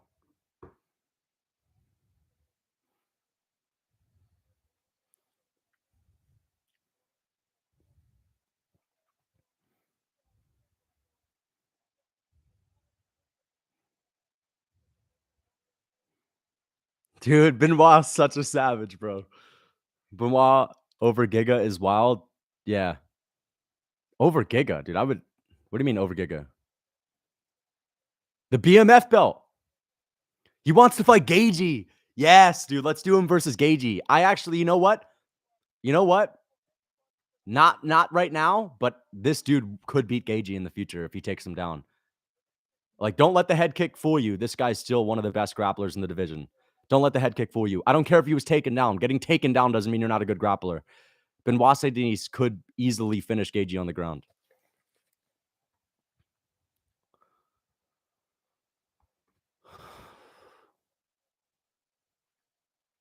Wait, at what point was that KO going down? Because I got to jot it down on the timestamps. Was it Was it like a minute and a half in, 2 minutes in? Does anyone remember exactly when it happened?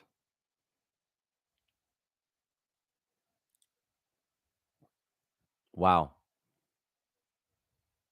He said he didn't defend the takedown because he wasn't gonna engage in the scramble.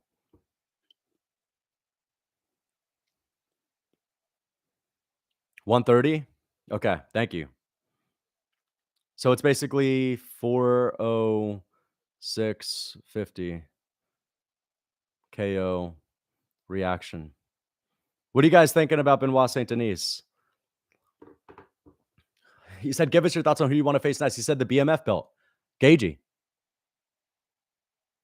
Dustin Poirier or Gagey? Gamrot? Let's give him Gamrot.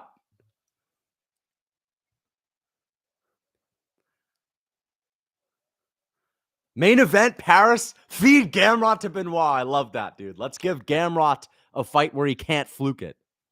There's no fluking with Benoit St-Denis. I want to see Gamrot. But actually, knowing Gamrot's past, maybe Benoit slips on a banana peel and injures himself. But this dude is the real deal. First round head kick KO over Matt Frevola. Look at his track record in the past few fights. First UFC fight, submission, TKO. Submission over Bonfim, TKO over Thiago Moises. Nobody has ever beat Thiago Moises the way that he's beat Thiago Moises, which is just running through him. I know the people said it was a war. It wasn't. Like there was a 30-second moment where it was a scrap. And then head kick KOing Matt Frevola on a 3 KO win streak. Dude, I like Benoit a lot, man. There's Jamal Hill. There's the bitter man, Jamal Hill. Now we get Dern. Oh, fuck. You're right. This is the issue, man. You go from Benoit St-Denis and Diego Lopez to Mackenzie Dern and Andrade. Way to get us real hyped up. What is the purpose of this? I don't get it. Why does the UFC do this? Do they want to give people the ability to chill and take a nap, to have a bathroom break? I don't get it. No, really.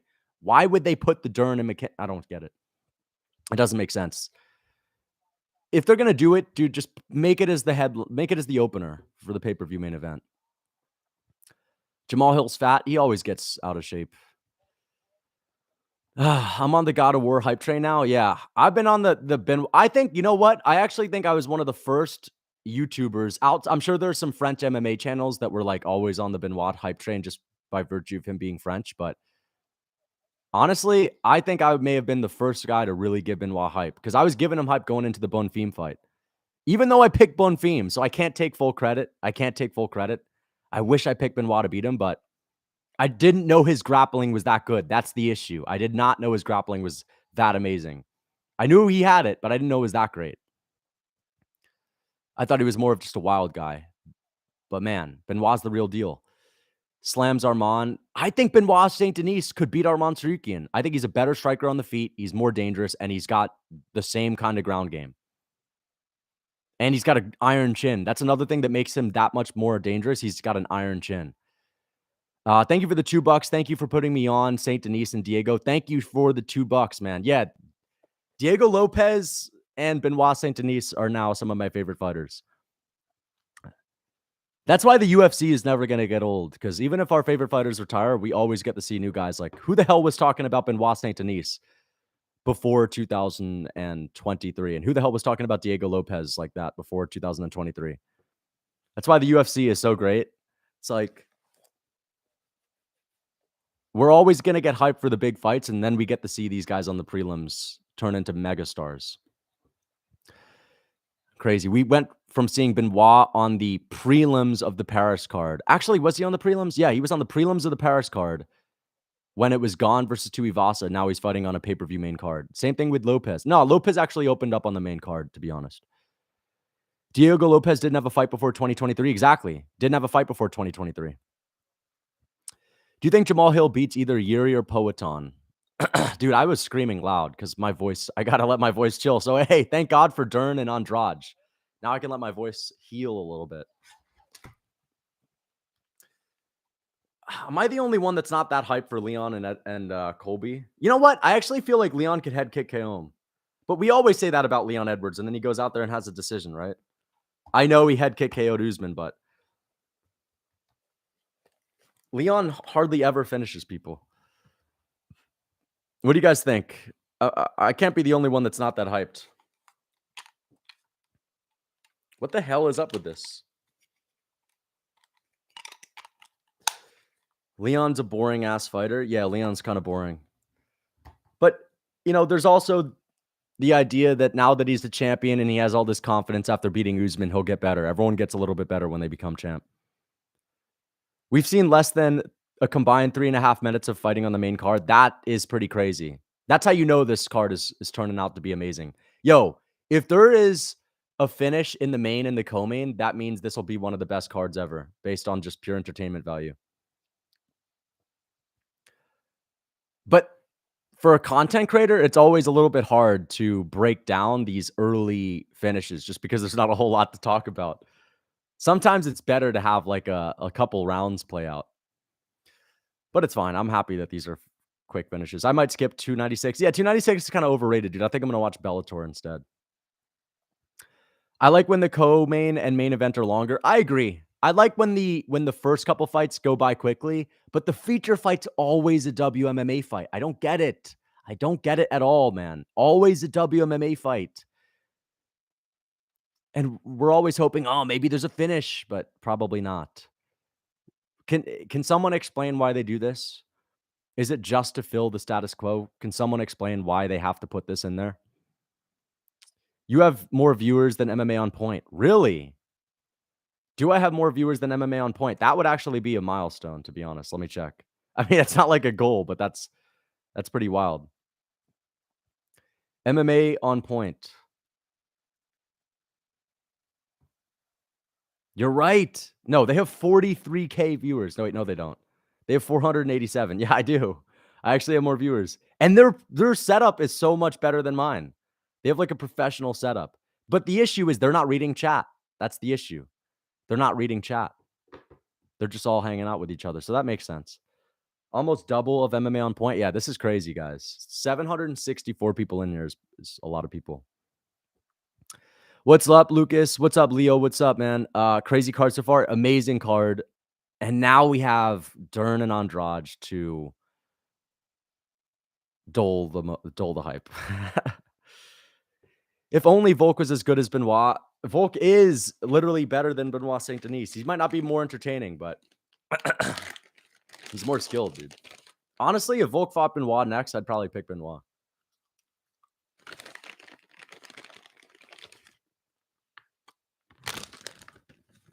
Damn it, man.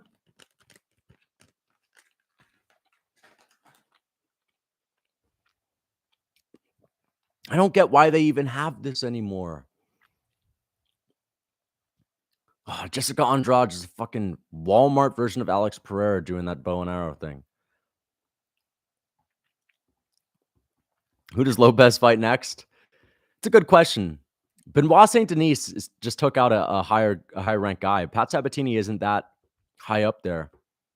I would say I'd like to see him fight maybe Sadiq Youssef or Edson Barboza, someone like that.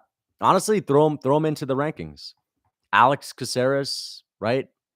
Someone like Alex Caceres or Barboza. I think Barboza might be a little bit too high right now, but Sadiq Youssef or Alex Caceres. Thank you for the $2. Cielo, I appreciate the $2 and the first ever super chat. Stipe would have beat Soy Boy Johnny Stone Bones Jones. Stone Bones Jones. Stipe would have beat him. Maybe. I guess we're not going to find out until another year and a half. Thoughts on Stipe's OnlyFans? Does he actually have an OnlyFans? That'd be crazy. Bro, UFC 200 main event was Nunes versus Misha Tate.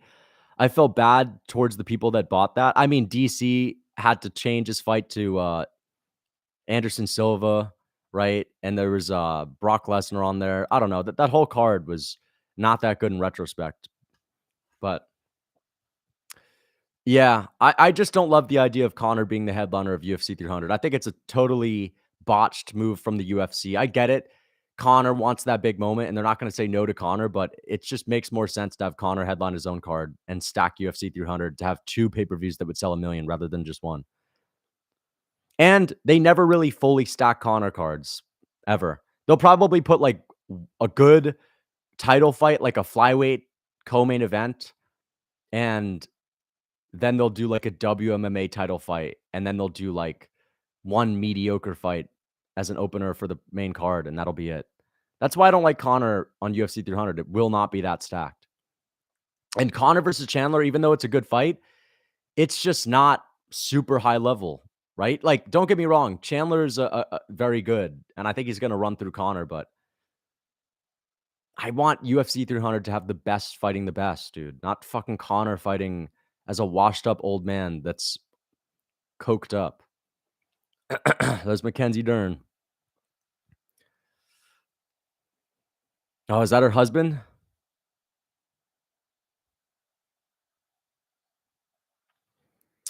Shout out to Lou. Yeah, Lou Sasil, man. Lou Sasil is one of the GOATs. Coked up McGregor's a new mythical fighter. He's been around for his past few fights, dude. Just because he hops off and he gets nice and clean a couple months out does not mean he's not still using it before the Dustin Poirier fight. I guarantee he was using that shit like 6 months before DP. Lucas, predict the exact way and minute this fight will end. I'm going to go with Mackenzie Dern by submission. I'll say first or second round. Let's hope that Mackenzie Dern can go out there like a fucking maniac and actually create an entertaining moment. Mackenzie Dern running around the octagon. Got a bad feeling Alex will get brutally KO'd. Bad feeling. I mean, listen, I like Alex Pereira, so I'm not going to be like that happy, but I'll be hyped for Jiri because I like Jiri too, and I also picked him. Thank you for the $2, Landon McKinley.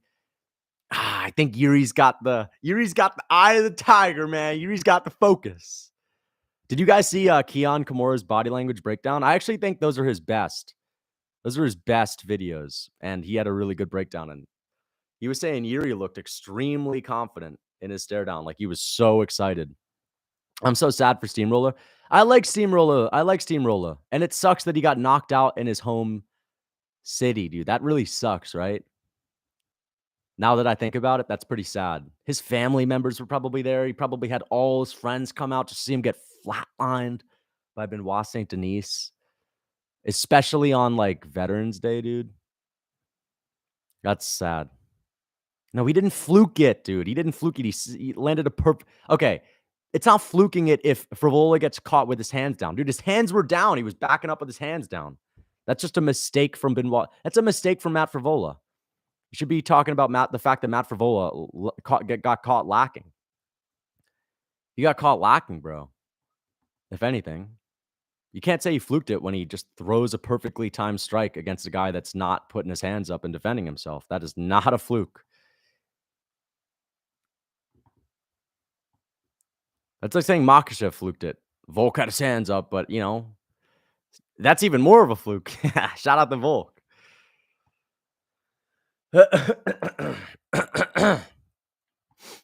Most excited you've ever been for any UFC fight? I would say Izzy versus Pereira 2. I was in the moment, like my heart was beating through my chest. Aljo and O'Malley, I just think the Boston crowd was amazing. I usually shit on American crowds and I say that they're not that great, which they're not that great compared to like the France crowd and the UK crowd and the Australia crowd and even like the South Korean crowd. But the Boston crowd was crazy. And the hype when those guys were getting their names called was pretty crazy. I'm going to say, I think Conor and Khabib, nothing will ever match Conor and Khabib, to be honest. I think that's like the most hyped I've ever been for a fight. I've never felt like that since. Do you guys agree? Conor Khabib, probably the sickest fight ever. Like at least the buildup. I remember that day like it was yesterday, man. It was cloudy outside. I was getting a nice boxing session. I was hitting the bag at the gym. Man, that was such a good day. I put grass-fed olive oil on it. This is the most WMMA women's empowerment walkout song I've ever heard. I don't even know what she walked out to be honest. What did she walk out to? Prime Tony versus Habib is the one. Yeah, but we didn't get to see that. After the fight was crazy too, exactly. Crazy. I said that 229 wasn't that good, but I forgot that Tony and Pettis was on there. So it actually was an amazing card. Very good card. Habib Gagey, yeah, but that wasn't nearly as hype as Habib Connor. Like, that was a good event. Magomed Ankalaev and what's his name? Kutalaba Whitaker was on there versus Jared Cannonier. There was a couple other good fights on there, but I don't know. Those Fight Island cards never had the same kind of hype. Usman and Masvidal felt really cool. That felt surreal when it was happening the first time, the first fight, when Masvidal had tons of hype coming off of those wins.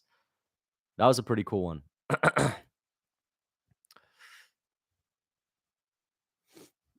I don't know why you're spamming in the chat, son. When is this fight? It's about to start right now. Andrade is better than Dern in the only way that matters. In the only way that matters. What do you mean? You mean you're saying she's attractive or something? Oh fuck! I don't even have this plugged in, dude.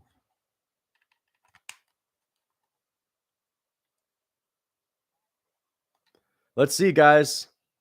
Oh fucking hell, dude. All right, guys. Let's see. Round 1.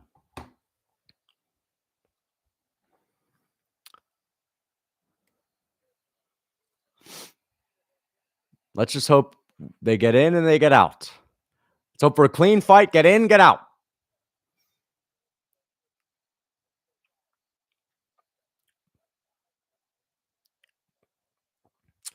Uh, 427, guys. 427. Mackenzie Dern. All right, guys. Do you guys think this fight will go over 1 round? You think it'll last more than a round and a half? What do you guys think? Is this going to decision or not?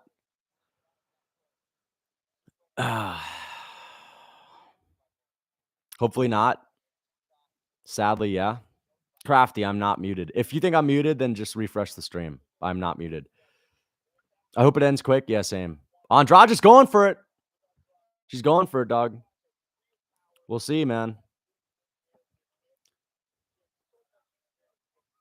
Let's see.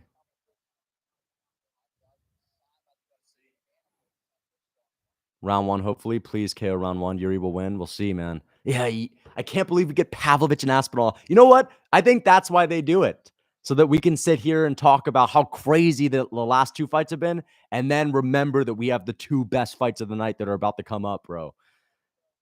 Maybe that's why they do this on a stacked card. You know what the worst is? When they have a stacked card and then Valentina Shevchenko's in there. Fuck. And you have to act like Valentina is like this big megalodon star in the UFC. But yeah, now we're all chilling. That actually makes sense.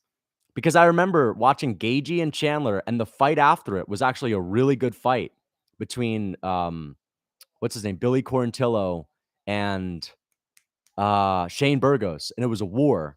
And like the crowd was pretty much silent for it because it was right after the Gagey Chandler fight, and everyone lost their voice and they wanted to just chill. And so that's probably why you want people to chill out with this fight and allow their energy storages to build back up. They should give the girls weapons. I don't know. Maybe they should just shrink the cage.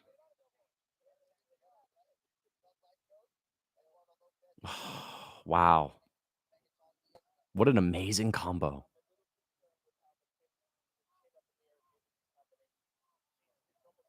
Valentina Shevchenko. Phone booth? Yeah, let's put him in a phone booth. Oh my God. Mackenzie Dern out here spinning and shaking around. Ooh, nice shot from Dern. Dern get dropped or she just slipped? Fuck. Dern landed like 4 solid flush punches while she was running forward, and none of them rocked Andrade. This is the issue. This is the issue. None of them rocked her.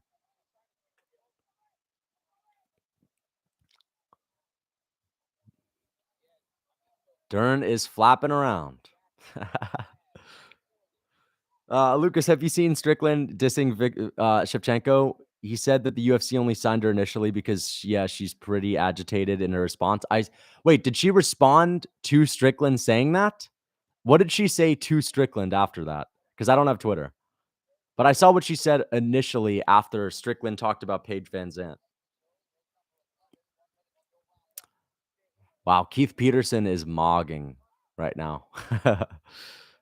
Called him a kid. Oh, interesting. Twitter war with a wholesome outcome. Okay, as long as it had a wholesome outcome, that's good.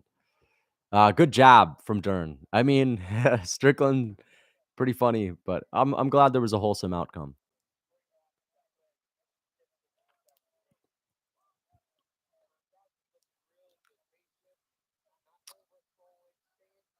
Damn, dude.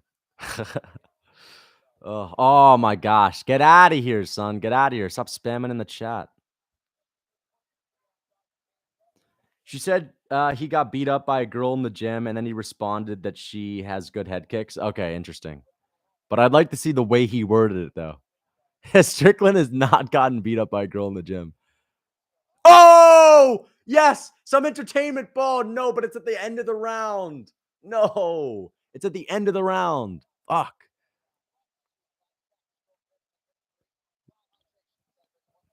I wonder how many fucking MMA fans have their. Nah, so I'm gonna be quiet. I'm gonna be quiet with that one. Women fighting, yeah, would be a whole new main event. My stream's lagging. Mine isn't. Dern got, yeah, she got messed up at the end of that round.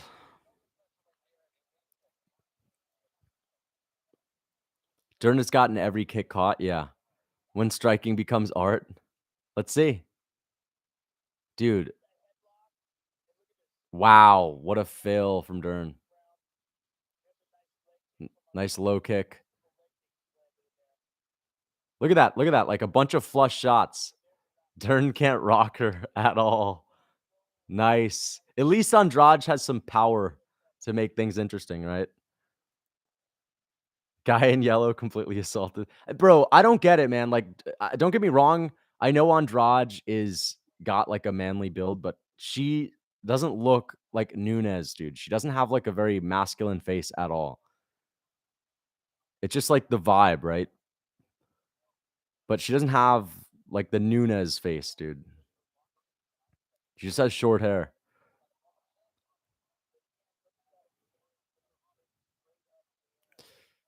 Dern got the Pena striking pretty much. Yeah, guys, high level elite MMA.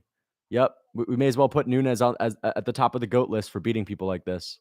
This is why I can't stand when people say, you know, personally, I have Nunes higher than Habib. Wow, man, they about to put Habib higher than Nunes, bro. Wow, casual, bro. Like, get out of here, man.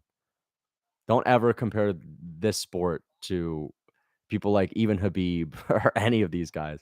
Chase Hooper's higher level than Amanda Nunes. Really? I got Drew Dober higher on the GOAT list than Amanda.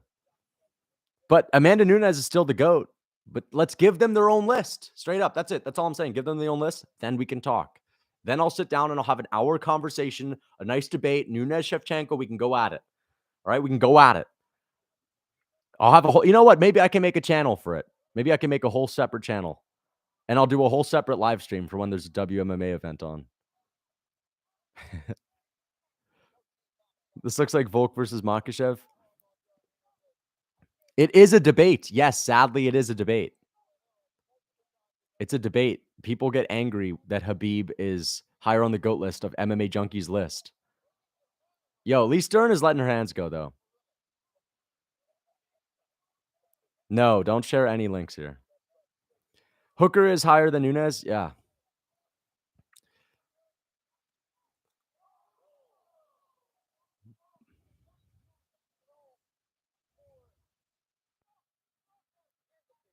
Lucas Tracy, women's MMA. Habib's toenail is bigger than Amanda's career. Yeah. Hooker at least had some wars. Yeah, exactly, man. Hooker's at least had. I mean, Nunes had a good fight with Pena the first time. Oh, walk off. What are you doing? No, she completely butchered that. She's going to knock her out. Please knock her out. Please knock her out. Please knock her out.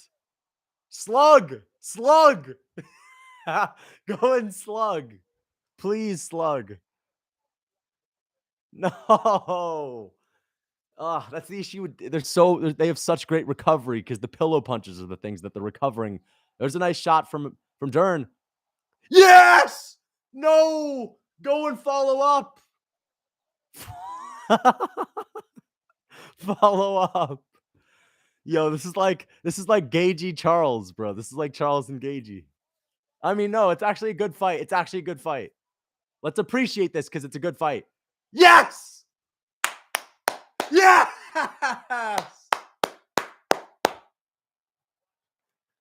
Woo!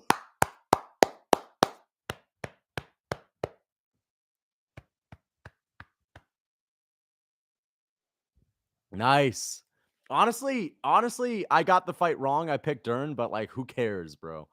Who cares, mate? Yes, we get Pavlovich and Aspinall next. But honestly, that was a good fight. Let's give it some credit. That was a good fight. That was a good fight. That's the best we could have asked for aside from a first round finish. It's the best we could have asked for. Respect. We respect it. I'm scared for Aspinall. Dude, I'm scared for Aspinall and Jiri. That's what we get now. Now our intensity is picking back up. Honestly, amazing card so far. Fuck. This guy, man. Get out of the chat, bro. The fact that women's MMA is better than 99% of women's sport and it's this bad is hilarious. Yeah. Dylan Dennis level striking. Dude, Amanda. No, I honestly think Andrade is. I mean, Dylan Dennis would be more confident throwing his strikes if he was fighting pillow punchers every time. So, bro, Keith Peterson waited to see Dern die. I mean, to be fair, she was getting knocked down and she wasn't all that out of it, right? It's just that Andrade was choosing not to follow up. So he kind of had to give her those chances. He can't just stop it after one knockdown or just two knockdowns. That was a good finish for Andrade. Maybe we overrate. No, you know what? We overlooked Andrade. We overlooked her. And that's just because of her shitty performances as of recent. But let me get this straight. Did Andrade move back down a weight class? Is she moving down here? Like what division was Andrade's last couple of fights? Did she move down? Because usually she's better in the lower weight classes. Because Dern is looking kind of small. Andrade is usually the one that's like tiny compared to her opponents.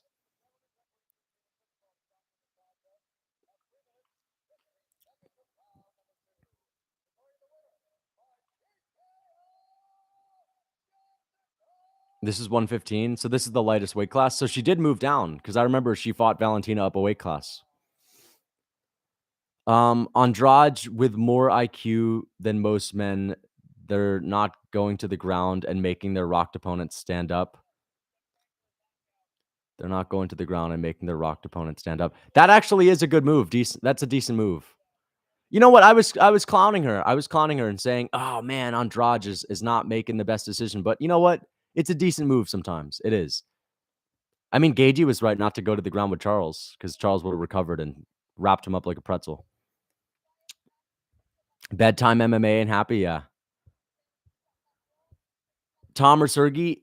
I'm going to go with Aspinall, but I would love to see a Sergei Pavlovich KO too. I'm cool with any of those guys winning. Yes, Michael, I can. Easily. Yeah, you rarely see them stand the Rock fighter back up, sadly enough. I mean, a lot of guys do make the mistake of like jumping on their opponent sometimes. I think Edson Barboza made a mistake when he rocked Sadiq Yusuf with the spinning wheel kick. I think he could have got him out of there by TKO, but he proved to be even craftier in the later rounds because he adjusted in the later rounds and still won. Win Andrade, El Divorce. Yep. Win Aspinall, round 1 TKO. We'll see, man. If Aspinall gets it to the ground, I think it's going to be over. Whoa, that was a nasty KO. That was actually a great KO. You know what? Andrade is pretty entertaining, though. She is one of the more entertaining fighters. Darn. Crazy. Lucas would fold Sergey inside 30 seconds. I mean, if we're boxing, obviously if we're boxing, but, if we're just fighting in MMA, obviously I lose that one. Poetan by sacrifice to Amazonian gods. We'll see. Could Leon KO fold to Amanda? Of course he. Listen, anytime you ask me, like, if someone could beat 2 of someone that they would normally destroy, the answer is always yes. Because as soon as they get one of them out of there, it's one-on-one. It's like saying Francis Ngannou versus 2 Mighty Mouse. Obviously, Francis Ngannou, because he knocks one of them out easily. And then it's just one-on-one. Once it gets to 3 Mighty Mouses, then it's like, all right, well, one of them's going to be the sacrificial lamb, and then the other guys are going to be able to maybe win. What do you guys think? 3 Mighty Mouses or 1 Ngannou? Who wins? Because I think 3 Mighty Mouses could, like, have good fight IQ and could set him up and, like, trip him on the ground. Because if Ngannou gets taken down, it's not getting taken down by a small person. It's getting taken down by 3 people that are all, like, vicious, smart fighters. Right? So it's like, bro, what if 2 of them just hold his legs and I mean, what's Ngannou gonna do? Just like this? Hold one of them and crush his skull like the mountain in Game of Thrones? Maybe. 2 Mighty Mouses? I think 3 Mighty Mouses is the one that's always gonna win. Oh, there's Gordon Ryan. Oh, Gordon Ryan thinks he's a big star, and they pan right over to Bisping. Let's see if they show Gordon Ryan, though. Thank you for the 2 Australian dollars. Pavlovich wouldn't want the slug with you, though. Nah, he doesn't want to slug with me. Nice. Pavlovich and Aspinall. Here we go. Here we go. Pavlovich and Aspinall. Let's get it, guys. The rubber meets the road. This is what it comes down to. Bradley Martin versus 2 Mighty Mouses. He would lose to 2 Mighty Mouses. He might even lose to 1, but he definitely loses to 2. Andrade is him. I don't think Andrade looks that masculine, bro. I get the Nunes thing, but Andrade is just stocky. And she obviously is, 2 Islam Makhachev. Oh, I'd go with 2 Makhachevs versus 1 Ngannou, but it's like a 50-50. If Ngannou lands a good shot on one of them, it's one-on-one real quick, and as soon as it's one-on-one, Ngannou wins. So it's a tough fight to pick. It's like 2 people can always maybe get the better of one, but you never know. It depends on how they fight, right? It really depends on how they fight. Thank you for the $2, Flipper Boys. How would Gordon, Big Pharma, Ryan do if he... I don't think Gordon Ryan would do well in MMA. I think he's too stiff. I think he'd have to get off the sauce. He would come crashing down. He would lose a lot of strength. And I don't think he's dynamic enough. He would be like slow and stiff on the feet. He's got like the jiu-jitsu mobility, which is as soon as you hit the ground, you're done. Obviously, if he can get a fight to the ground, no one would make it out of there. But I don't think he would be able to get people to the ground unless they're not very good. Gordon Ryan could beat a can. Same thing with Dylan Dennis. If they feed him like a really terrible opponent that's one-dimensional. And yeah. But if you give Gordon Ryan someone like what division would he fight in? Off the sauce? Probably 185 if he comes off the sauce, because he's not that big. If he's on the sauce, he'd fight at 205. But yeah, I don't know. I'd say that like I think the Iron Turtle would be able to beat Gordon Ryan in a fight. If it's just a fight, a good old-fashioned fight, I think the Iron Turtle could beat him. Someone like that would destroy Gordon Ryan.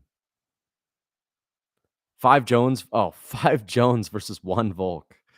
Obviously Volk. Gordon Ryan versus Paulo Costa. Paulo Costa would beat up Gordon Ryan, dude. Like, I don't know, man.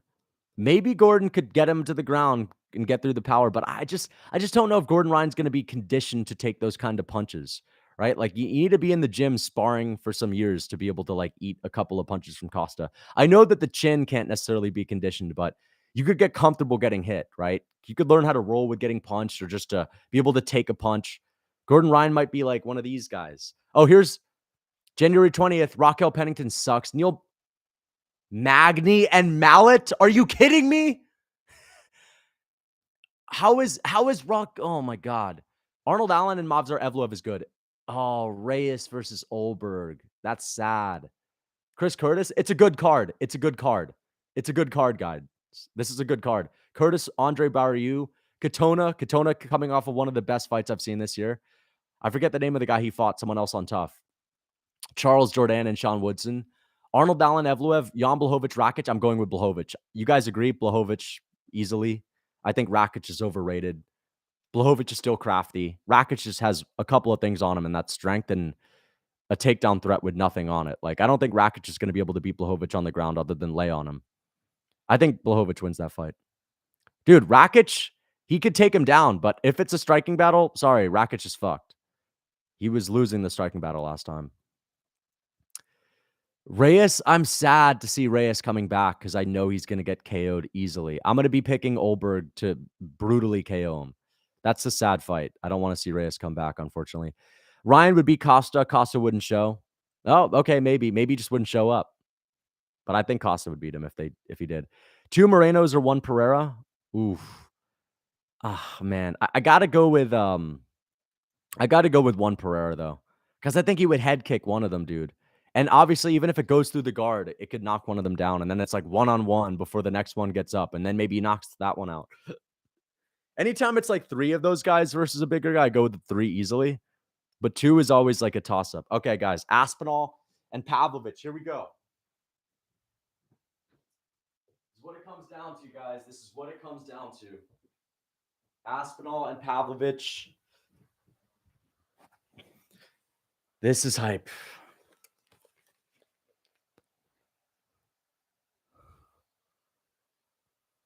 Dude, he says he's got 1 chance, 2 if he's lucky. There's no way he only has 2 chances. Aspinall's going to fight for the belt more than just 2 times.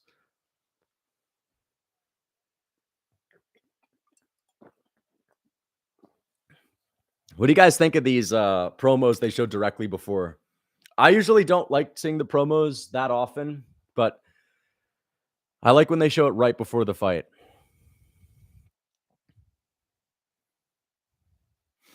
I like it. If Jan loses, people will call him washed, even though he's not. I mean, I think that Rakic has a chance to win, but it's a 3-rounder. I actually like that more for Rakic because it doesn't give Jan a lot of time to work on the feet. And I could totally see Rakic just taking him down and controlling him. Jan has improved his takedown defense a little bit. We saw it against Magomed, but he still got taken down by Magomed a bunch of times. I just think that Blachowicz is just not as vicious and fast anymore. He's more of a guy that likes to sit on the back foot these days, Blachowicz, right? Whereas back in the, like, dude, even against Magomed was coming for him. Against Pereira was coming for him. Blachowicz used to go after people, bro. He used to go forward more often. And I just think Rakic is going to be able to take advantage of that and take him down. So maybe I'll pick Rakic, to be honest. But if it's a fight on the feet, Blachowicz will definitely get the better of him. Without a doubt, Blachowicz gets the better of him. I've never been that impressed with Rakic on the feet.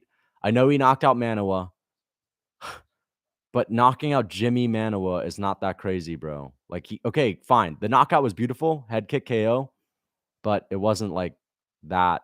It's Manoa, bro. It's one guy. I don't think Rakic is that good on the feet. He's got good low kicks, though, but Blachowicz is going to check them like last time. 297 is actually a great card, though. Outside of Raquel Pennington, it's a good... Raquel Pennington's like a fucking prelim fight. Fuck, I hate that. That's like the co-main event. Is Pennington from Canada? I guess she is, right? She's Canadian. So maybe that's why. Pavlovich is terrifying. He is, dude. Reyes versus Olberg is official. Yeah, that's a bad fight for Reyes. Like, anyone that's a striker is a horrible fight for Reyes at this point. Let's hope Reyes wrestles. That's his only hope. Who's this? Is this Aspinall walking out or is this Sergei? Chill music so far. Oh, man, this is so hype, guys. Dylan Dennis went the distance with Gordon. I mean, that was a long time ago. Dennis doesn't get enough credit. Yeah, Dennis is probably really good. Oh, wow. Aspinall is walking out to very chill music. I thought this was maybe gonna be Sergey, but then I realized it's, like, unfitting for Sergey. What is he walking out to? Yeah, any of you guys know the song?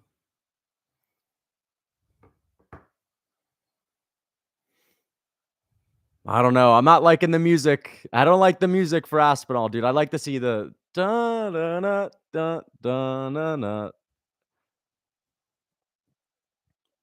It's a British song. I'd like to see a hype song for Aspinall running to the octagon, woken up. But it is what it is.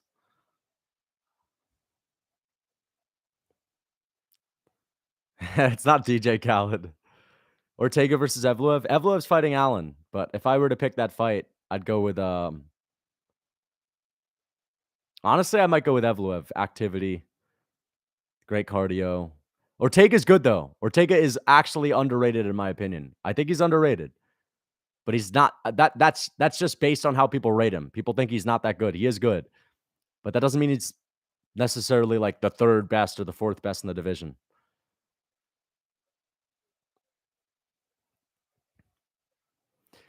Let's see if Aspinall looks like he's anywhere in close to the shape that he was in last time. What do you guys think?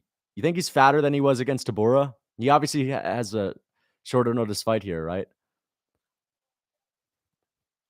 Watch him get knocked out. Man, he could get chinned. He could get chinned, dude. Yeah, he's looking a little bit chubbier, but he's not looking that out of shape. It's not like Aspinall looks shredded when he fights. He does look a little bit fatter. He looks in decent shape. What are they? Oh, this sucks when they pull them back.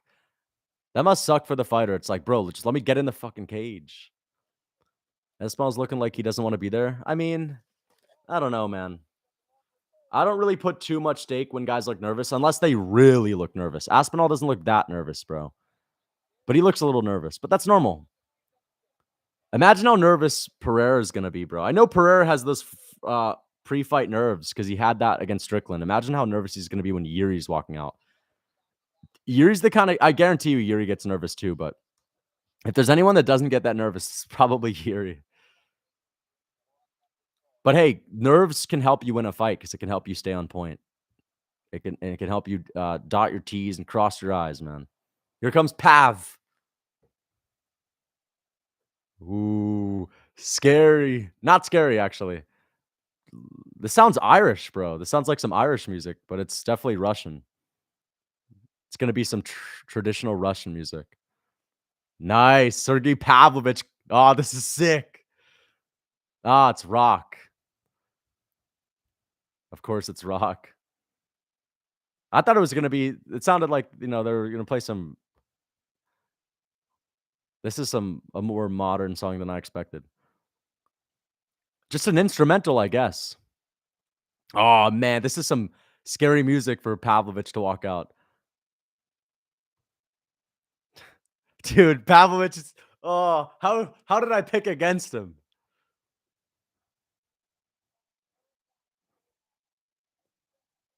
Yeah, it's Russian.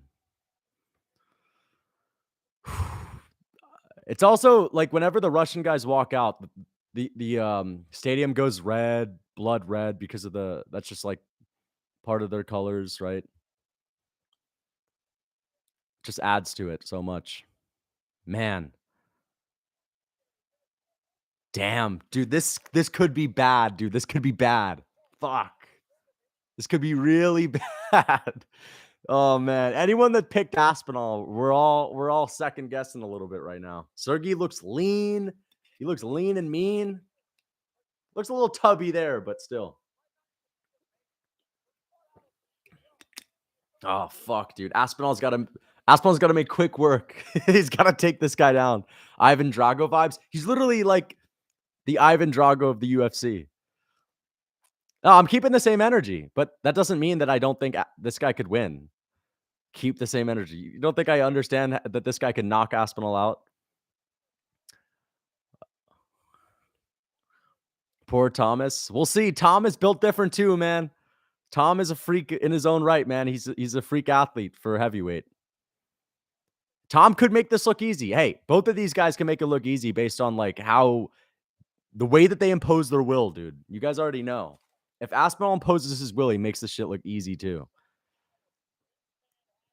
I'm very confident that Aspinall will win and leave the octagon without a scratch on his face. Mark my words. We'll see. We'll see. There's Big Trump standing up in the background.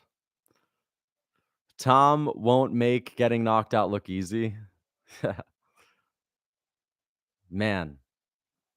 Dude, Pavlovich looks massive right now in the cage. I remember he didn't look that big back in the day. He gets like bigger from fight to fight. It's not too late. Nah, it's too late now, dude. I'm sticking with my pick. This is a big fight, guys. Aspinall, Pavlovich. Here we go.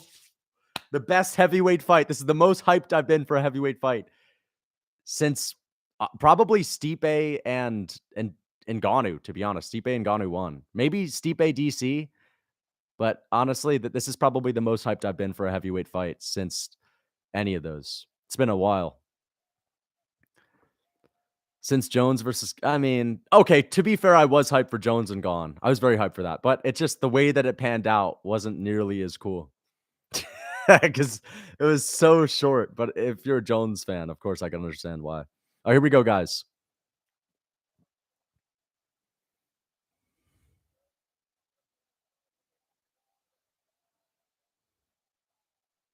Here we go, guys.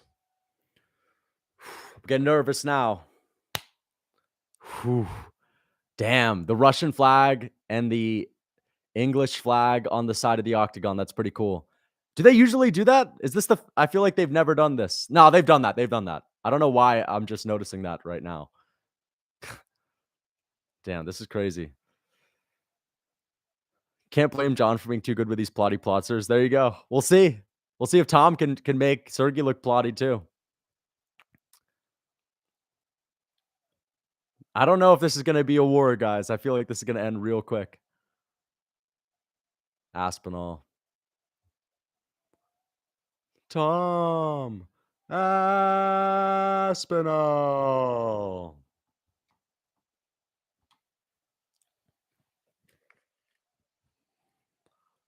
Ooh. Sergei Pavlovich. Dude, this is crazy. It's actually going down. Holy shit. Here we go, guys.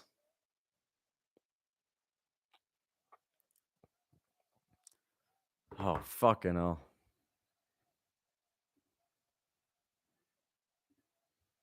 They're in the world. Sergey.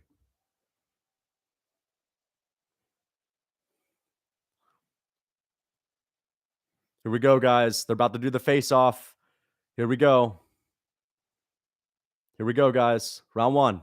Whoa, they're putting their hands on each other. I have not seen that in a long time. Look at that. That is crazy. I've never seen that. That was crazy. Lots of respect. Lots of respect. Tons of respect, but I've never seen anything like that, dude. Here we go. Here we go. Round one, Sergei Pavlovich and Tom Aspinall. Let's go. Let's get it. Here we go. This is crazy. Leg kick for Aspinall.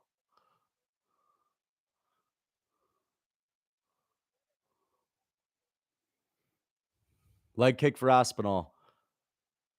Aspinall looking a little bit like he's in a little close. He's in a little close. I'm not loving this for Aspinall. Aspinall looks big in there. Sergey is stalking him down. I don't know. Aspinall's looking a little close. Another low kick for Aspinall. Oh, he hits Aspinall. He hits him. Aspinall getting a little too close, man. I don't like this for Tom. He's entertaining a little bit of a stand-up battle right now. He got hit once by Sergey. Head kick from Aspinall. Man, this is tense. This is really tense. Holy shit, my heart is beating out of my chest. Big swinging from Pavlovich. Aspinall moving his head a lot. He's got to be careful. Another low kick for Aspinall. Oh, big shot. Oh, sir. Yeah. No, Aspinall. knocks out Sergei Pavlovich in the first round. And the new champion is Tom Aspinall. First round, brutal first round KO for Tom Aspinall. He knocks out Sergei Pavlovich. Holy cow. Oh my gosh. Michael Bisping is happy as hell. Oh my gosh. I did not see that happening. He just chinned Sergei Pavlovich in the first round. Holy, I don't even know what to say. Tom Aspinall is literally a freak, dude. This guy's a fucking freak of nature. Knocking out Sergei Pavlovich in the first. Brutal KO. Out cold. Hammer fists. Who the hell saw that coming? And I picked him to win by KO in the first. Dude, damn, I did not see. This dude just knocked out the scariest fighter in the UFC in the first round. Too plotty for Aspinall. Holy fuck.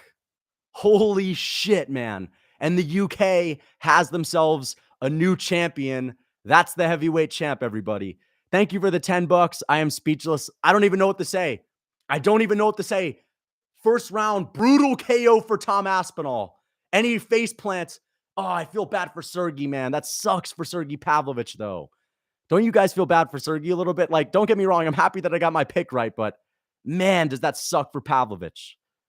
I'm a big fan of Pavlovich too, so that does suck, dude. He's such a cool guy as well. What the fridge? Unbelievable. Crazy, dude. Insane. Insane, dude.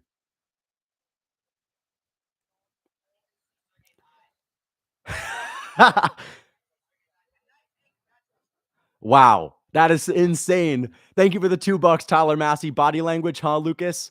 I picked Aspinall. Get out of here, bro. Oh, you were worried for him. Okay, who cares? I still picked them. Thank you for the $2, but thank you so much for the $2. I appreciate that, Christopher. Diego talks fights, bro. I fucking told Diego, you were confident as hell. I was not confident in Aspinall, but hey, I'm happy I picked him. I'm happy I changed my pick. I didn't see it going down like that. I'm gonna be honest. I thought he was gonna take him down, and he got rocked too. He got rocked as well. The fact that he got hit clean by Pavlovich, I feel so bad for Sergei, man, because that was a bad KO. This is one of the best interim champions we've ever seen because he actually does deserve to be the interim champ. Most interim champions, it's a Mickey Mouse brownie point belt. This is legit. He just knocked out the scariest fighter in the UFC coming off of a 5 or 6 fight KO streak. Insane. Thank you for the $2, Raul Ramirez. It turns out fear is what he needed. Yeah. Turns out that fear worked in his favor. And Aspinall gets it done. And I think I'm 10-1 tonight. Oh, no, I think I got 2 fights wrong. I'm 9-2 tonight. I want to hear a speech, and then I'm going to read the super chats, guys. Oh. You should. Nice, man. Aspinall's so good, man. This guy could be the heavyweight GOAT. I know that it's a little too early to say this, but come on, man. This dude knocked out Pavlovich. That's like knocking out Ngannou on the feet. That's like Khabib knocking out Conor in the first round, dude. Bro, this guy is built different, man. When have we ever seen a heavyweight like this? When have we ever seen a heavyweight that truly has one-shot hitter-quitter power and nasty submissions on the ground? Like, this dude's built different. I don't even know what to say other than that. Look at that. And everyone was talking about him having his chin up in the air, including me, saying, I said he couldn't strike with him. I was wrong. I said he couldn't strike with him, but I was wrong. Damn, man. That was a bad KO too. That was a terrible KO as well. It sucks for Pavlovich, man. That sucks for Pavlovich, bro. I don't know. Even though I'm happy for Aspinall, I'm happy that I got my pick right. Like, I am kind of sad that Sergei got knocked the fuck out like that. I'd be sad for Aspinall too, but I was really becoming a massive fan of Pavlovich too. Sergei did clip him, yeah. But I didn't see that. I did not see that, dude. There's that. His dad is shedding some tears. Wow. Is that the real champ? What do you guys think? Is that the real heavyweight champ? Knocking out Pavlovich in the first minute? Pretty crazy. Like, who the hell does this to Sergey, dude? We were all saying. I mean, some of you guys thought he could do it. Some of you guys thought he could do it, but I didn't think that this was the way he was going to get it done. No takedown needed. Knockout. First round. Out cold. Insane. You know what? I honestly thought his power was a little bit overrated, but not anymore. I think that Aspinall is definitely the most dangerous heavyweight on the planet. John Jones is never going to fight this dude, ever. This is honestly the true champ if you think about it, man. I get that Jones beat Cyril Gahn. Stipe, you ain't ever fucking beaten this guy, man. Yeah. Sit there and get the fuck you. Who the hell is Dominic Mysterio? Big DT. Big DT. Oh my gosh, man. Honestly, that's crazy. I think Tom Aspinall could go on to be the heavyweight GOAT. How is anyone going to beat him? What, Cyril Gahn's going to flatline Tom? Cyril Gahn's going to do anything about that? Volkov? Who else is there? Jilton Almeida? You think Jilton's going to deal with that? There ain't no one that is going to beat Tom Aspinall. That's the conclusion that I have. Nobody is beating Aspinall. There's his wife. Oh, no, that's not his wife. That's Joanna. That is Joanna Jędrzejczyk, who's Polish.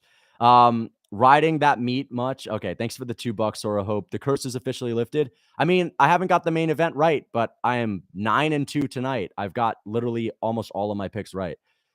One of my favorite cards all in a long time. This is one of the best fight cards we've had in years. Like, every single fight has had a brutal finish on the main card. Every single fight with a brutal finish. Benoit St-Denis head kick KO. Diego Lopez first round KO. Pavlovich came out looking like a plotty man. Speed kills. Aspinall's legit. Now we know. And hey, Pavlovich is a little plotty. He is a little plotty. I've been saying this for a while. Now we know that Aspinall is just different. He's just different. He is not getting bamboozled by Pavlovich like these other guys. And there's Jiri. Welcome to the Lucas Tracy MMA Club. Dylan Priest, welcome to the club. Thank you so much for joining the Lucas Tracy MMA Club. Thank you so much. Plotty Man Sergey stuck in the mud. Thank you for the $2. M. Madrigal. I appreciate the $2. Thank you so much.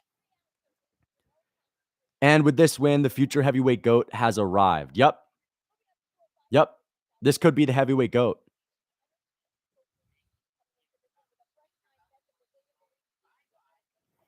You know, it does kind of suck that this belt that Aspinall has is not going to be considered real by a lot of the fans. But in my opinion, I think that that belt means a whole lot more than the belt that's going to be collecting cobwebs on the shelf. That's just me. And with this win, the future heavyweight GOAT has arrived. Thank you for the $2, the fam god. I hope John just goes ahead and works this fraud. Dude, Jones is not going to fight Aspinall. He'll never fight Aspinall. Thank you for the $2, Diego Talks Fights. Called it to a T. Big fan of Aspinall. Happy for him. I'm a fan of Aspinall too. I am pretty sad for Pavlovich because I like Pavlovich a lot, man. Make Aspinall versus...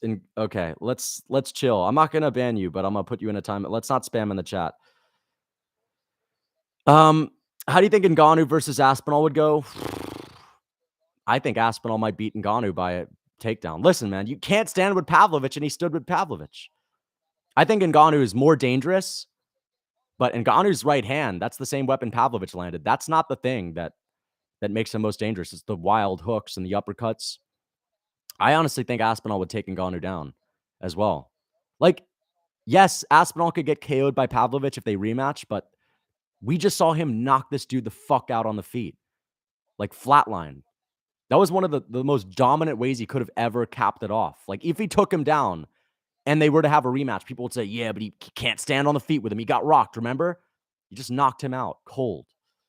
Man, you skipped my donation. Thank you for the $2, Mr. Smile. I'm going to read your donation right now.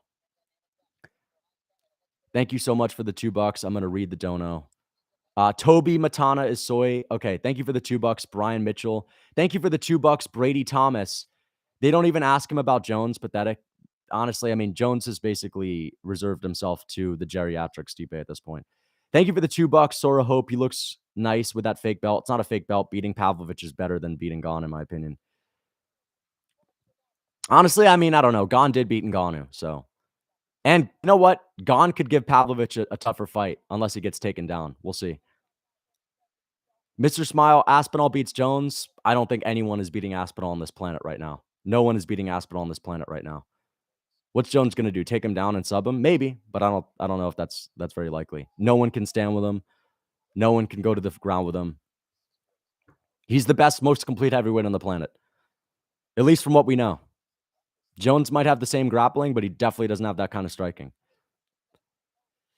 Don't let this fool you guys. Jones versus Aspinall is still 50-50. I think Jones could maybe sub Aspinall, but I'm telling you this. From what I saw last time, like, Jones is not knocking Aspinall out on the feet. You'd have to show us something he's never showed us before. I'm sorry, man, but I would lean towards Aspinall. I'm picking Aspinall against everyone. Hey, I picked Aspinall to win this fight. What's up with the Lucas Tracy curse? Because to be honest, it's been good tonight. I've been getting these picks right. Broke my ankle. Your vids helped me through recovery. Thank you so much for the $2, Bob's Dental Care. That means a lot. Thank you so much.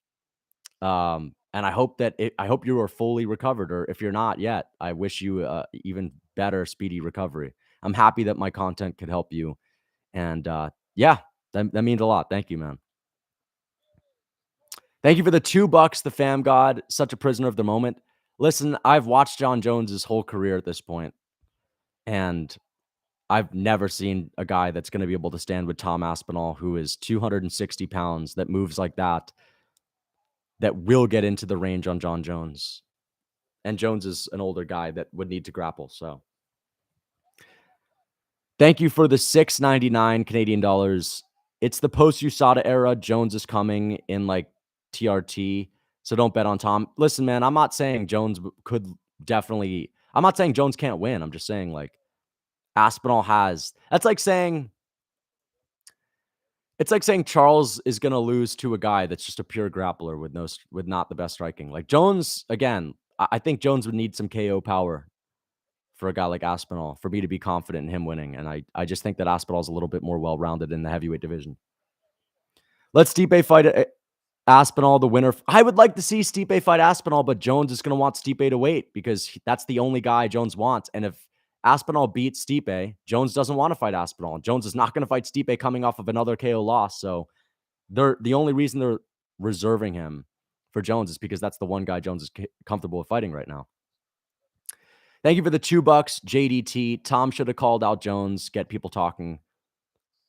I agree with that. I agree. I think that would have been a good move. But yeah, I think he's just happy to win that belt right now. And I think a lot of the hardcore fans of the sport realize that that's basically just as good as any other belt that you could win. That's one of the most legit interim titles you could win. Thank you for the $2. Yuri's going to win, then get mauled by Jamal. Feels bad. Thank you for the $2. Diego Talks Fights. Is Yuri going to get mauled by Jamal? We'll see how he looks tonight. Can't compare Pavlovich to Francis. Pavlovich is a knockout Francis. I mean, it's easy to say that after he got chinned, right? Pavlovich had a granite chin going into this. It's easy to say that. Easy to say that now, but you never know. Thank you for the $5. Skets TV. So what do you think happens if Jones retires after Stipe? Is Tom the automatic champ? Yes, they'll make him the automatic champ. Why am I so pale? That's just how I am. Here's Pereira, though. Let's enjoy this walkout, guys. Hey, hey, hey, hey, hey, hey, hey, hey, hey, hey, hey, hey, hey, hey. Dude, I love this song, man. Here it comes. Alex Pereira, bro. Such a big moment, and now we're on to an even better fight. This is going to go down as one of the best cards of all time.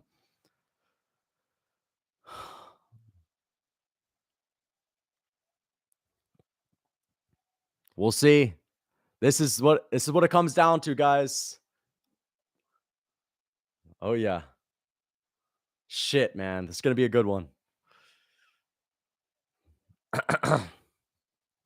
You're getting that title. All right. No need to spam in the chat. No need to spam in the chat. I think he'll get it done, but we'll see. Alex is looking huge, man. Pereira's looking big. He's looking lean too.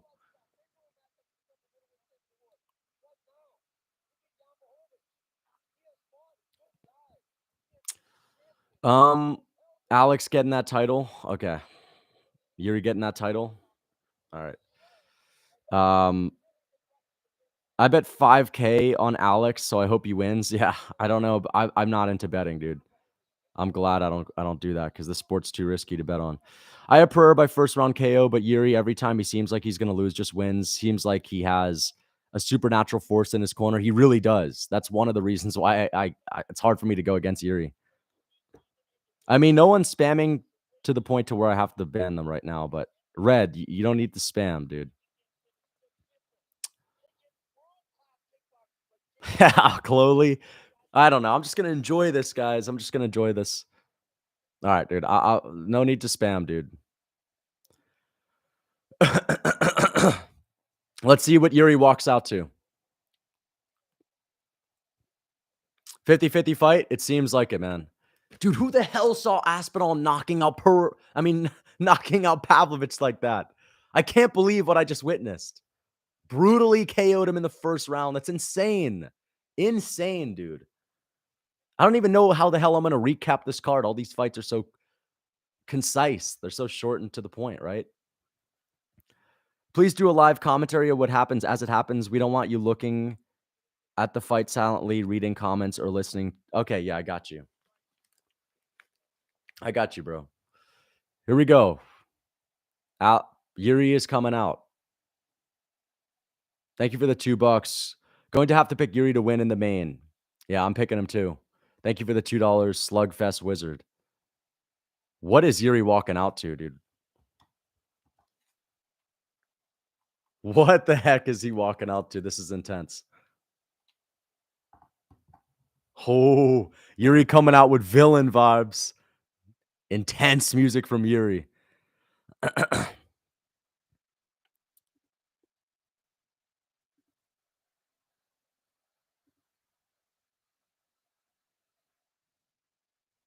Oh, shit. Holy shit, man. Yuri is intense, dude. I mean, he could do all this just to get KO'd, though. He could do all of this just to get KO'd. But, like, still, man. Fuck, man. This is insane.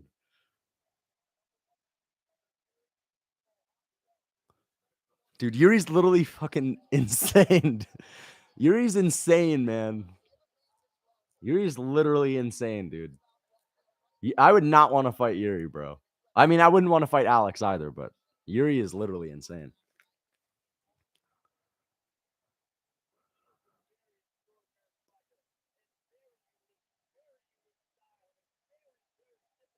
He's huddling up with his team, dude. Huddling up. I've not seen that in a long time. Last second game planning.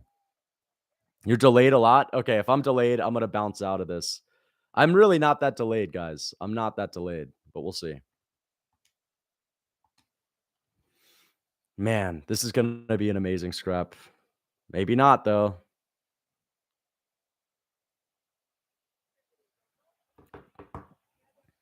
Yuri looks big, too. Not as big as Alex.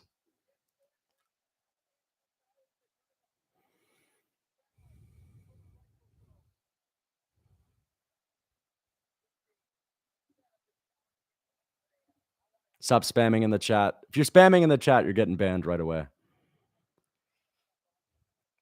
I saw Aspinall flatten out Pavlovich. I know. Insane. He literally looks like a bad guy in a video game. Yeah. Yuri making his return to the octagon. So epic, man.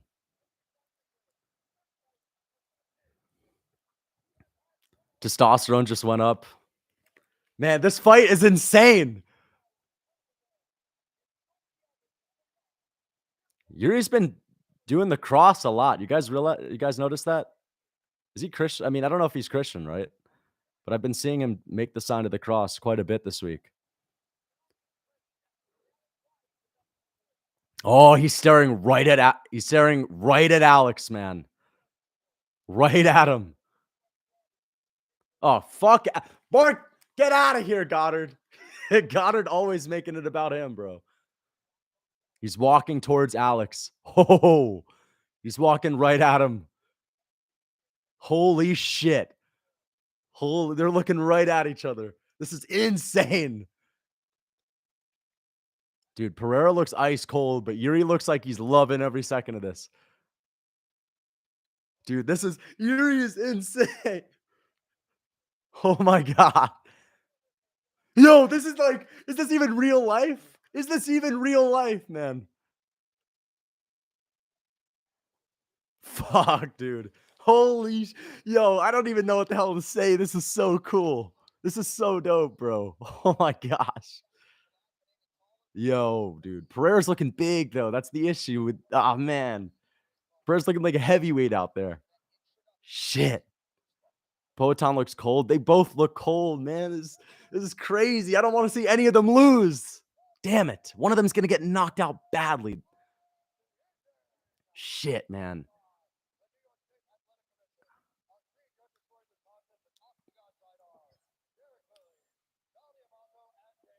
Here we go, guys. Oh, fucking hell. Goddard trying to do the wink and all that. Holy sh! This is one of the best stare downs I've ever seen in my entire life, man. Pereira is mean mugging him. Yo, this is insane. This is so crazy. Yo, what the hell? This is literally I don't like, this is the best moment ever. This is the coolest moment ever. Holy shit. This is literally the coolest thing I've ever seen. The coolest stare down ever. Yo, I keep fucking blasting. I don't even know how to react to this. This is insane. This is too much. Holy shit, man.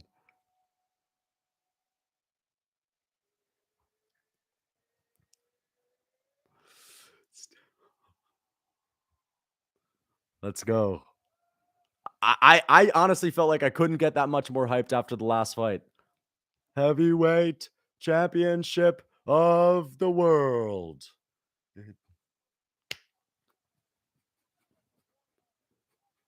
Hi. Pereira doing his bounce. Holy shit, man. Whew.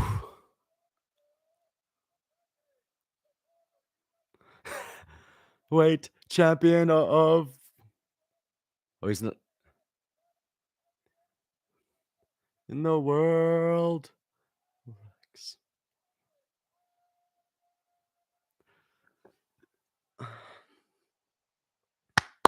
Holy shit, guys. Here we go.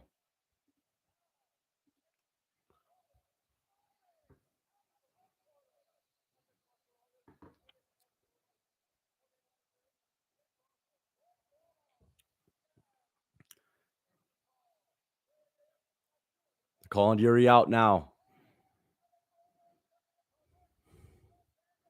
I don't know, guys. Yuri's looking a little smaller than Alex. Chander in the world. Armor. UFC.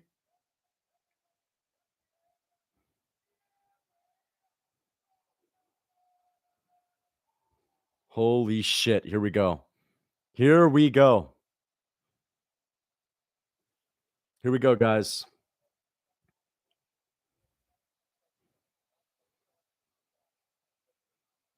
Here we go.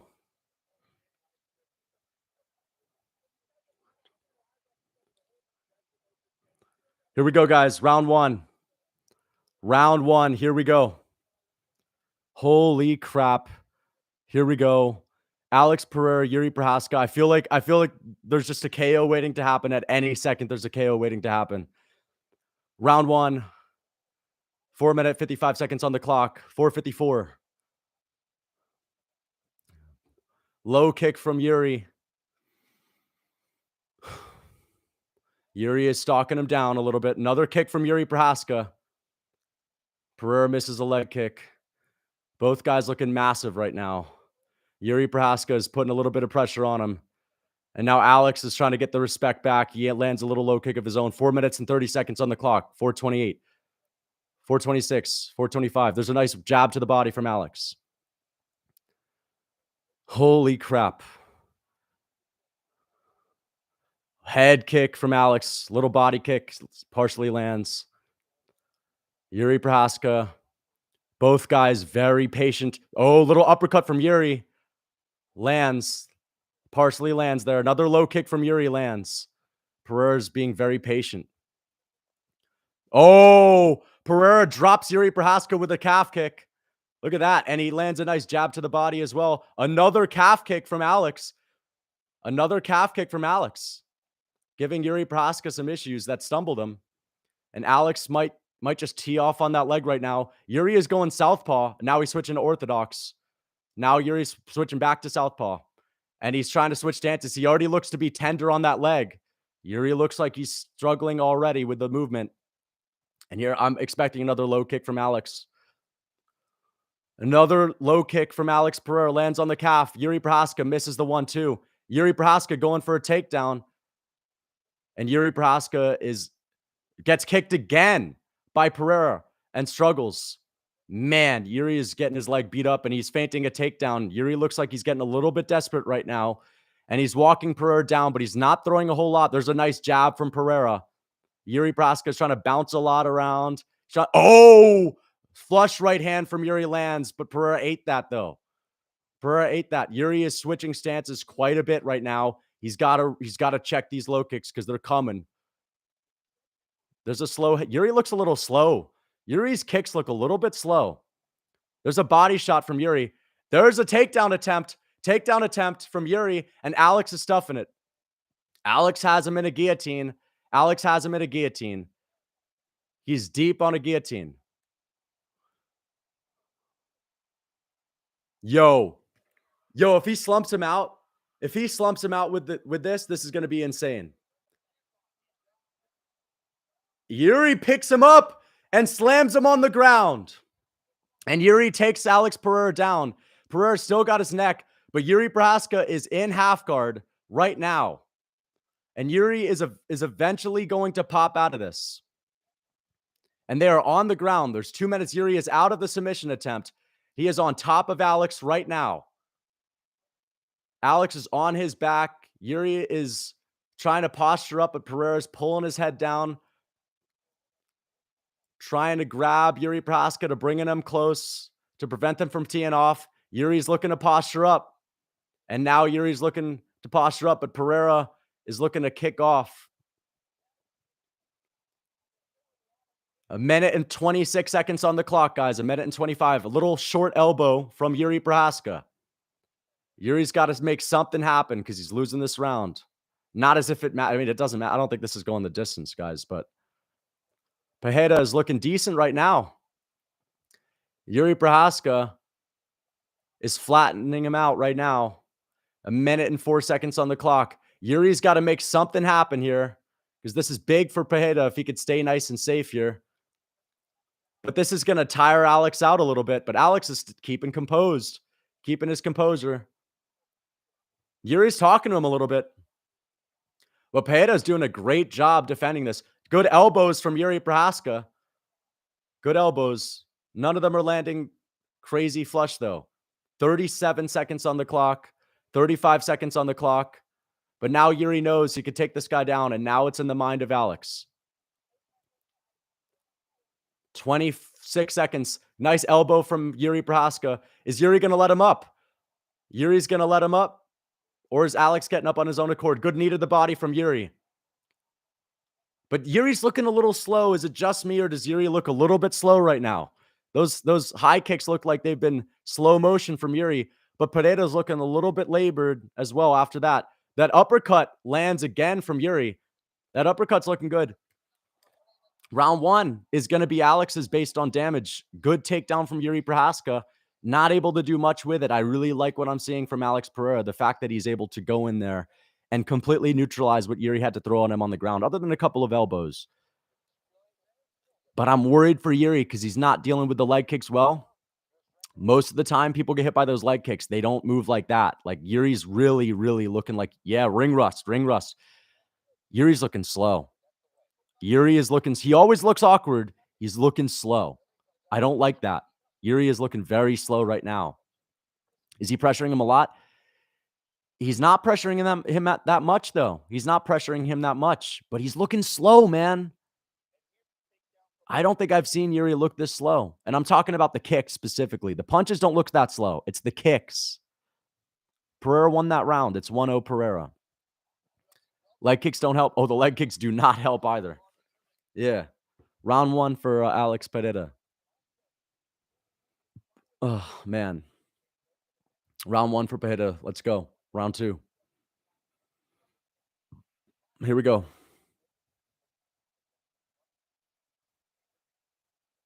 They're out in the center of the octagon.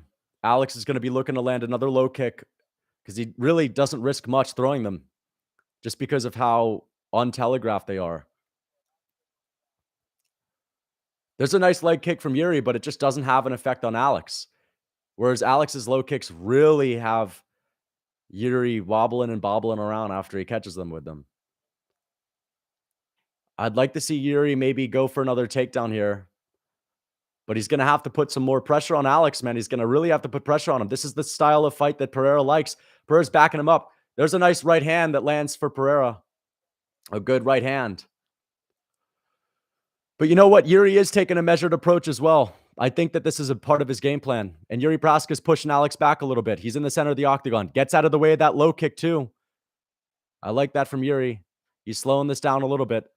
He goes over the top. There's that combination from Yuri, and Pereira's not countering with anything. I like that from Yuri. I like that from Yuri. Nice front, a jump kick. There's some speed to Yuri. There's a nice kick to a couple of kicks to the knee. A couple side kicks to the knee from Yuri. A slow head kick. A body shot lands for Yuri. He has Pereira on the back foot. Pereira lands a nice jab to the body. And Yuri's backing him up. Yuri's putting a little bit of pressure on him. He's moving funky. But now he's letting Pereira get the middle of the octagon. He's conceding some space. There's a good jab for Alex. Oh, that head kick got awfully close. And there's another low kick from Alex. Another low kick from Alex that stumbles Yuri a little bit. But Jiri Prochazka is staying tough right now. He's toughing it out, dude. But he is definitely suffering with his movement a little bit. That low kick is money for Alex. And Yuri is giving him a lot of time to work. This is a good fight for Alex. This is a good pace for him. Oh, you don't want to trade hooks with Pereira, though. Oh, Prochazka tagged him with a big shot. You don't want to be too eager now. You don't want to be too eager now. Prochazka seemed to have caught his attention. There's a big shot. Oh, he rocked Pereira. You don't want to start slugging. You don't want to start slugging with Pereira right now, though. But Prochazka tagged him. He's got him hurt a little bit. You don't want to slug too much with Alex. You don't want to slug too much with Alex. But Prochazka's hurt him a little bit, guys. He's caught his attention. That's that big Jiri Prochazka power. Yuri is making it dirty now. He's putting that pressure on Pereira.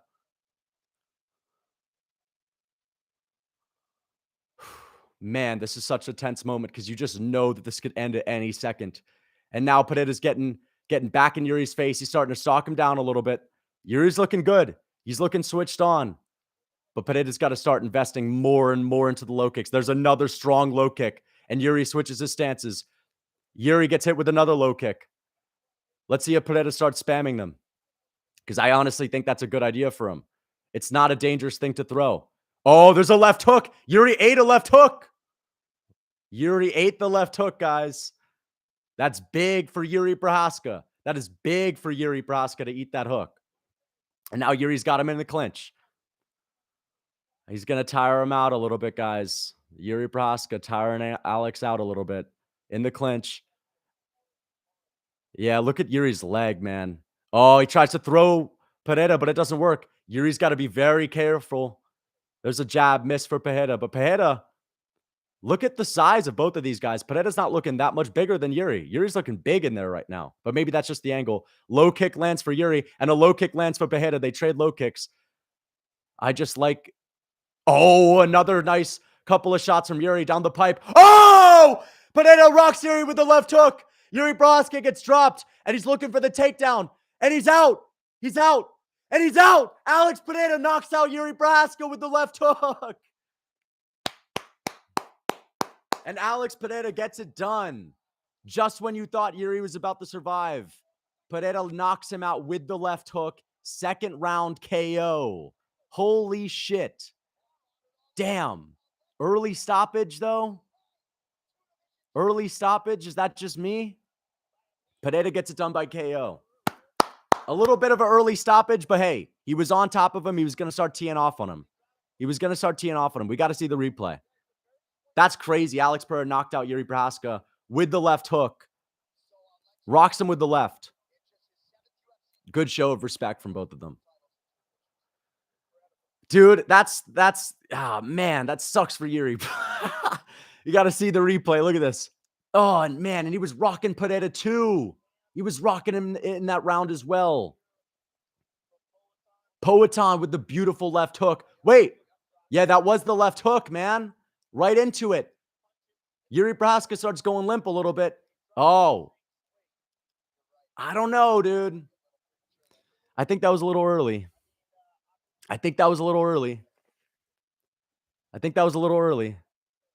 He was hurt. That was a little early, guys. Beautiful left hook right on the jaw. Dude.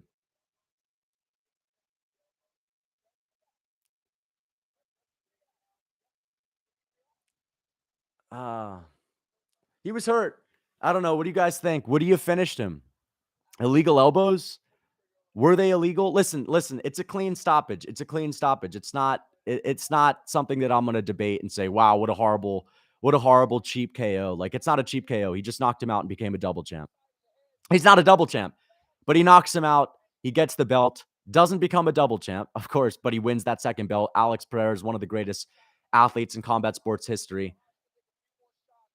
Man, dude. What is Jiri doing? Oh, man. What a beautiful counter shot from Pereira, though. Those are not illegal shots, man. Those are not illegal shots. Fuck. Yeah. Yeah. Okay. If you're spamming in the chat, you're out of here. I got the pick wrong. Yes, I got the pick wrong, but I still got a lot of the picks right. I think I was what? 10-2, 10-3. 10-3 is pretty good. He got up instantly. It was a little early. That's all I'm going to say. A little bit early. What do you guys think? I mean, listen, this is a little bit of cope right now.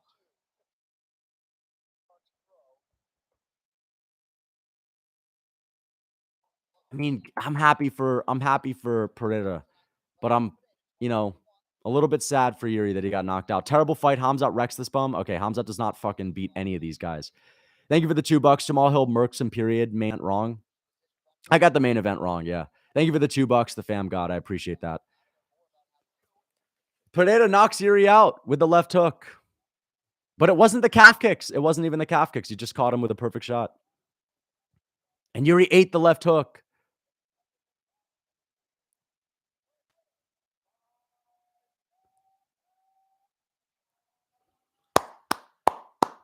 And Pereira is now a 2-division champion. All right, now it's setting in. Pereira gets the second belt. I don't know if Jamal Hill's handling that, man. Thank you for the $10. Efren Montes, I appreciate the $10. Thank you for this first ever super chat. Thank you so much, man. Jiri's out, man. That sucks for Jiri. Guys, I'm a little bit bummed out because Jiri got knocked out, and I was kind of pulling for him in this one. But it is what it is. I'm happy for Alex. I'm a fan of Alex, too. Hey, at least that was one of the best cards I've ever seen in my entire life. And honestly, that was the coolest stare down I've ever seen, too. That was the coolest stare down I've ever seen. Thank you for the $2. This is the same guy that slept a dog. Yeah, pretty much a dog diddler. Thank you for the $2. Appreciate that, Sora Hope. Thank you for the $5. Thank you so much. 5. Weird stoppage, but still an amazing fight. Amazing card.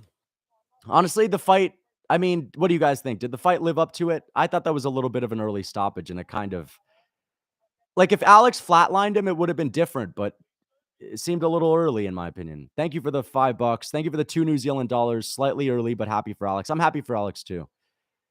Thank you for the $2. A bit early, but Yuri knew it was over. Yeah, Yuri wasn't protesting it. Adesanya crying right now. Yeah, Adesanya couldn't make this happen, man. And Yuri's a beast, bro. Yuri was giving him issues on the feet. Second round KO for Poetan.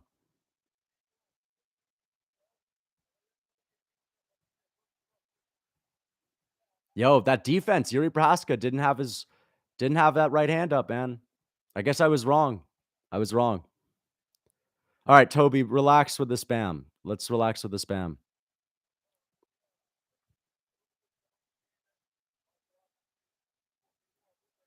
I wonder if he's going to call out anyone. Thank you for the $5. Efren Montez Tony is going to be so proud. Hamzat gets dog walked by Poetan. Yeah, bro.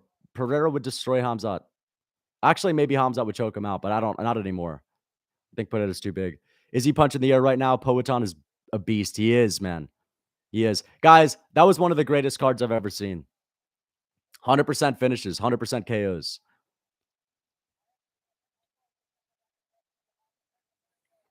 He wants to call out Jamal.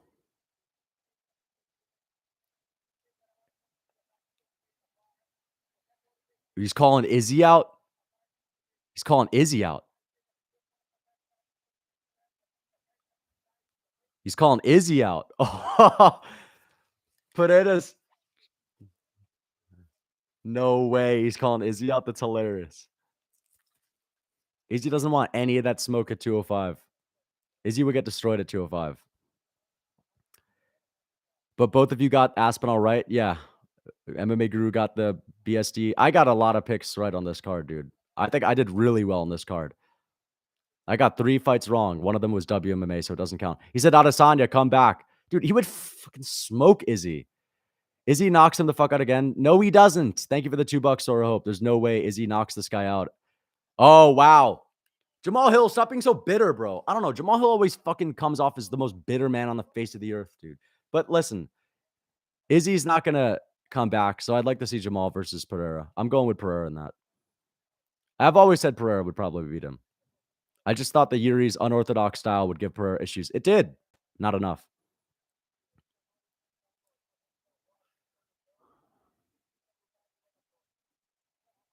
Let's see if they'll do a face-off. Let's have a face-off. Face-off in the cage. Yeah. No face-off?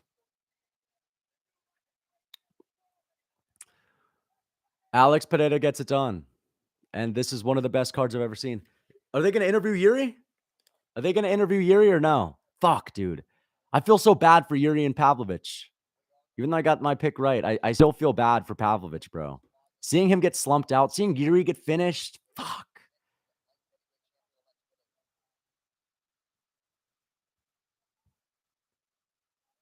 Oh my gosh, dude. I got a crazy text too.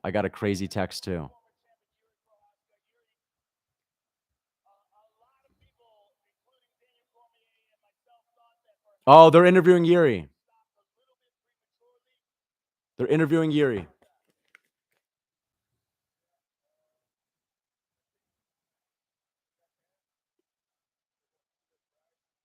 Fucking hell. There you Yeah. Yuri's saying it was fine. Chad Jiri not protesting. That's how you finish with class. Dude. Shit happens, man. Thank you for the 99 cents, JFTB. Big learn for Jiri. He said this is a big learn for him. Let's work.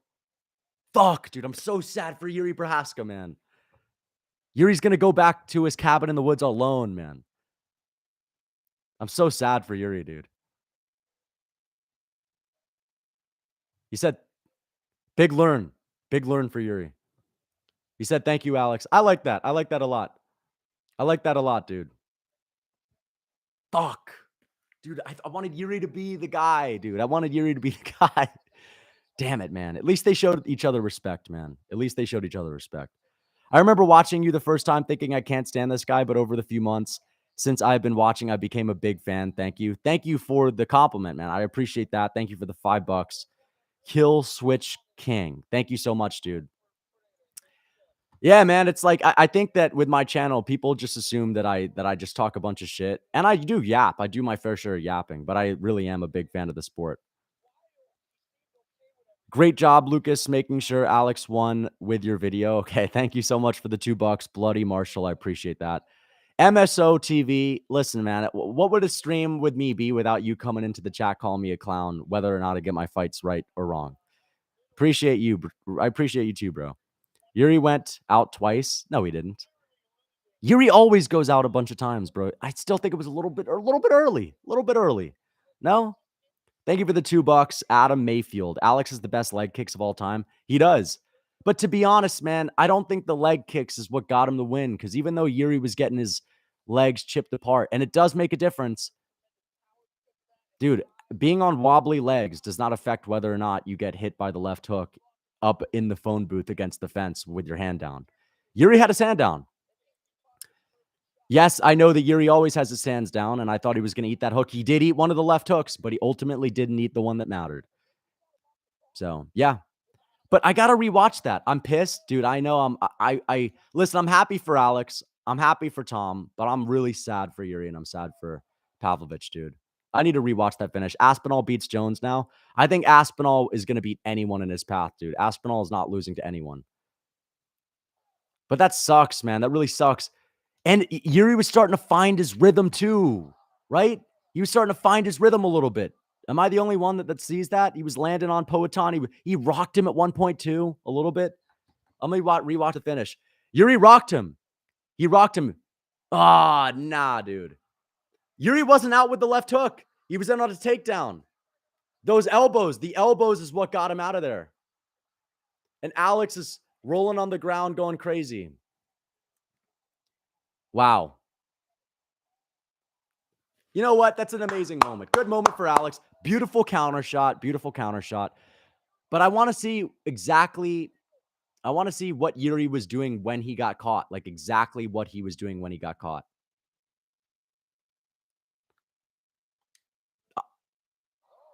Here we go. Yuri was throws a right hand. Yuri throws a right. He was looking to move off the side and hit him from a new angle. And he got caught by the left hook. Perfectly timed left hook. You know what? Alex literally proved me wrong. He literally proved me wrong. He countered Yuri with a beautiful left hook. Like, that was an amazing counter, dude. Amazing counter. Yuri deserves an immediate rematch. He doesn't, though. He's been out for a long time. He relinquished the belt. He won one title fight. He does not deserve an immediate rematch. Yuri said he was out. Yeah, thank you for the $2. Ergo. I still think it was a little bit early, but hey, it doesn't matter. It doesn't matter. Alex beat him, and he knocked him out. But Yuri was not out from that left hook. He was in on a double leg. But he was too weak to get it. He was too rocked to get it. But I just know Yuri's the kind of guy to survive it a little bit, right? One more thing. Hill smokes Alex. You heard it here first. Hill is not beating Alex Pereira, dude. Hill is going to entertain a nice little kickboxing fight.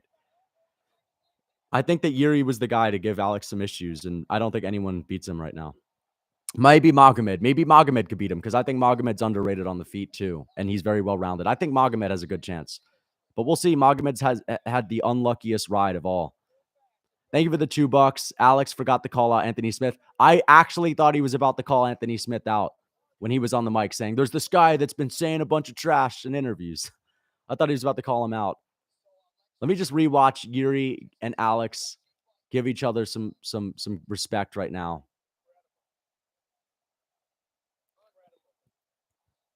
Thank you for the $2, Brady. I'm sorry, but Alex Pereira's left hook is overrated. Okay. Yeah. I mean, he proved me wrong, dude. He proved me wrong. He's got a beautiful left hook. Fuck. Damn, dude. That was such a clean left hook, too. He did right hook, left. That was a beautiful sequence from Pereira. But Yuri was doing his thing. Oh, fuck. Damn it. I was so close to having like one of the best prediction nights ever. But it's fine. It's fine. Thank you for the $2. This fight just shows how hittable Alex is. Hill in 4. Bro, I think Alex is going to tee off on Jamal, and Jamal's coming back from a worse injury. He had an ACL tear. If anyone's movement is going to be even more hindered, it's probably Jamal. But hey, Jiri is more hittable. Jiri is more hittable. And Alex is very hittable. Jamal could win that fight. I picked against Pereira in his last 2 fights. I feel like I got to stop picking against him. And I picked him to beat Izzy every time. I picked Strickland to beat him, though. Jiri will get the black belt. Oh, he'll get the belt back. I thought you were saying Yuri's going to get his black belt. Jiri will get the belt back. I'm not tripping. I think Jiri has a chance to become a champion again. If anyone's going to get knocked out and come back, it's Jiri. Thank you for the $2. I appreciate that. Thank you for the $2. Got to book a rematch for that early stoppage. Thank you for the $2, Pat Matthews. I see your frustration, but come on, like it's an early stoppage, but it's not early to the point to where we need a rematch. Like, let's not act like this is Magomed versus Ion Kutalaba 1. It was a bad stoppage, but it doesn't mean that it's that horrible. It's a clean win. It's a clean win for Alex.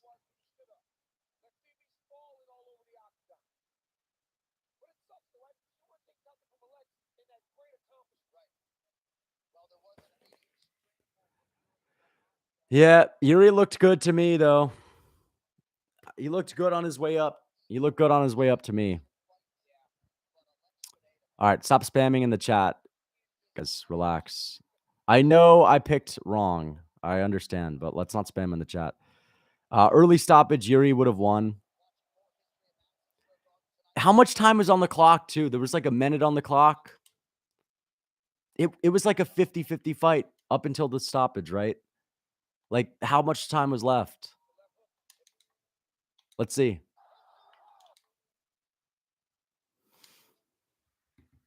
UK flags in the chat. Yeah, let's see how much time was left, dude. I mean, the fight was good. The fight was good, but it was slower paced than I thought. But I think that was just Jiri giving Alex a lot of respect there. But hey, honestly, like maybe he should have continued to have a Jiri was putting the pressure on him.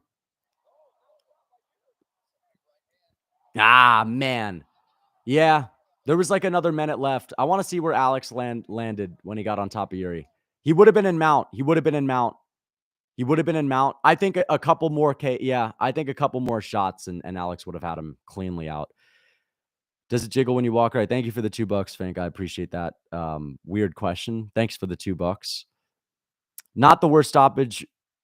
Beating would have continued. I agree with that. Like, listen, the stoppage wasn't great, but I agree. There was a minute left, 54 seconds left on the clock, and Alex was in mount. Jiri didn't have the strength to take him down. Jiri didn't have the strength to take him down from getting rocked initially, and then he got rocked even worse after failing the takedown. And then it's like, dude, would he have had the strength to buck Pereira off of him when Pereira was in full mount? I doubt it. I doubt it. The left hook. Yeah, the left hook. That darned left hook. He got hit by worse shots. What do you mean? Early stoppage, but I think Pereira was going to win regardless. I mean, dude, it was looking competitive. Pereira won the first round. Jiri was winning the second. Jiri was literally winning the second round. Pereira fans on their way to support the most Astro Fed champ in UFC history while pretending he isn't extremely popular. Yeah, I see what you mean. No, but Pereira is extremely popular. Like, he's one of the most popular fighters. I like Pereira, though. Like, hey, if any fighter deserves to be this loved, and like, it's Pereira. I see what you mean, though. I was rooting for Jiri. Immediate rematch, Lucas? Listen, man, I'd love to see an immediate rematch, but I don't think that Jiri deserves it. Like, he just got knocked out. He won 1 title fight. He's had 3 wins in the UFC. Pereira's done more than Jiri in his UFC career, and he just won the title. I don't think an immediate rematch is warranted right now. I really don't. I want to see Jiri get that belt back. I'm a big fan of Jiri. He's become one of my favorite fighters. But, well, yeah. Izzy could come back to 205, but I know that Izzy is mentally no longer as strong as he used to be, and I don't think that he's as hungry as Pereira. Pereira's still hungry. Pereira's striking looks sloppy. I mean, listen, man, Pereira looked good. Pereira looked good. He got the KO. We can't call him that sloppy. He got a perfectly timed right hook, left hook combination KO. So how can we call him sloppy? You trying to convince yourself it was a good stoppage and win goes to show how bad of a finish it was. He got rocked worse than Teixeira fight and won. Yes, that's true. He got rocked worse than the Teixeira fight, and Teixeira ended up on top of Yuri after he pulled. No, the difference here is that Yuri didn't end up on top. Is that Yuri did not end up on top of Pereira. When Yuri got rocked against Glover, he ended up on top of Glover because Glover pulled the guillotine. I see what you're saying. I see what you're saying. Yuri did get rocked worse by Glover Teixeira. Well, he didn't get dropped. He didn't get dropped by Glover Teixeira. He got rocked worse, but he didn't get dropped. And Teixeira didn't land those follow-up elbows, did he? I disagree with that. Like, Pereira was in full mount, 54 seconds left on the clock. Yuri was too weak to get the takedown. Then he got elbowed. Then he fell down. Dude, I understand. Listen, I think it was a little bit late. If anyone could have battled through it, it's Yuri. If anyone could have battled through it, it's Yuri. I think it's a little bit late. It's still a clean win. Let's not act like it isn't a clean win. Ref should have let Yuri revive. He always comes back. Thank you for the $2, RJ. I appreciate the $2. Guys, it is what it is. I've seen much worse stoppages than that, dude. Yuri versus Jan. Jan is fighting Alexander Rakic. Alex versus Jamal. I want to see Alex versus Jamal next. There's no way Yuri's going to fight anyone anytime soon. Yuri's going to take some time off, man. But I feel bad, man. I wanted Yuri to win that shit, dude. I really did. Let me rewatch the stoppage again. Let me try to rewatch it as objectively as possible, guys. Let me rewatch the stoppage. Yuri was looking big. Am I the only one that thought Yuri looked bigger than Alex in there? Fuck. Yeah, Yuri got dropped badly. Let me rewatch it. Yuri's in. He starts slumping. Nah. I don't know, guys. Like, Pereira was about to land in a good position. I don't know. I don't love the stoppage. This is what I'm going to say.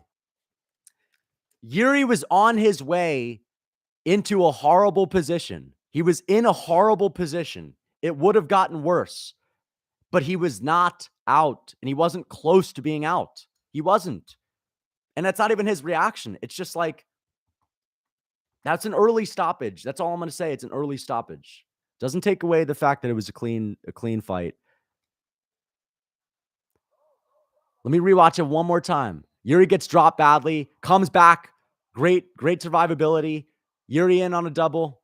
He gets out. He gets knocked out. Yuri was good. Yuri always gets rocked a little badly, man. Yuri 100% deserves a rematch. How, though? I like Yuri. I wanted him to win. I picked him too. But how does he deserve a rematch? He's won 3 fights in the UFC, dude. And he just got knocked out after getting a title shot gifted to him. Yes, he never lost the belt. He deserved this fight. He was not a dominant champion. Yuri never defended the belt. Yuri's had 3 fights in the UFC before this. I don't understand how he deserves an immediate rematch. How? Jamal Hill won the belt. Jamal Hill deserves to fight for the title next. I appreciate the $7 Canadian, but I don't understand how. Not really on topic, but who do you have as the next double champ? I have Makhachev. Yeah, same. I have Makhachev as well. I think he's going to become a double champ. Pereira's not really a double champ, but like he technically is if you think. I mean, listen, he's not holding 2 belts at once. But he's the only guy. Well, not the only guy, but yeah, he's the only guy in the UFC right now that is a champion that's had 2 belts, right? Pereira making history. And where does that put him on the all-time list? He beat Adesanya, right? Took out one of the all-time greats at middleweight. Strickland, who's a champion right now. Jan Blachowicz, former champ. Knocks out Yuri, former champ, in his prime. There you go. 4 amazing wins. Then you have Bruno Silva, and then you have Andreas Michailidis. Great wins. Alex Pereira, man, he could be top 20 all time right now, but I don't know. Only 6 wins in the UFC. It's not a lot. Where does Izzy? Izzy's like top 20, maybe. Jan Blachowicz isn't even top 25 or top 30. Strickland's not even close, and Yuri's not even close. So I don't know. I don't think he's necessarily top 20, but he's close. Pereira's top 30 all time, without a doubt. Alex with 2 early stoppages, title fights, hate it. The Izzy stoppage was not an early stoppage, though. It was not an early stoppage. Izzy was out on his feet for 20 seconds straight. 20 seconds, and he was literally slumped over. A little bit early, but I think that was good. Jiri was on the ground with Pereira. That's not a guy that has great ground and pound. That's the difference. Jiri was on the ground, and he wasn't out. Wasn't out at all. He was fast-tracked. He was fast-tracked. So was Jiri.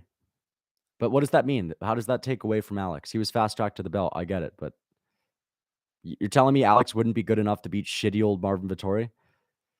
He was fast-tracked, don't even have 10 fights in the UFC. Stop. He's top 30 all time just based on the quality. Listen, man, you could have 10 shit wins. Like, it doesn't really matter. Have 10 wins over guys that were never champ. Like, you're never going to be higher than someone that has 4 wins over 4 former champions. Sorry. I don't care. 10 wins is good, but, like, who are you beating? Alex Pereira, Jan Blachowicz, knocked out Izzy. 1-1 with Izzy, knocked out Strickland, knocked out Jiri. He's got a great resume right now. 2-division champion. He's got 6 wins. How many does Cejudo have? 10? Cejudo has 10 wins. Dude, Alex Pereira's title wins are better than Cejudo's. Okay, Demetrius Johnson? Okay, fair enough. Dominic Cruz coming off of the couch? Nah, not that impressive. Especially because Cruz took it on a week's notice and he's got pillow hands. Who else? Marlon the known Gasser Moraes? I think Jiri Prochazka is better than Marlon Moraes, honestly. Marlon Moraes lost every single fight for the rest of his career. He did beat Jose Aldo in his next fight, but that was a robbery. And then he's got who? Like a washed up weight drain TJ? Not washed up, but a weight drain TJ. Yeah, I think Pereira's title wins are better. But yeah, I think Cejudo's still ahead of him because he's got more wins and he does have a win over Demetrius. But still, thank you for the $1 Reich 3. I appreciate that. Thank you for the $2 Reich. I appreciate that. Would you like referee to be Mario Yamasaki? No, I don't think Mario Yamasaki would be a good referee, but I'm just saying, I thought it was a little early. Jiri was on the ground. Listen, one more follow-up shot, a couple more, end it. Stop it. He's on the ground. He's not out cold. I thought it was a little early. Man. Pereira was in mount. It wasn't a good position for Jiri. Jiri finds a way to survive these positions. I'm not saying he would have survived. Jiri I don't care if Jiri said he was out. Yuri's the kind of guy to be respectful and to say, listen, he got me good. Yuri's never, ever going to make excuses. That's just who he is. I'm saying I thought it was a little bit early. That's it. Poatan literally fell on his chest. There's no way Jiri would be able to get up. I agree. There's a good chance that Jiri wouldn't be able to get up. But if anyone could survive with Alex Pereira, the dominant grappler Pereira, it's probably Jiri.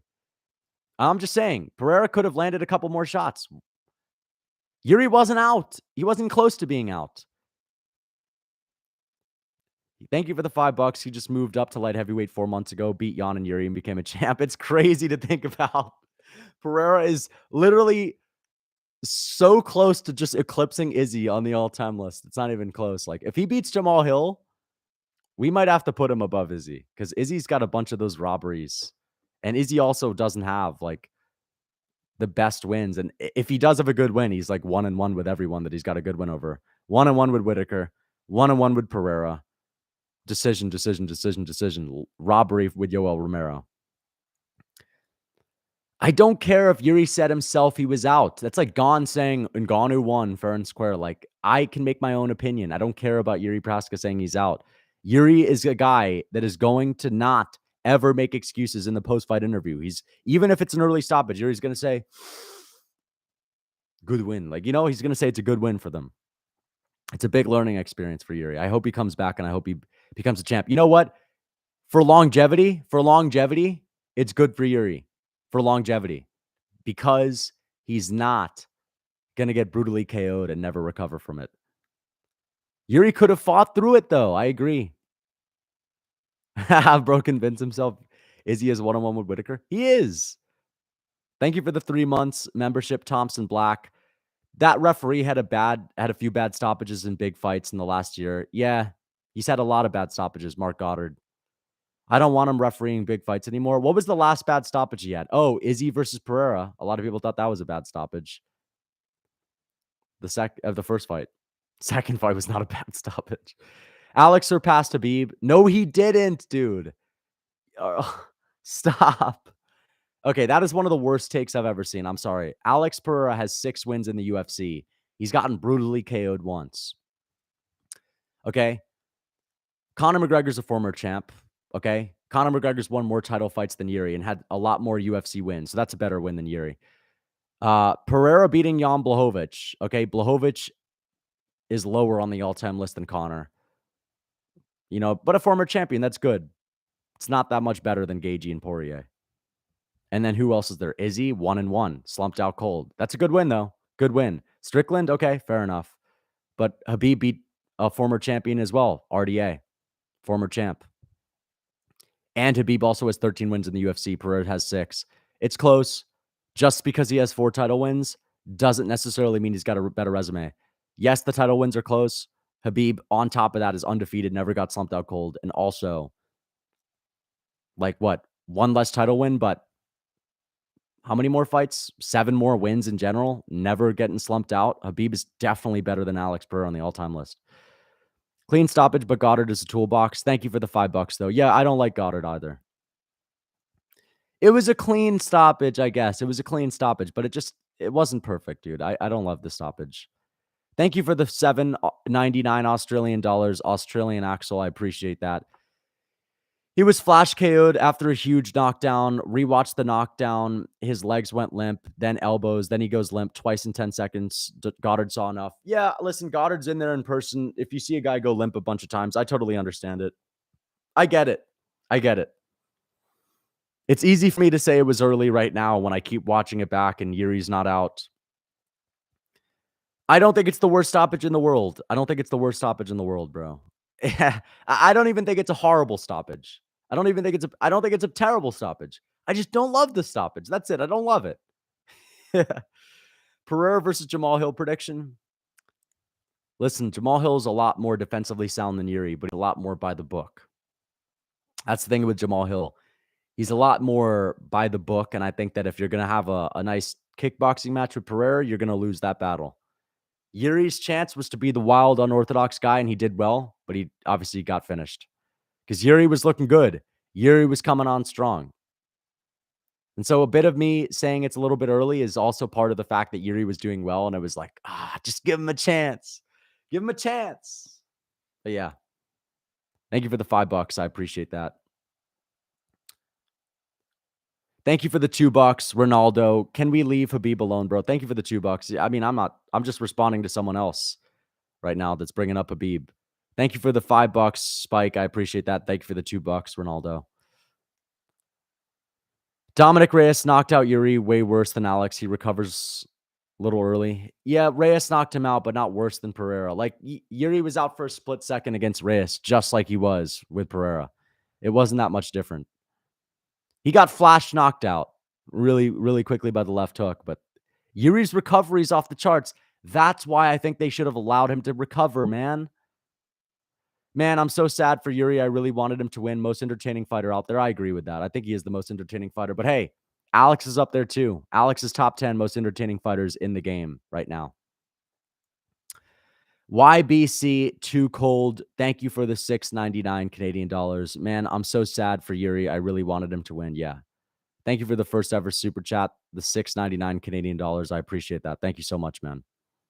Yo, this card ended early. Usually it's like almost 2 a.m. by the time that the main card's over. But all these fights ended up being quick as hell. Exciting. He's just saying Jiri Prochazka is the most exciting fighter. Honestly, though, that was the coolest face-off I've ever seen in my entire life. I don't think I've ever seen a face-off that was that dope between any fighter. Usman Burns had a pretty cool moment, but nothing compared to Jiri and Alex. This was one of the best cards I've ever seen. Just the main card itself. Does Charles still have a chance to beat Islam? Yes, he has a chance, but I'm not picking him. That's for sure. I'm picking Makhachev. Crazy to me that Alex can move up a weight class and still look as big, if not bigger than these guys. Thank you for the 5 New Zealand dollars, Dylan Herbert. Yeah, he looks like a big guy. Very big. I don't think he looked bigger than Jiri, though. Am I the only one that saw Jiri looking, if anything, to be the bigger guy in the cage when both of them were fighting? Maybe he just stands a little taller. But yeah, Pereira's huge for light heavyweight because Yuri's one of the biggest light heavyweights. Pereira's massive. He looked a lot bigger than Jan. What do you think about Benoit St-Denis? I think he's going to be a future title contender. That's what I think about Benoit St-Denis. And I'm happy that I picked him to beat Frevola. I thought he was going to get it done by a TKO. I did not see him getting a one-shot head kick like that, though. And another thing that I didn't see, thank you for the $2, Mr. Rockboy. I certainly did not see Aspinall knocking Sergei Pavlovich the fuck out. Holy crap. I did not see that one happening. Thank you for the $1. Thompson Black, I appreciate the first ever super chat. Thank you so much. I feel like you've sent super chats before. I don't know why that's saying the first ever, but thank you. I appreciate the support, man.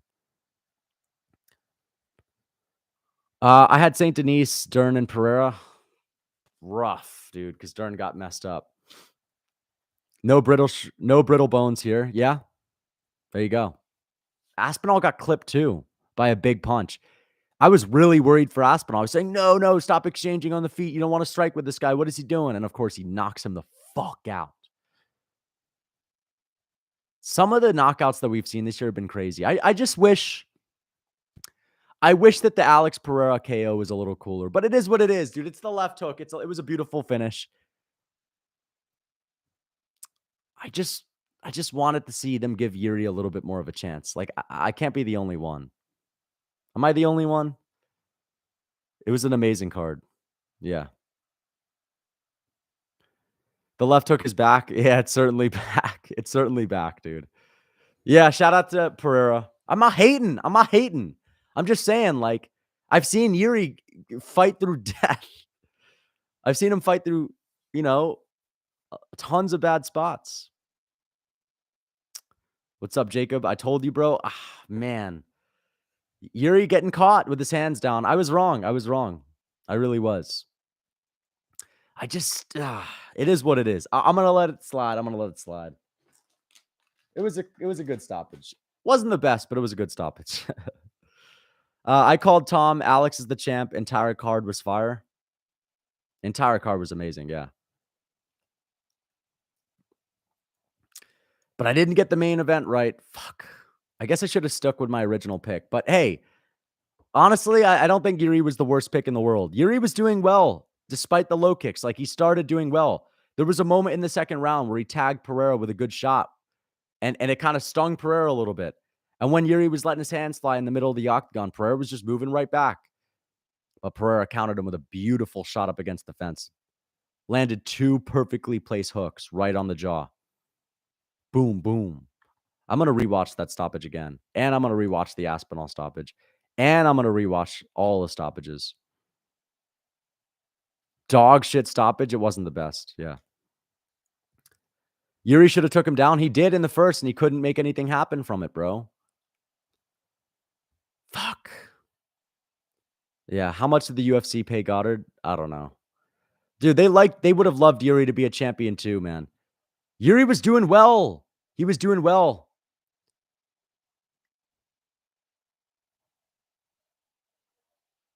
Jiri folded into being mounted with his arms limp. That is not defending properly. We have to remember the referee sees better than us. He probably had his eyes rolling. Yeah, maybe. He's definitely got a better eye than us. You're right. It wasn't the worst stoppage. It's a decent stoppage. But Jiri was doing well with the low kicks. Like, he was not taking them well in the beginning. I think Jiri got a little overzealous, huh? He took the left hook. Jiri ate a left hook less than a minute before the stoppage. But it wasn't on the button, right? It wasn't on the button. That left hook was right on the jaw when he landed the second time. Right square on the chin. Aspinall proved speed beats power when speed is good power. Yeah, definitely. And here's the finish. We're going to get the finish very soon, guys. I've rewatched this finish so many times. Do you think the Jiri fight was reminiscent of Francis versus Stipe 2?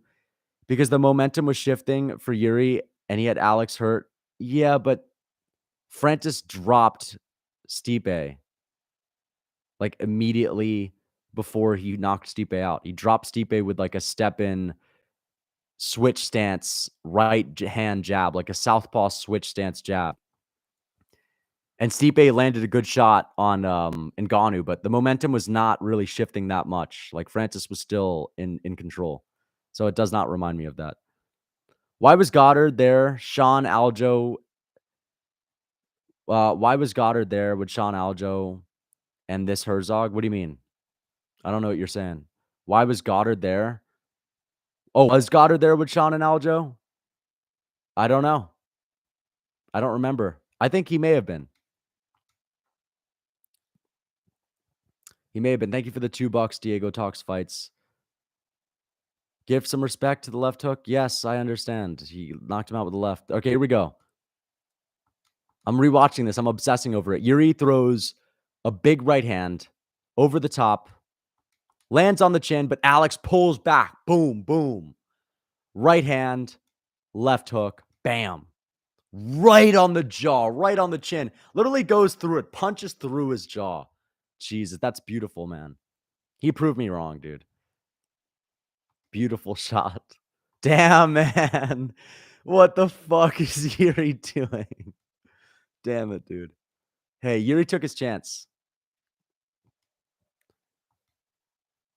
Let's see. Bam. Fuck. I gotta play it like 1,000 times before I really accept it, guys. Lucas, I'm a little late initial reaction. My initial reaction was it was an early stoppage, but it's a clean win. It's a clean win. It's a very clean win. Thank you for the $10 or the 10R. JP, I appreciate that. Jones or Aspinall, thoughts on Alex's chin? Alex's chin is good, but it's not great at 205. You got rocked a little bit. It's just the Jiri Prochazka.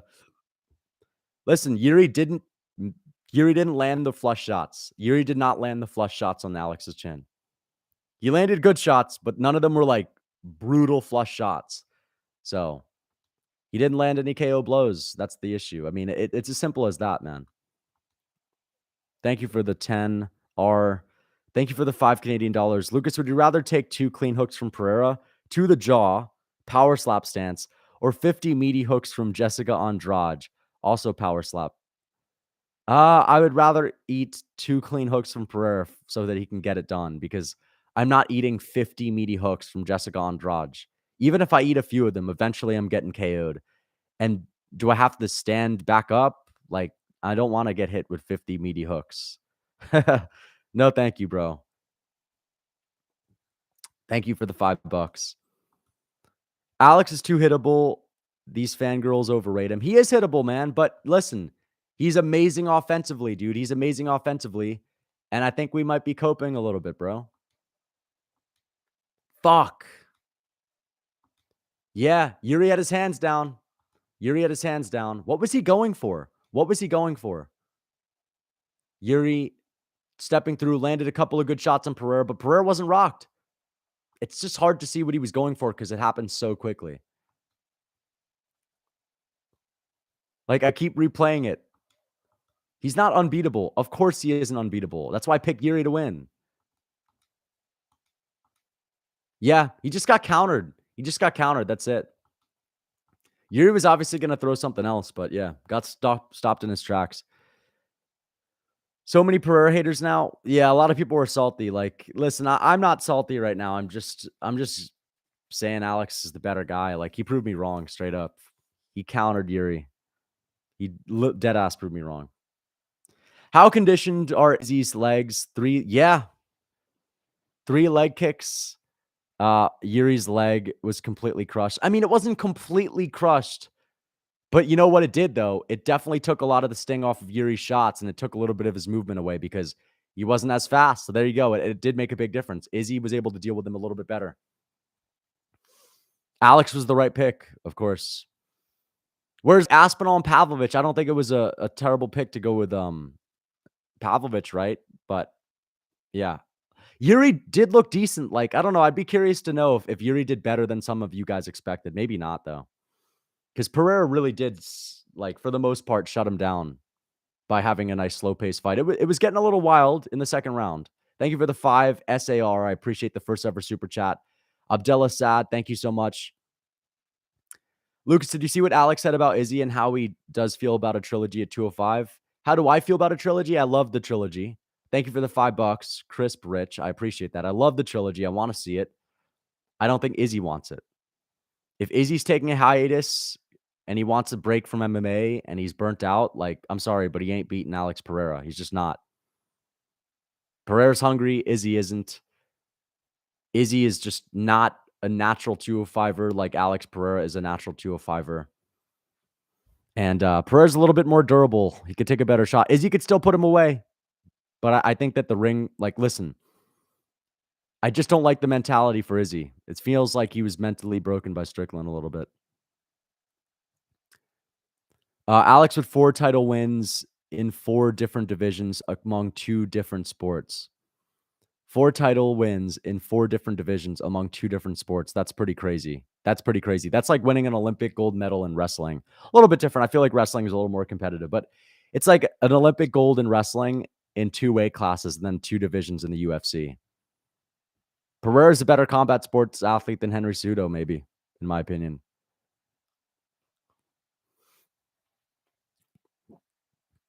Because his title win against Yuri is better than Cejudo's title wins at bantamweight. And he's got 2 title wins in kickboxing, right? 2 different divisions, not 2 title wins. He has like 6 title wins in kickboxing. What happens with the undisputed heavyweight title now? I hope that Aspinall just gets that belt. I hope that listen, Stipe and Jones are going to fight sometime next year. Apparently, it's going to be Conor on UFC 200 or 300. I hate that shit. I don't want Conor to be the main guy on 300. I think they should give him his own card. Conor McGregor, in my opinion, is not like a big mega fight feel for the best fights. It's just like it's just a big debacle, honestly. It's like, okay, it's a circus. Conor McGregor brings the circus. But I don't love the fact that he's on UFC 300. Let's see. Jones has how long to recover from this? Like 7 or 8 months. Jones is not going to be back till like next fucking fall, dude. I mean, that sucks, man. They may as well just give Aspinall the belt.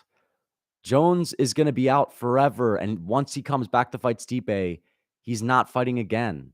I don't understand why people aren't just going to say, yeah, Aspinall should get that belt. Aspinall wants to fight again, too, pretty soon. How does Jamal beat Pereira? Who do you think beats Pereira next? Jamal beats him by good head movement and not being too overly zealous and checking the low kicks. You got to check the kicks and you got to stay nice and patient and you got to put a little bit of pressure on him. But I think that Jamal Hill will be harder to finish than Yuri. I think Yuri's got a better chance to beat Pereira to knock him out, but I think Jamal Hill is going to be harder to finish. And he's got good head movement. He's got good defense. So I could see him maybe winning. It's a competitive fight. I don't think Alex just dominates everyone. He didn't totally dominate Yuri. But I'm going to be picking Pereira because I think that's a little bit more of a clean little kickboxing fight. But you never know. And Jamal Hill's coming off of the ACL surgery. I don't mind Yuri's shoulder surgery because it's like his shoulder fucked before he got injured. And I was thinking that maybe it's going to be a little bit better this time. And it's not your knee and your ankle and whatnot. Like, it's not your movement. Jamal Hill might be a little bit limited with his movement. And those low kicks are not going to help. Alex has beat 4 champions, double champ. Is he higher than Izzy all time? No, he's not higher than Izzy all time.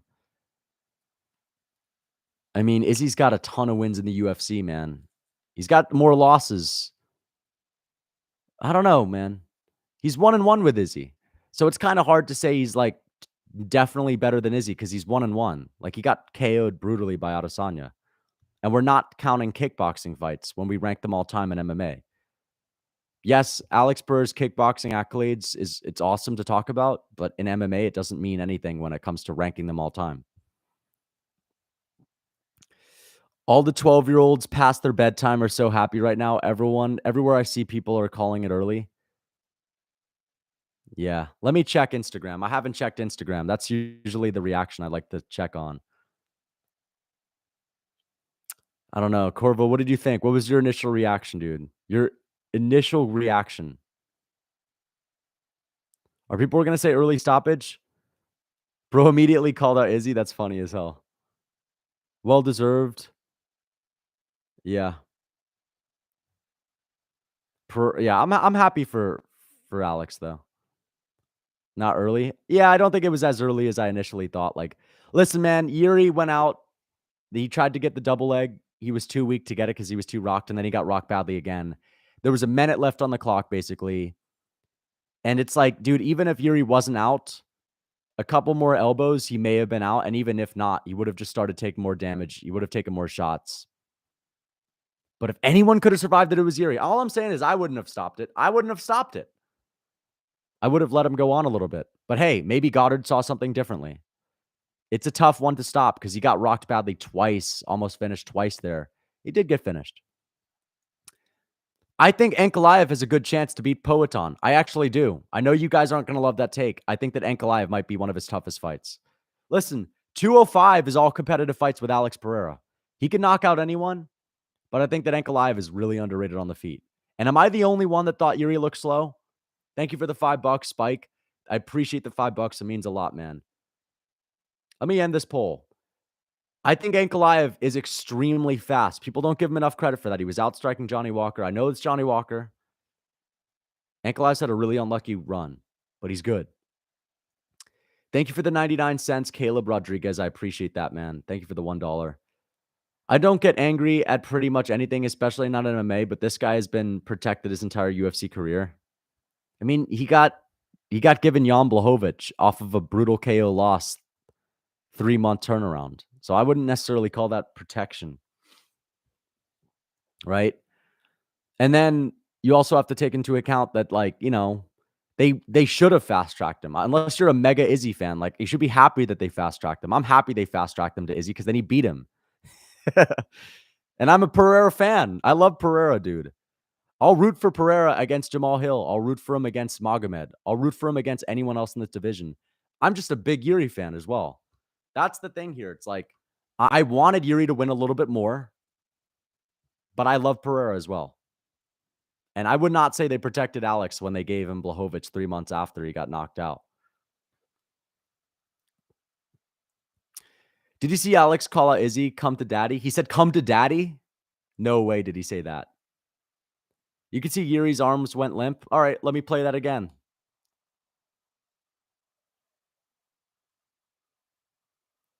His arms went a little bit limp. His arms were up. His arms were up.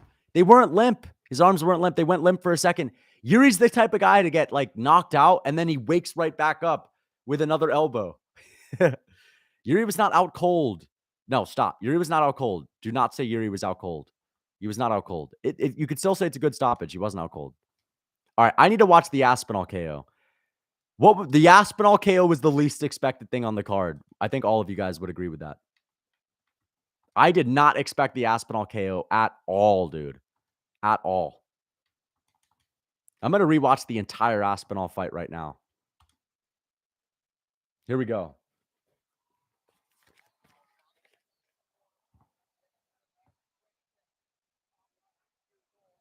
Nice low kick for Aspinall. Oh, rocked. Oh!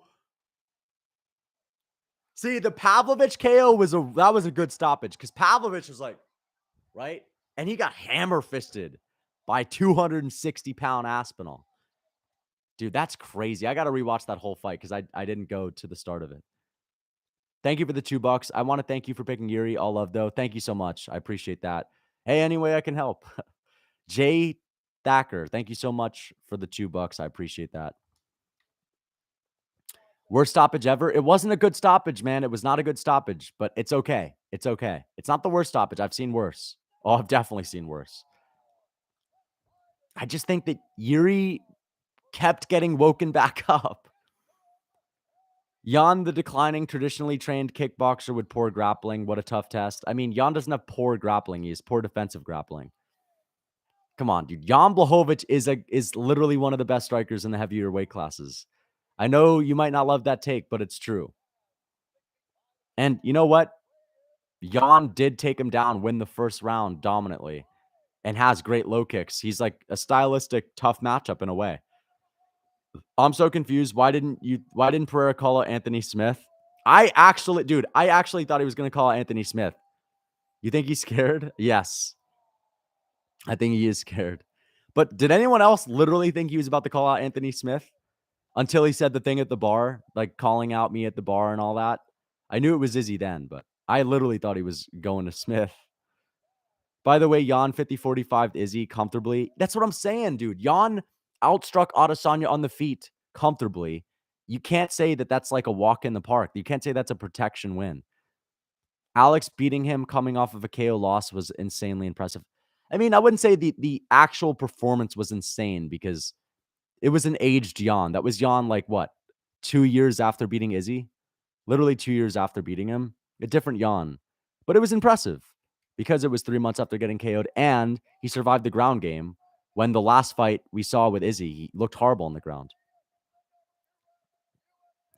This whole main card felt like Christmas for the hardcores outside of the WMMA fight. I agree with that. Bro, I'll never get over the stare down. That was the coolest moment I've ever had as a fan. Seeing Alex and Jiri stare each other down, I think that's the coolest thing I've ever seen in MMA. I don't know. What do you guys think? Aspinall and Pavlovich put their hand on each other, staring each other down. Fuck. I'm sad for Pavlovich, man. I feel bad for Pavlovich. Yuri's walkout was sick, dude. It was. But I feel bad for Pavlovich, man. Seeing someone like that has the indestructible aura get knocked out. Same thing with Pereira when he got slumped out by Izzy. When I see someone like that get KO'd, it's always like, shit, man, that kind of sucks. Because you know it can fuck them up mentally too. I'm rewatching the Pavlovich and Aspinall fight right now, guys. Pav got fraud. Dude, you're saying Pav got fraud checked. How can you call this guy a fraud? He just lost to Tom Aspinall. Like, does that mean that Aspinall's not that good? I'm sorry. There's no fraud checking in an interim UFC heavyweight championship unless it's like 90% of people going for one guy and the other guy dominates them, right? Like that's like saying, I don't know. That's like saying Jiri got fraud checked tonight. Like Jiri was a former champ, bro. Pavlovich is one of the best fighters on earth at heavyweight. You can't say he got fraud checked. Fraud checking is when someone like gets beat by some unranked guy or someone that people don't think is that good. Aspinall's a beast. He got Sergey'd. Yeah, he got Sergey'd.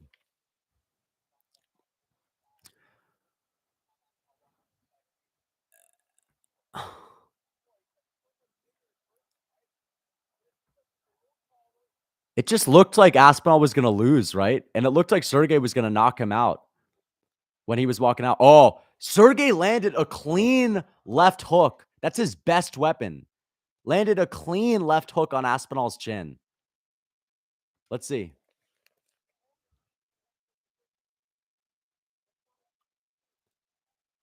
Aspinall was trying to trade with him too. But Aspinall's chin looked good. And he was jabbing, dude. Everything I said Aspinall shouldn't do, he ended up doing, and he succeeded in it. And he was kicking a lot.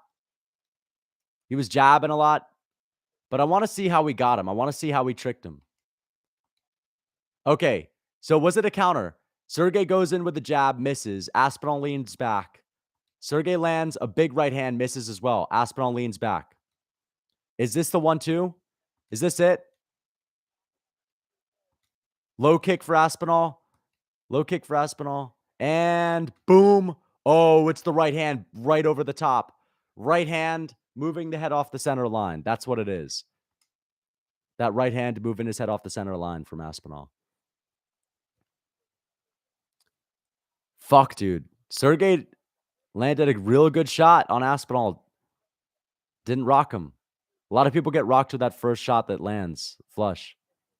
Ooh, yo. The fact, dude, his follow-up shot was so fast as well. His follow-up shot was so fast as well, dude. It's another thing. He landed 2 right hands so quickly, man. I gotta watch that again, but he stumbled him. He had Sergey wobbling all over the place on Crip Street. Yuri was on Crip Street, but Yuri lives on Crip Street. That's the difference. Sergey hasn't been on Crip Street like that. Here's that right hand. Boom. Boom. Right hand, 1-2. Right hand, instant 1-2. Aspinall knew he had him hurt immediately. Him and Pereira Aspinall and Pereira had the same reaction. They just flopped on the ground with excitement. That's pretty cool. Aspinall, boom. 1-2. Bam, bam, bam. Damn. Aspinall just belly flops on the ground. Fuck. It really sucks seeing Sergey get knocked out cold like that. Aspinall's a bad dude. That's a bad man right there. Aspinall is literally the scariest heavyweight on the planet. Jesus. That's crazy. That was a crazy knockout. Yeah, Bisping is so hyped. Bisping is so hyped, bro. Jones can't. What the fuck is Jones gonna do to Aspinall on the feet? Someone tell me. Good luck, man. Aspinall's the best heavyweight on the planet. That's what I'll say. Let me rewatch that again, man. Aspinall looked big in there too. He made Sergey look small. Even though Sergey stands a little lower. Fuck. I do feel real bad for Pavlovich. Like, seeing a guy that has that aura get knocked out is always something that sucks to see, right? But yeah, Sergey was a little plotty. A little plotty. He had a hard time dealing with the movement. Aspinall moving all over the place. Ngannou might chin Aspinall. I mean, yeah, of course Ngannou could chin him, but Aspinall could take Ngannou down or knock out Ngannou. You never know. 4-ounce gloves, mate. Here we go. Dude, Aspinall's... Bro. Dude, Aspinall... Oh, yo, I just thought about... Aspinall has knocked out everyone in the first round. Except for old man Andrei Arlovsky. He finished Sergei Pavlovich in the first fucking minute. These are Francis Ngannou numbers that we're talking about. These are Francis Ngannou level of KOs where he's just getting guys out of there instantly. Shortest fight time in UFC history goes to Tom Aspinall. That's insane. And Sergey's still up there, but he got knocked out in this one. Jamal got beat by a journeyman. I mean, yeah. Paul Craig. Lucas, did you hear about Usman or Magomedov? Yes, I've heard about him pissing hot, but I don't really care that much about Usman or Magomedov. I'm sure some of his teammates are on it too, though. I want to, thank you for the 99 cents, Caleb. I appreciate that. What happens to thank you guys. Thank you for the $2. Diego talks fights. My Aspinall pick went exactly how I said it would. You thought it was going to be a brutal KO, yeah. Yeah, you said TKO. I mean, I said TKO round 1, but I thought it was going to be ground and pound. Hey, technically it was, but you know what I meant. I thought it was going to be like takedown into ground and pound. Aspinall's advantage is his hand speed. His advantage is the speed in general. Aspinall's head movement is insane. He looked like Ali out there. I mean, yeah. I got to rewatch that. I just love rewatching these fights back over and over and over again. Early stoppage, very unsatisfying. Conclusion to an extremely hyped fight. Yeah, unsatisfying. I do. Unsatisfying conclusion to Jiri and Pereira. I agree. The Pereira fans or the people that pick Pereira are happy, of course. The Jiri fans were biased. Like, I'm a Pereira fan, but I wanted Jiri to win a little bit, and I picked him. I have a little bit of bias. I'm not going to lie. But still, the stoppage was early. That's all I'm going to say. Fuck. It's still crazy how Aspinall knocked him out cold, dude. Fuck. But every time I see Sergey out cold, I just remember all the cool Sergey moments from this week. Look where he got rocked and look at how he weaved to avoid all of the follow-up shots. Yeah, I'm going to look at that again.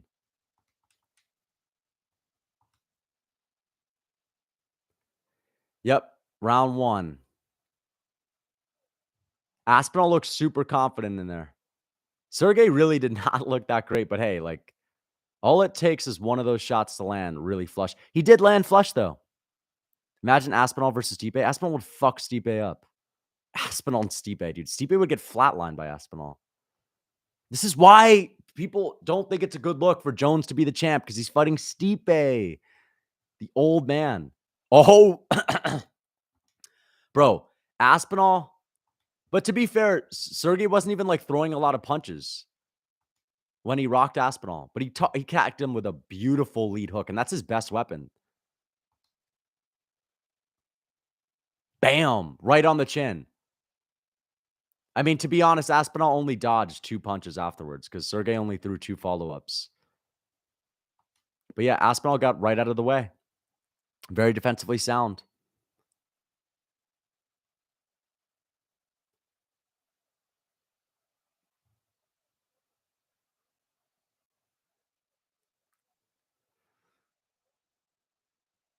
And Aspinall throws the 1-2. Hey, I guess that chin being up in the air, Aspinall was fine. He was good. He ate that, dude. He ate that shit. Great card overall. Amazing card. Guys, I'm going to bounce. I'm going to get out of here. I need to do my recap videos. It's late. I really need to make the recap videos. Let's get the likes up as high as we can. Maybe let's see if we can get them to 900. I'm going to do the recap. Before I go, do you guys think I should mention anything specific? Because like a lot of these fights were quick, dude, and kind of hard to give the best recaps when some fights are so quick. Thank you for the $10. Bob's Dental Care. Thank you so much. Love the hustle, Lucas. Keep up the content. Is this like a dentistry channel? Thank you so much, man. I appreciate the $10. Thank you for the super chat. I will certainly keep up the hustle. My voice is gone from screaming all night and going crazy. My voice is gone. I need to get something to drink. I need to like think about what I've just witnessed for the next 10 minutes, and then I'll make my recap video. I think I'm going to do my Pereira and Jiri Prochazka video first. I hope you guys enjoyed. Mention how every fight ended in the first 2 rounds. I will. Mention the early stoppage. Okay. Bro said overrated left hook. Listen, man, I said the left hook was a little bit overrated when it lands, not flush. He landed a flush left hook right to the jaw, square on Jiri Prochazka. I mean, I knew. Listen, man, if you're going to come in here saying that I didn't think that he could knock Jiri out, that's one thing. I was wrong. I said that he didn't have a great ability to counter people, and he proved me wrong with that. He countered perfectly. And his left hook looked amazing. But he landed a left hook on Jiri, and Jiri ate it like a Tic Tac. I'm talking about the left hook that landed a minute before the final left hook. But hey, great left hook. And I need to tally up all the fights that I got. How many did I get right? I got 1, 2, 3, 4, 5, 6, 7, 8. Yeah. Wait. 1, 2, 3, 4, 5, 6, 7, 8. I got 8 right. 8 right. I got 1, 2, 3 wrong. And then I got a draw. So I was 8, 3, and 1. So yeah. His power is very impressive. Besides the lack of talent, skill, and personality, Jones is holding the heavyweight division. Yeah. I mean, what do you mean? Like the heavyweight division lacks personality and skill? I don't know what you mean. I mean, listen, man, Jones is holding the heavyweight division up a little bit, but he's injured. So it's not his fault. It's just the fact that he's relinquishing himself to only Stipe. That's the only annoying part, because everyone knows Stipe is not the best heavyweight in the world. Sergey would fuck Stipe up. Pavlovich would fuck Stipe up. Gon probably fucks Stipe up.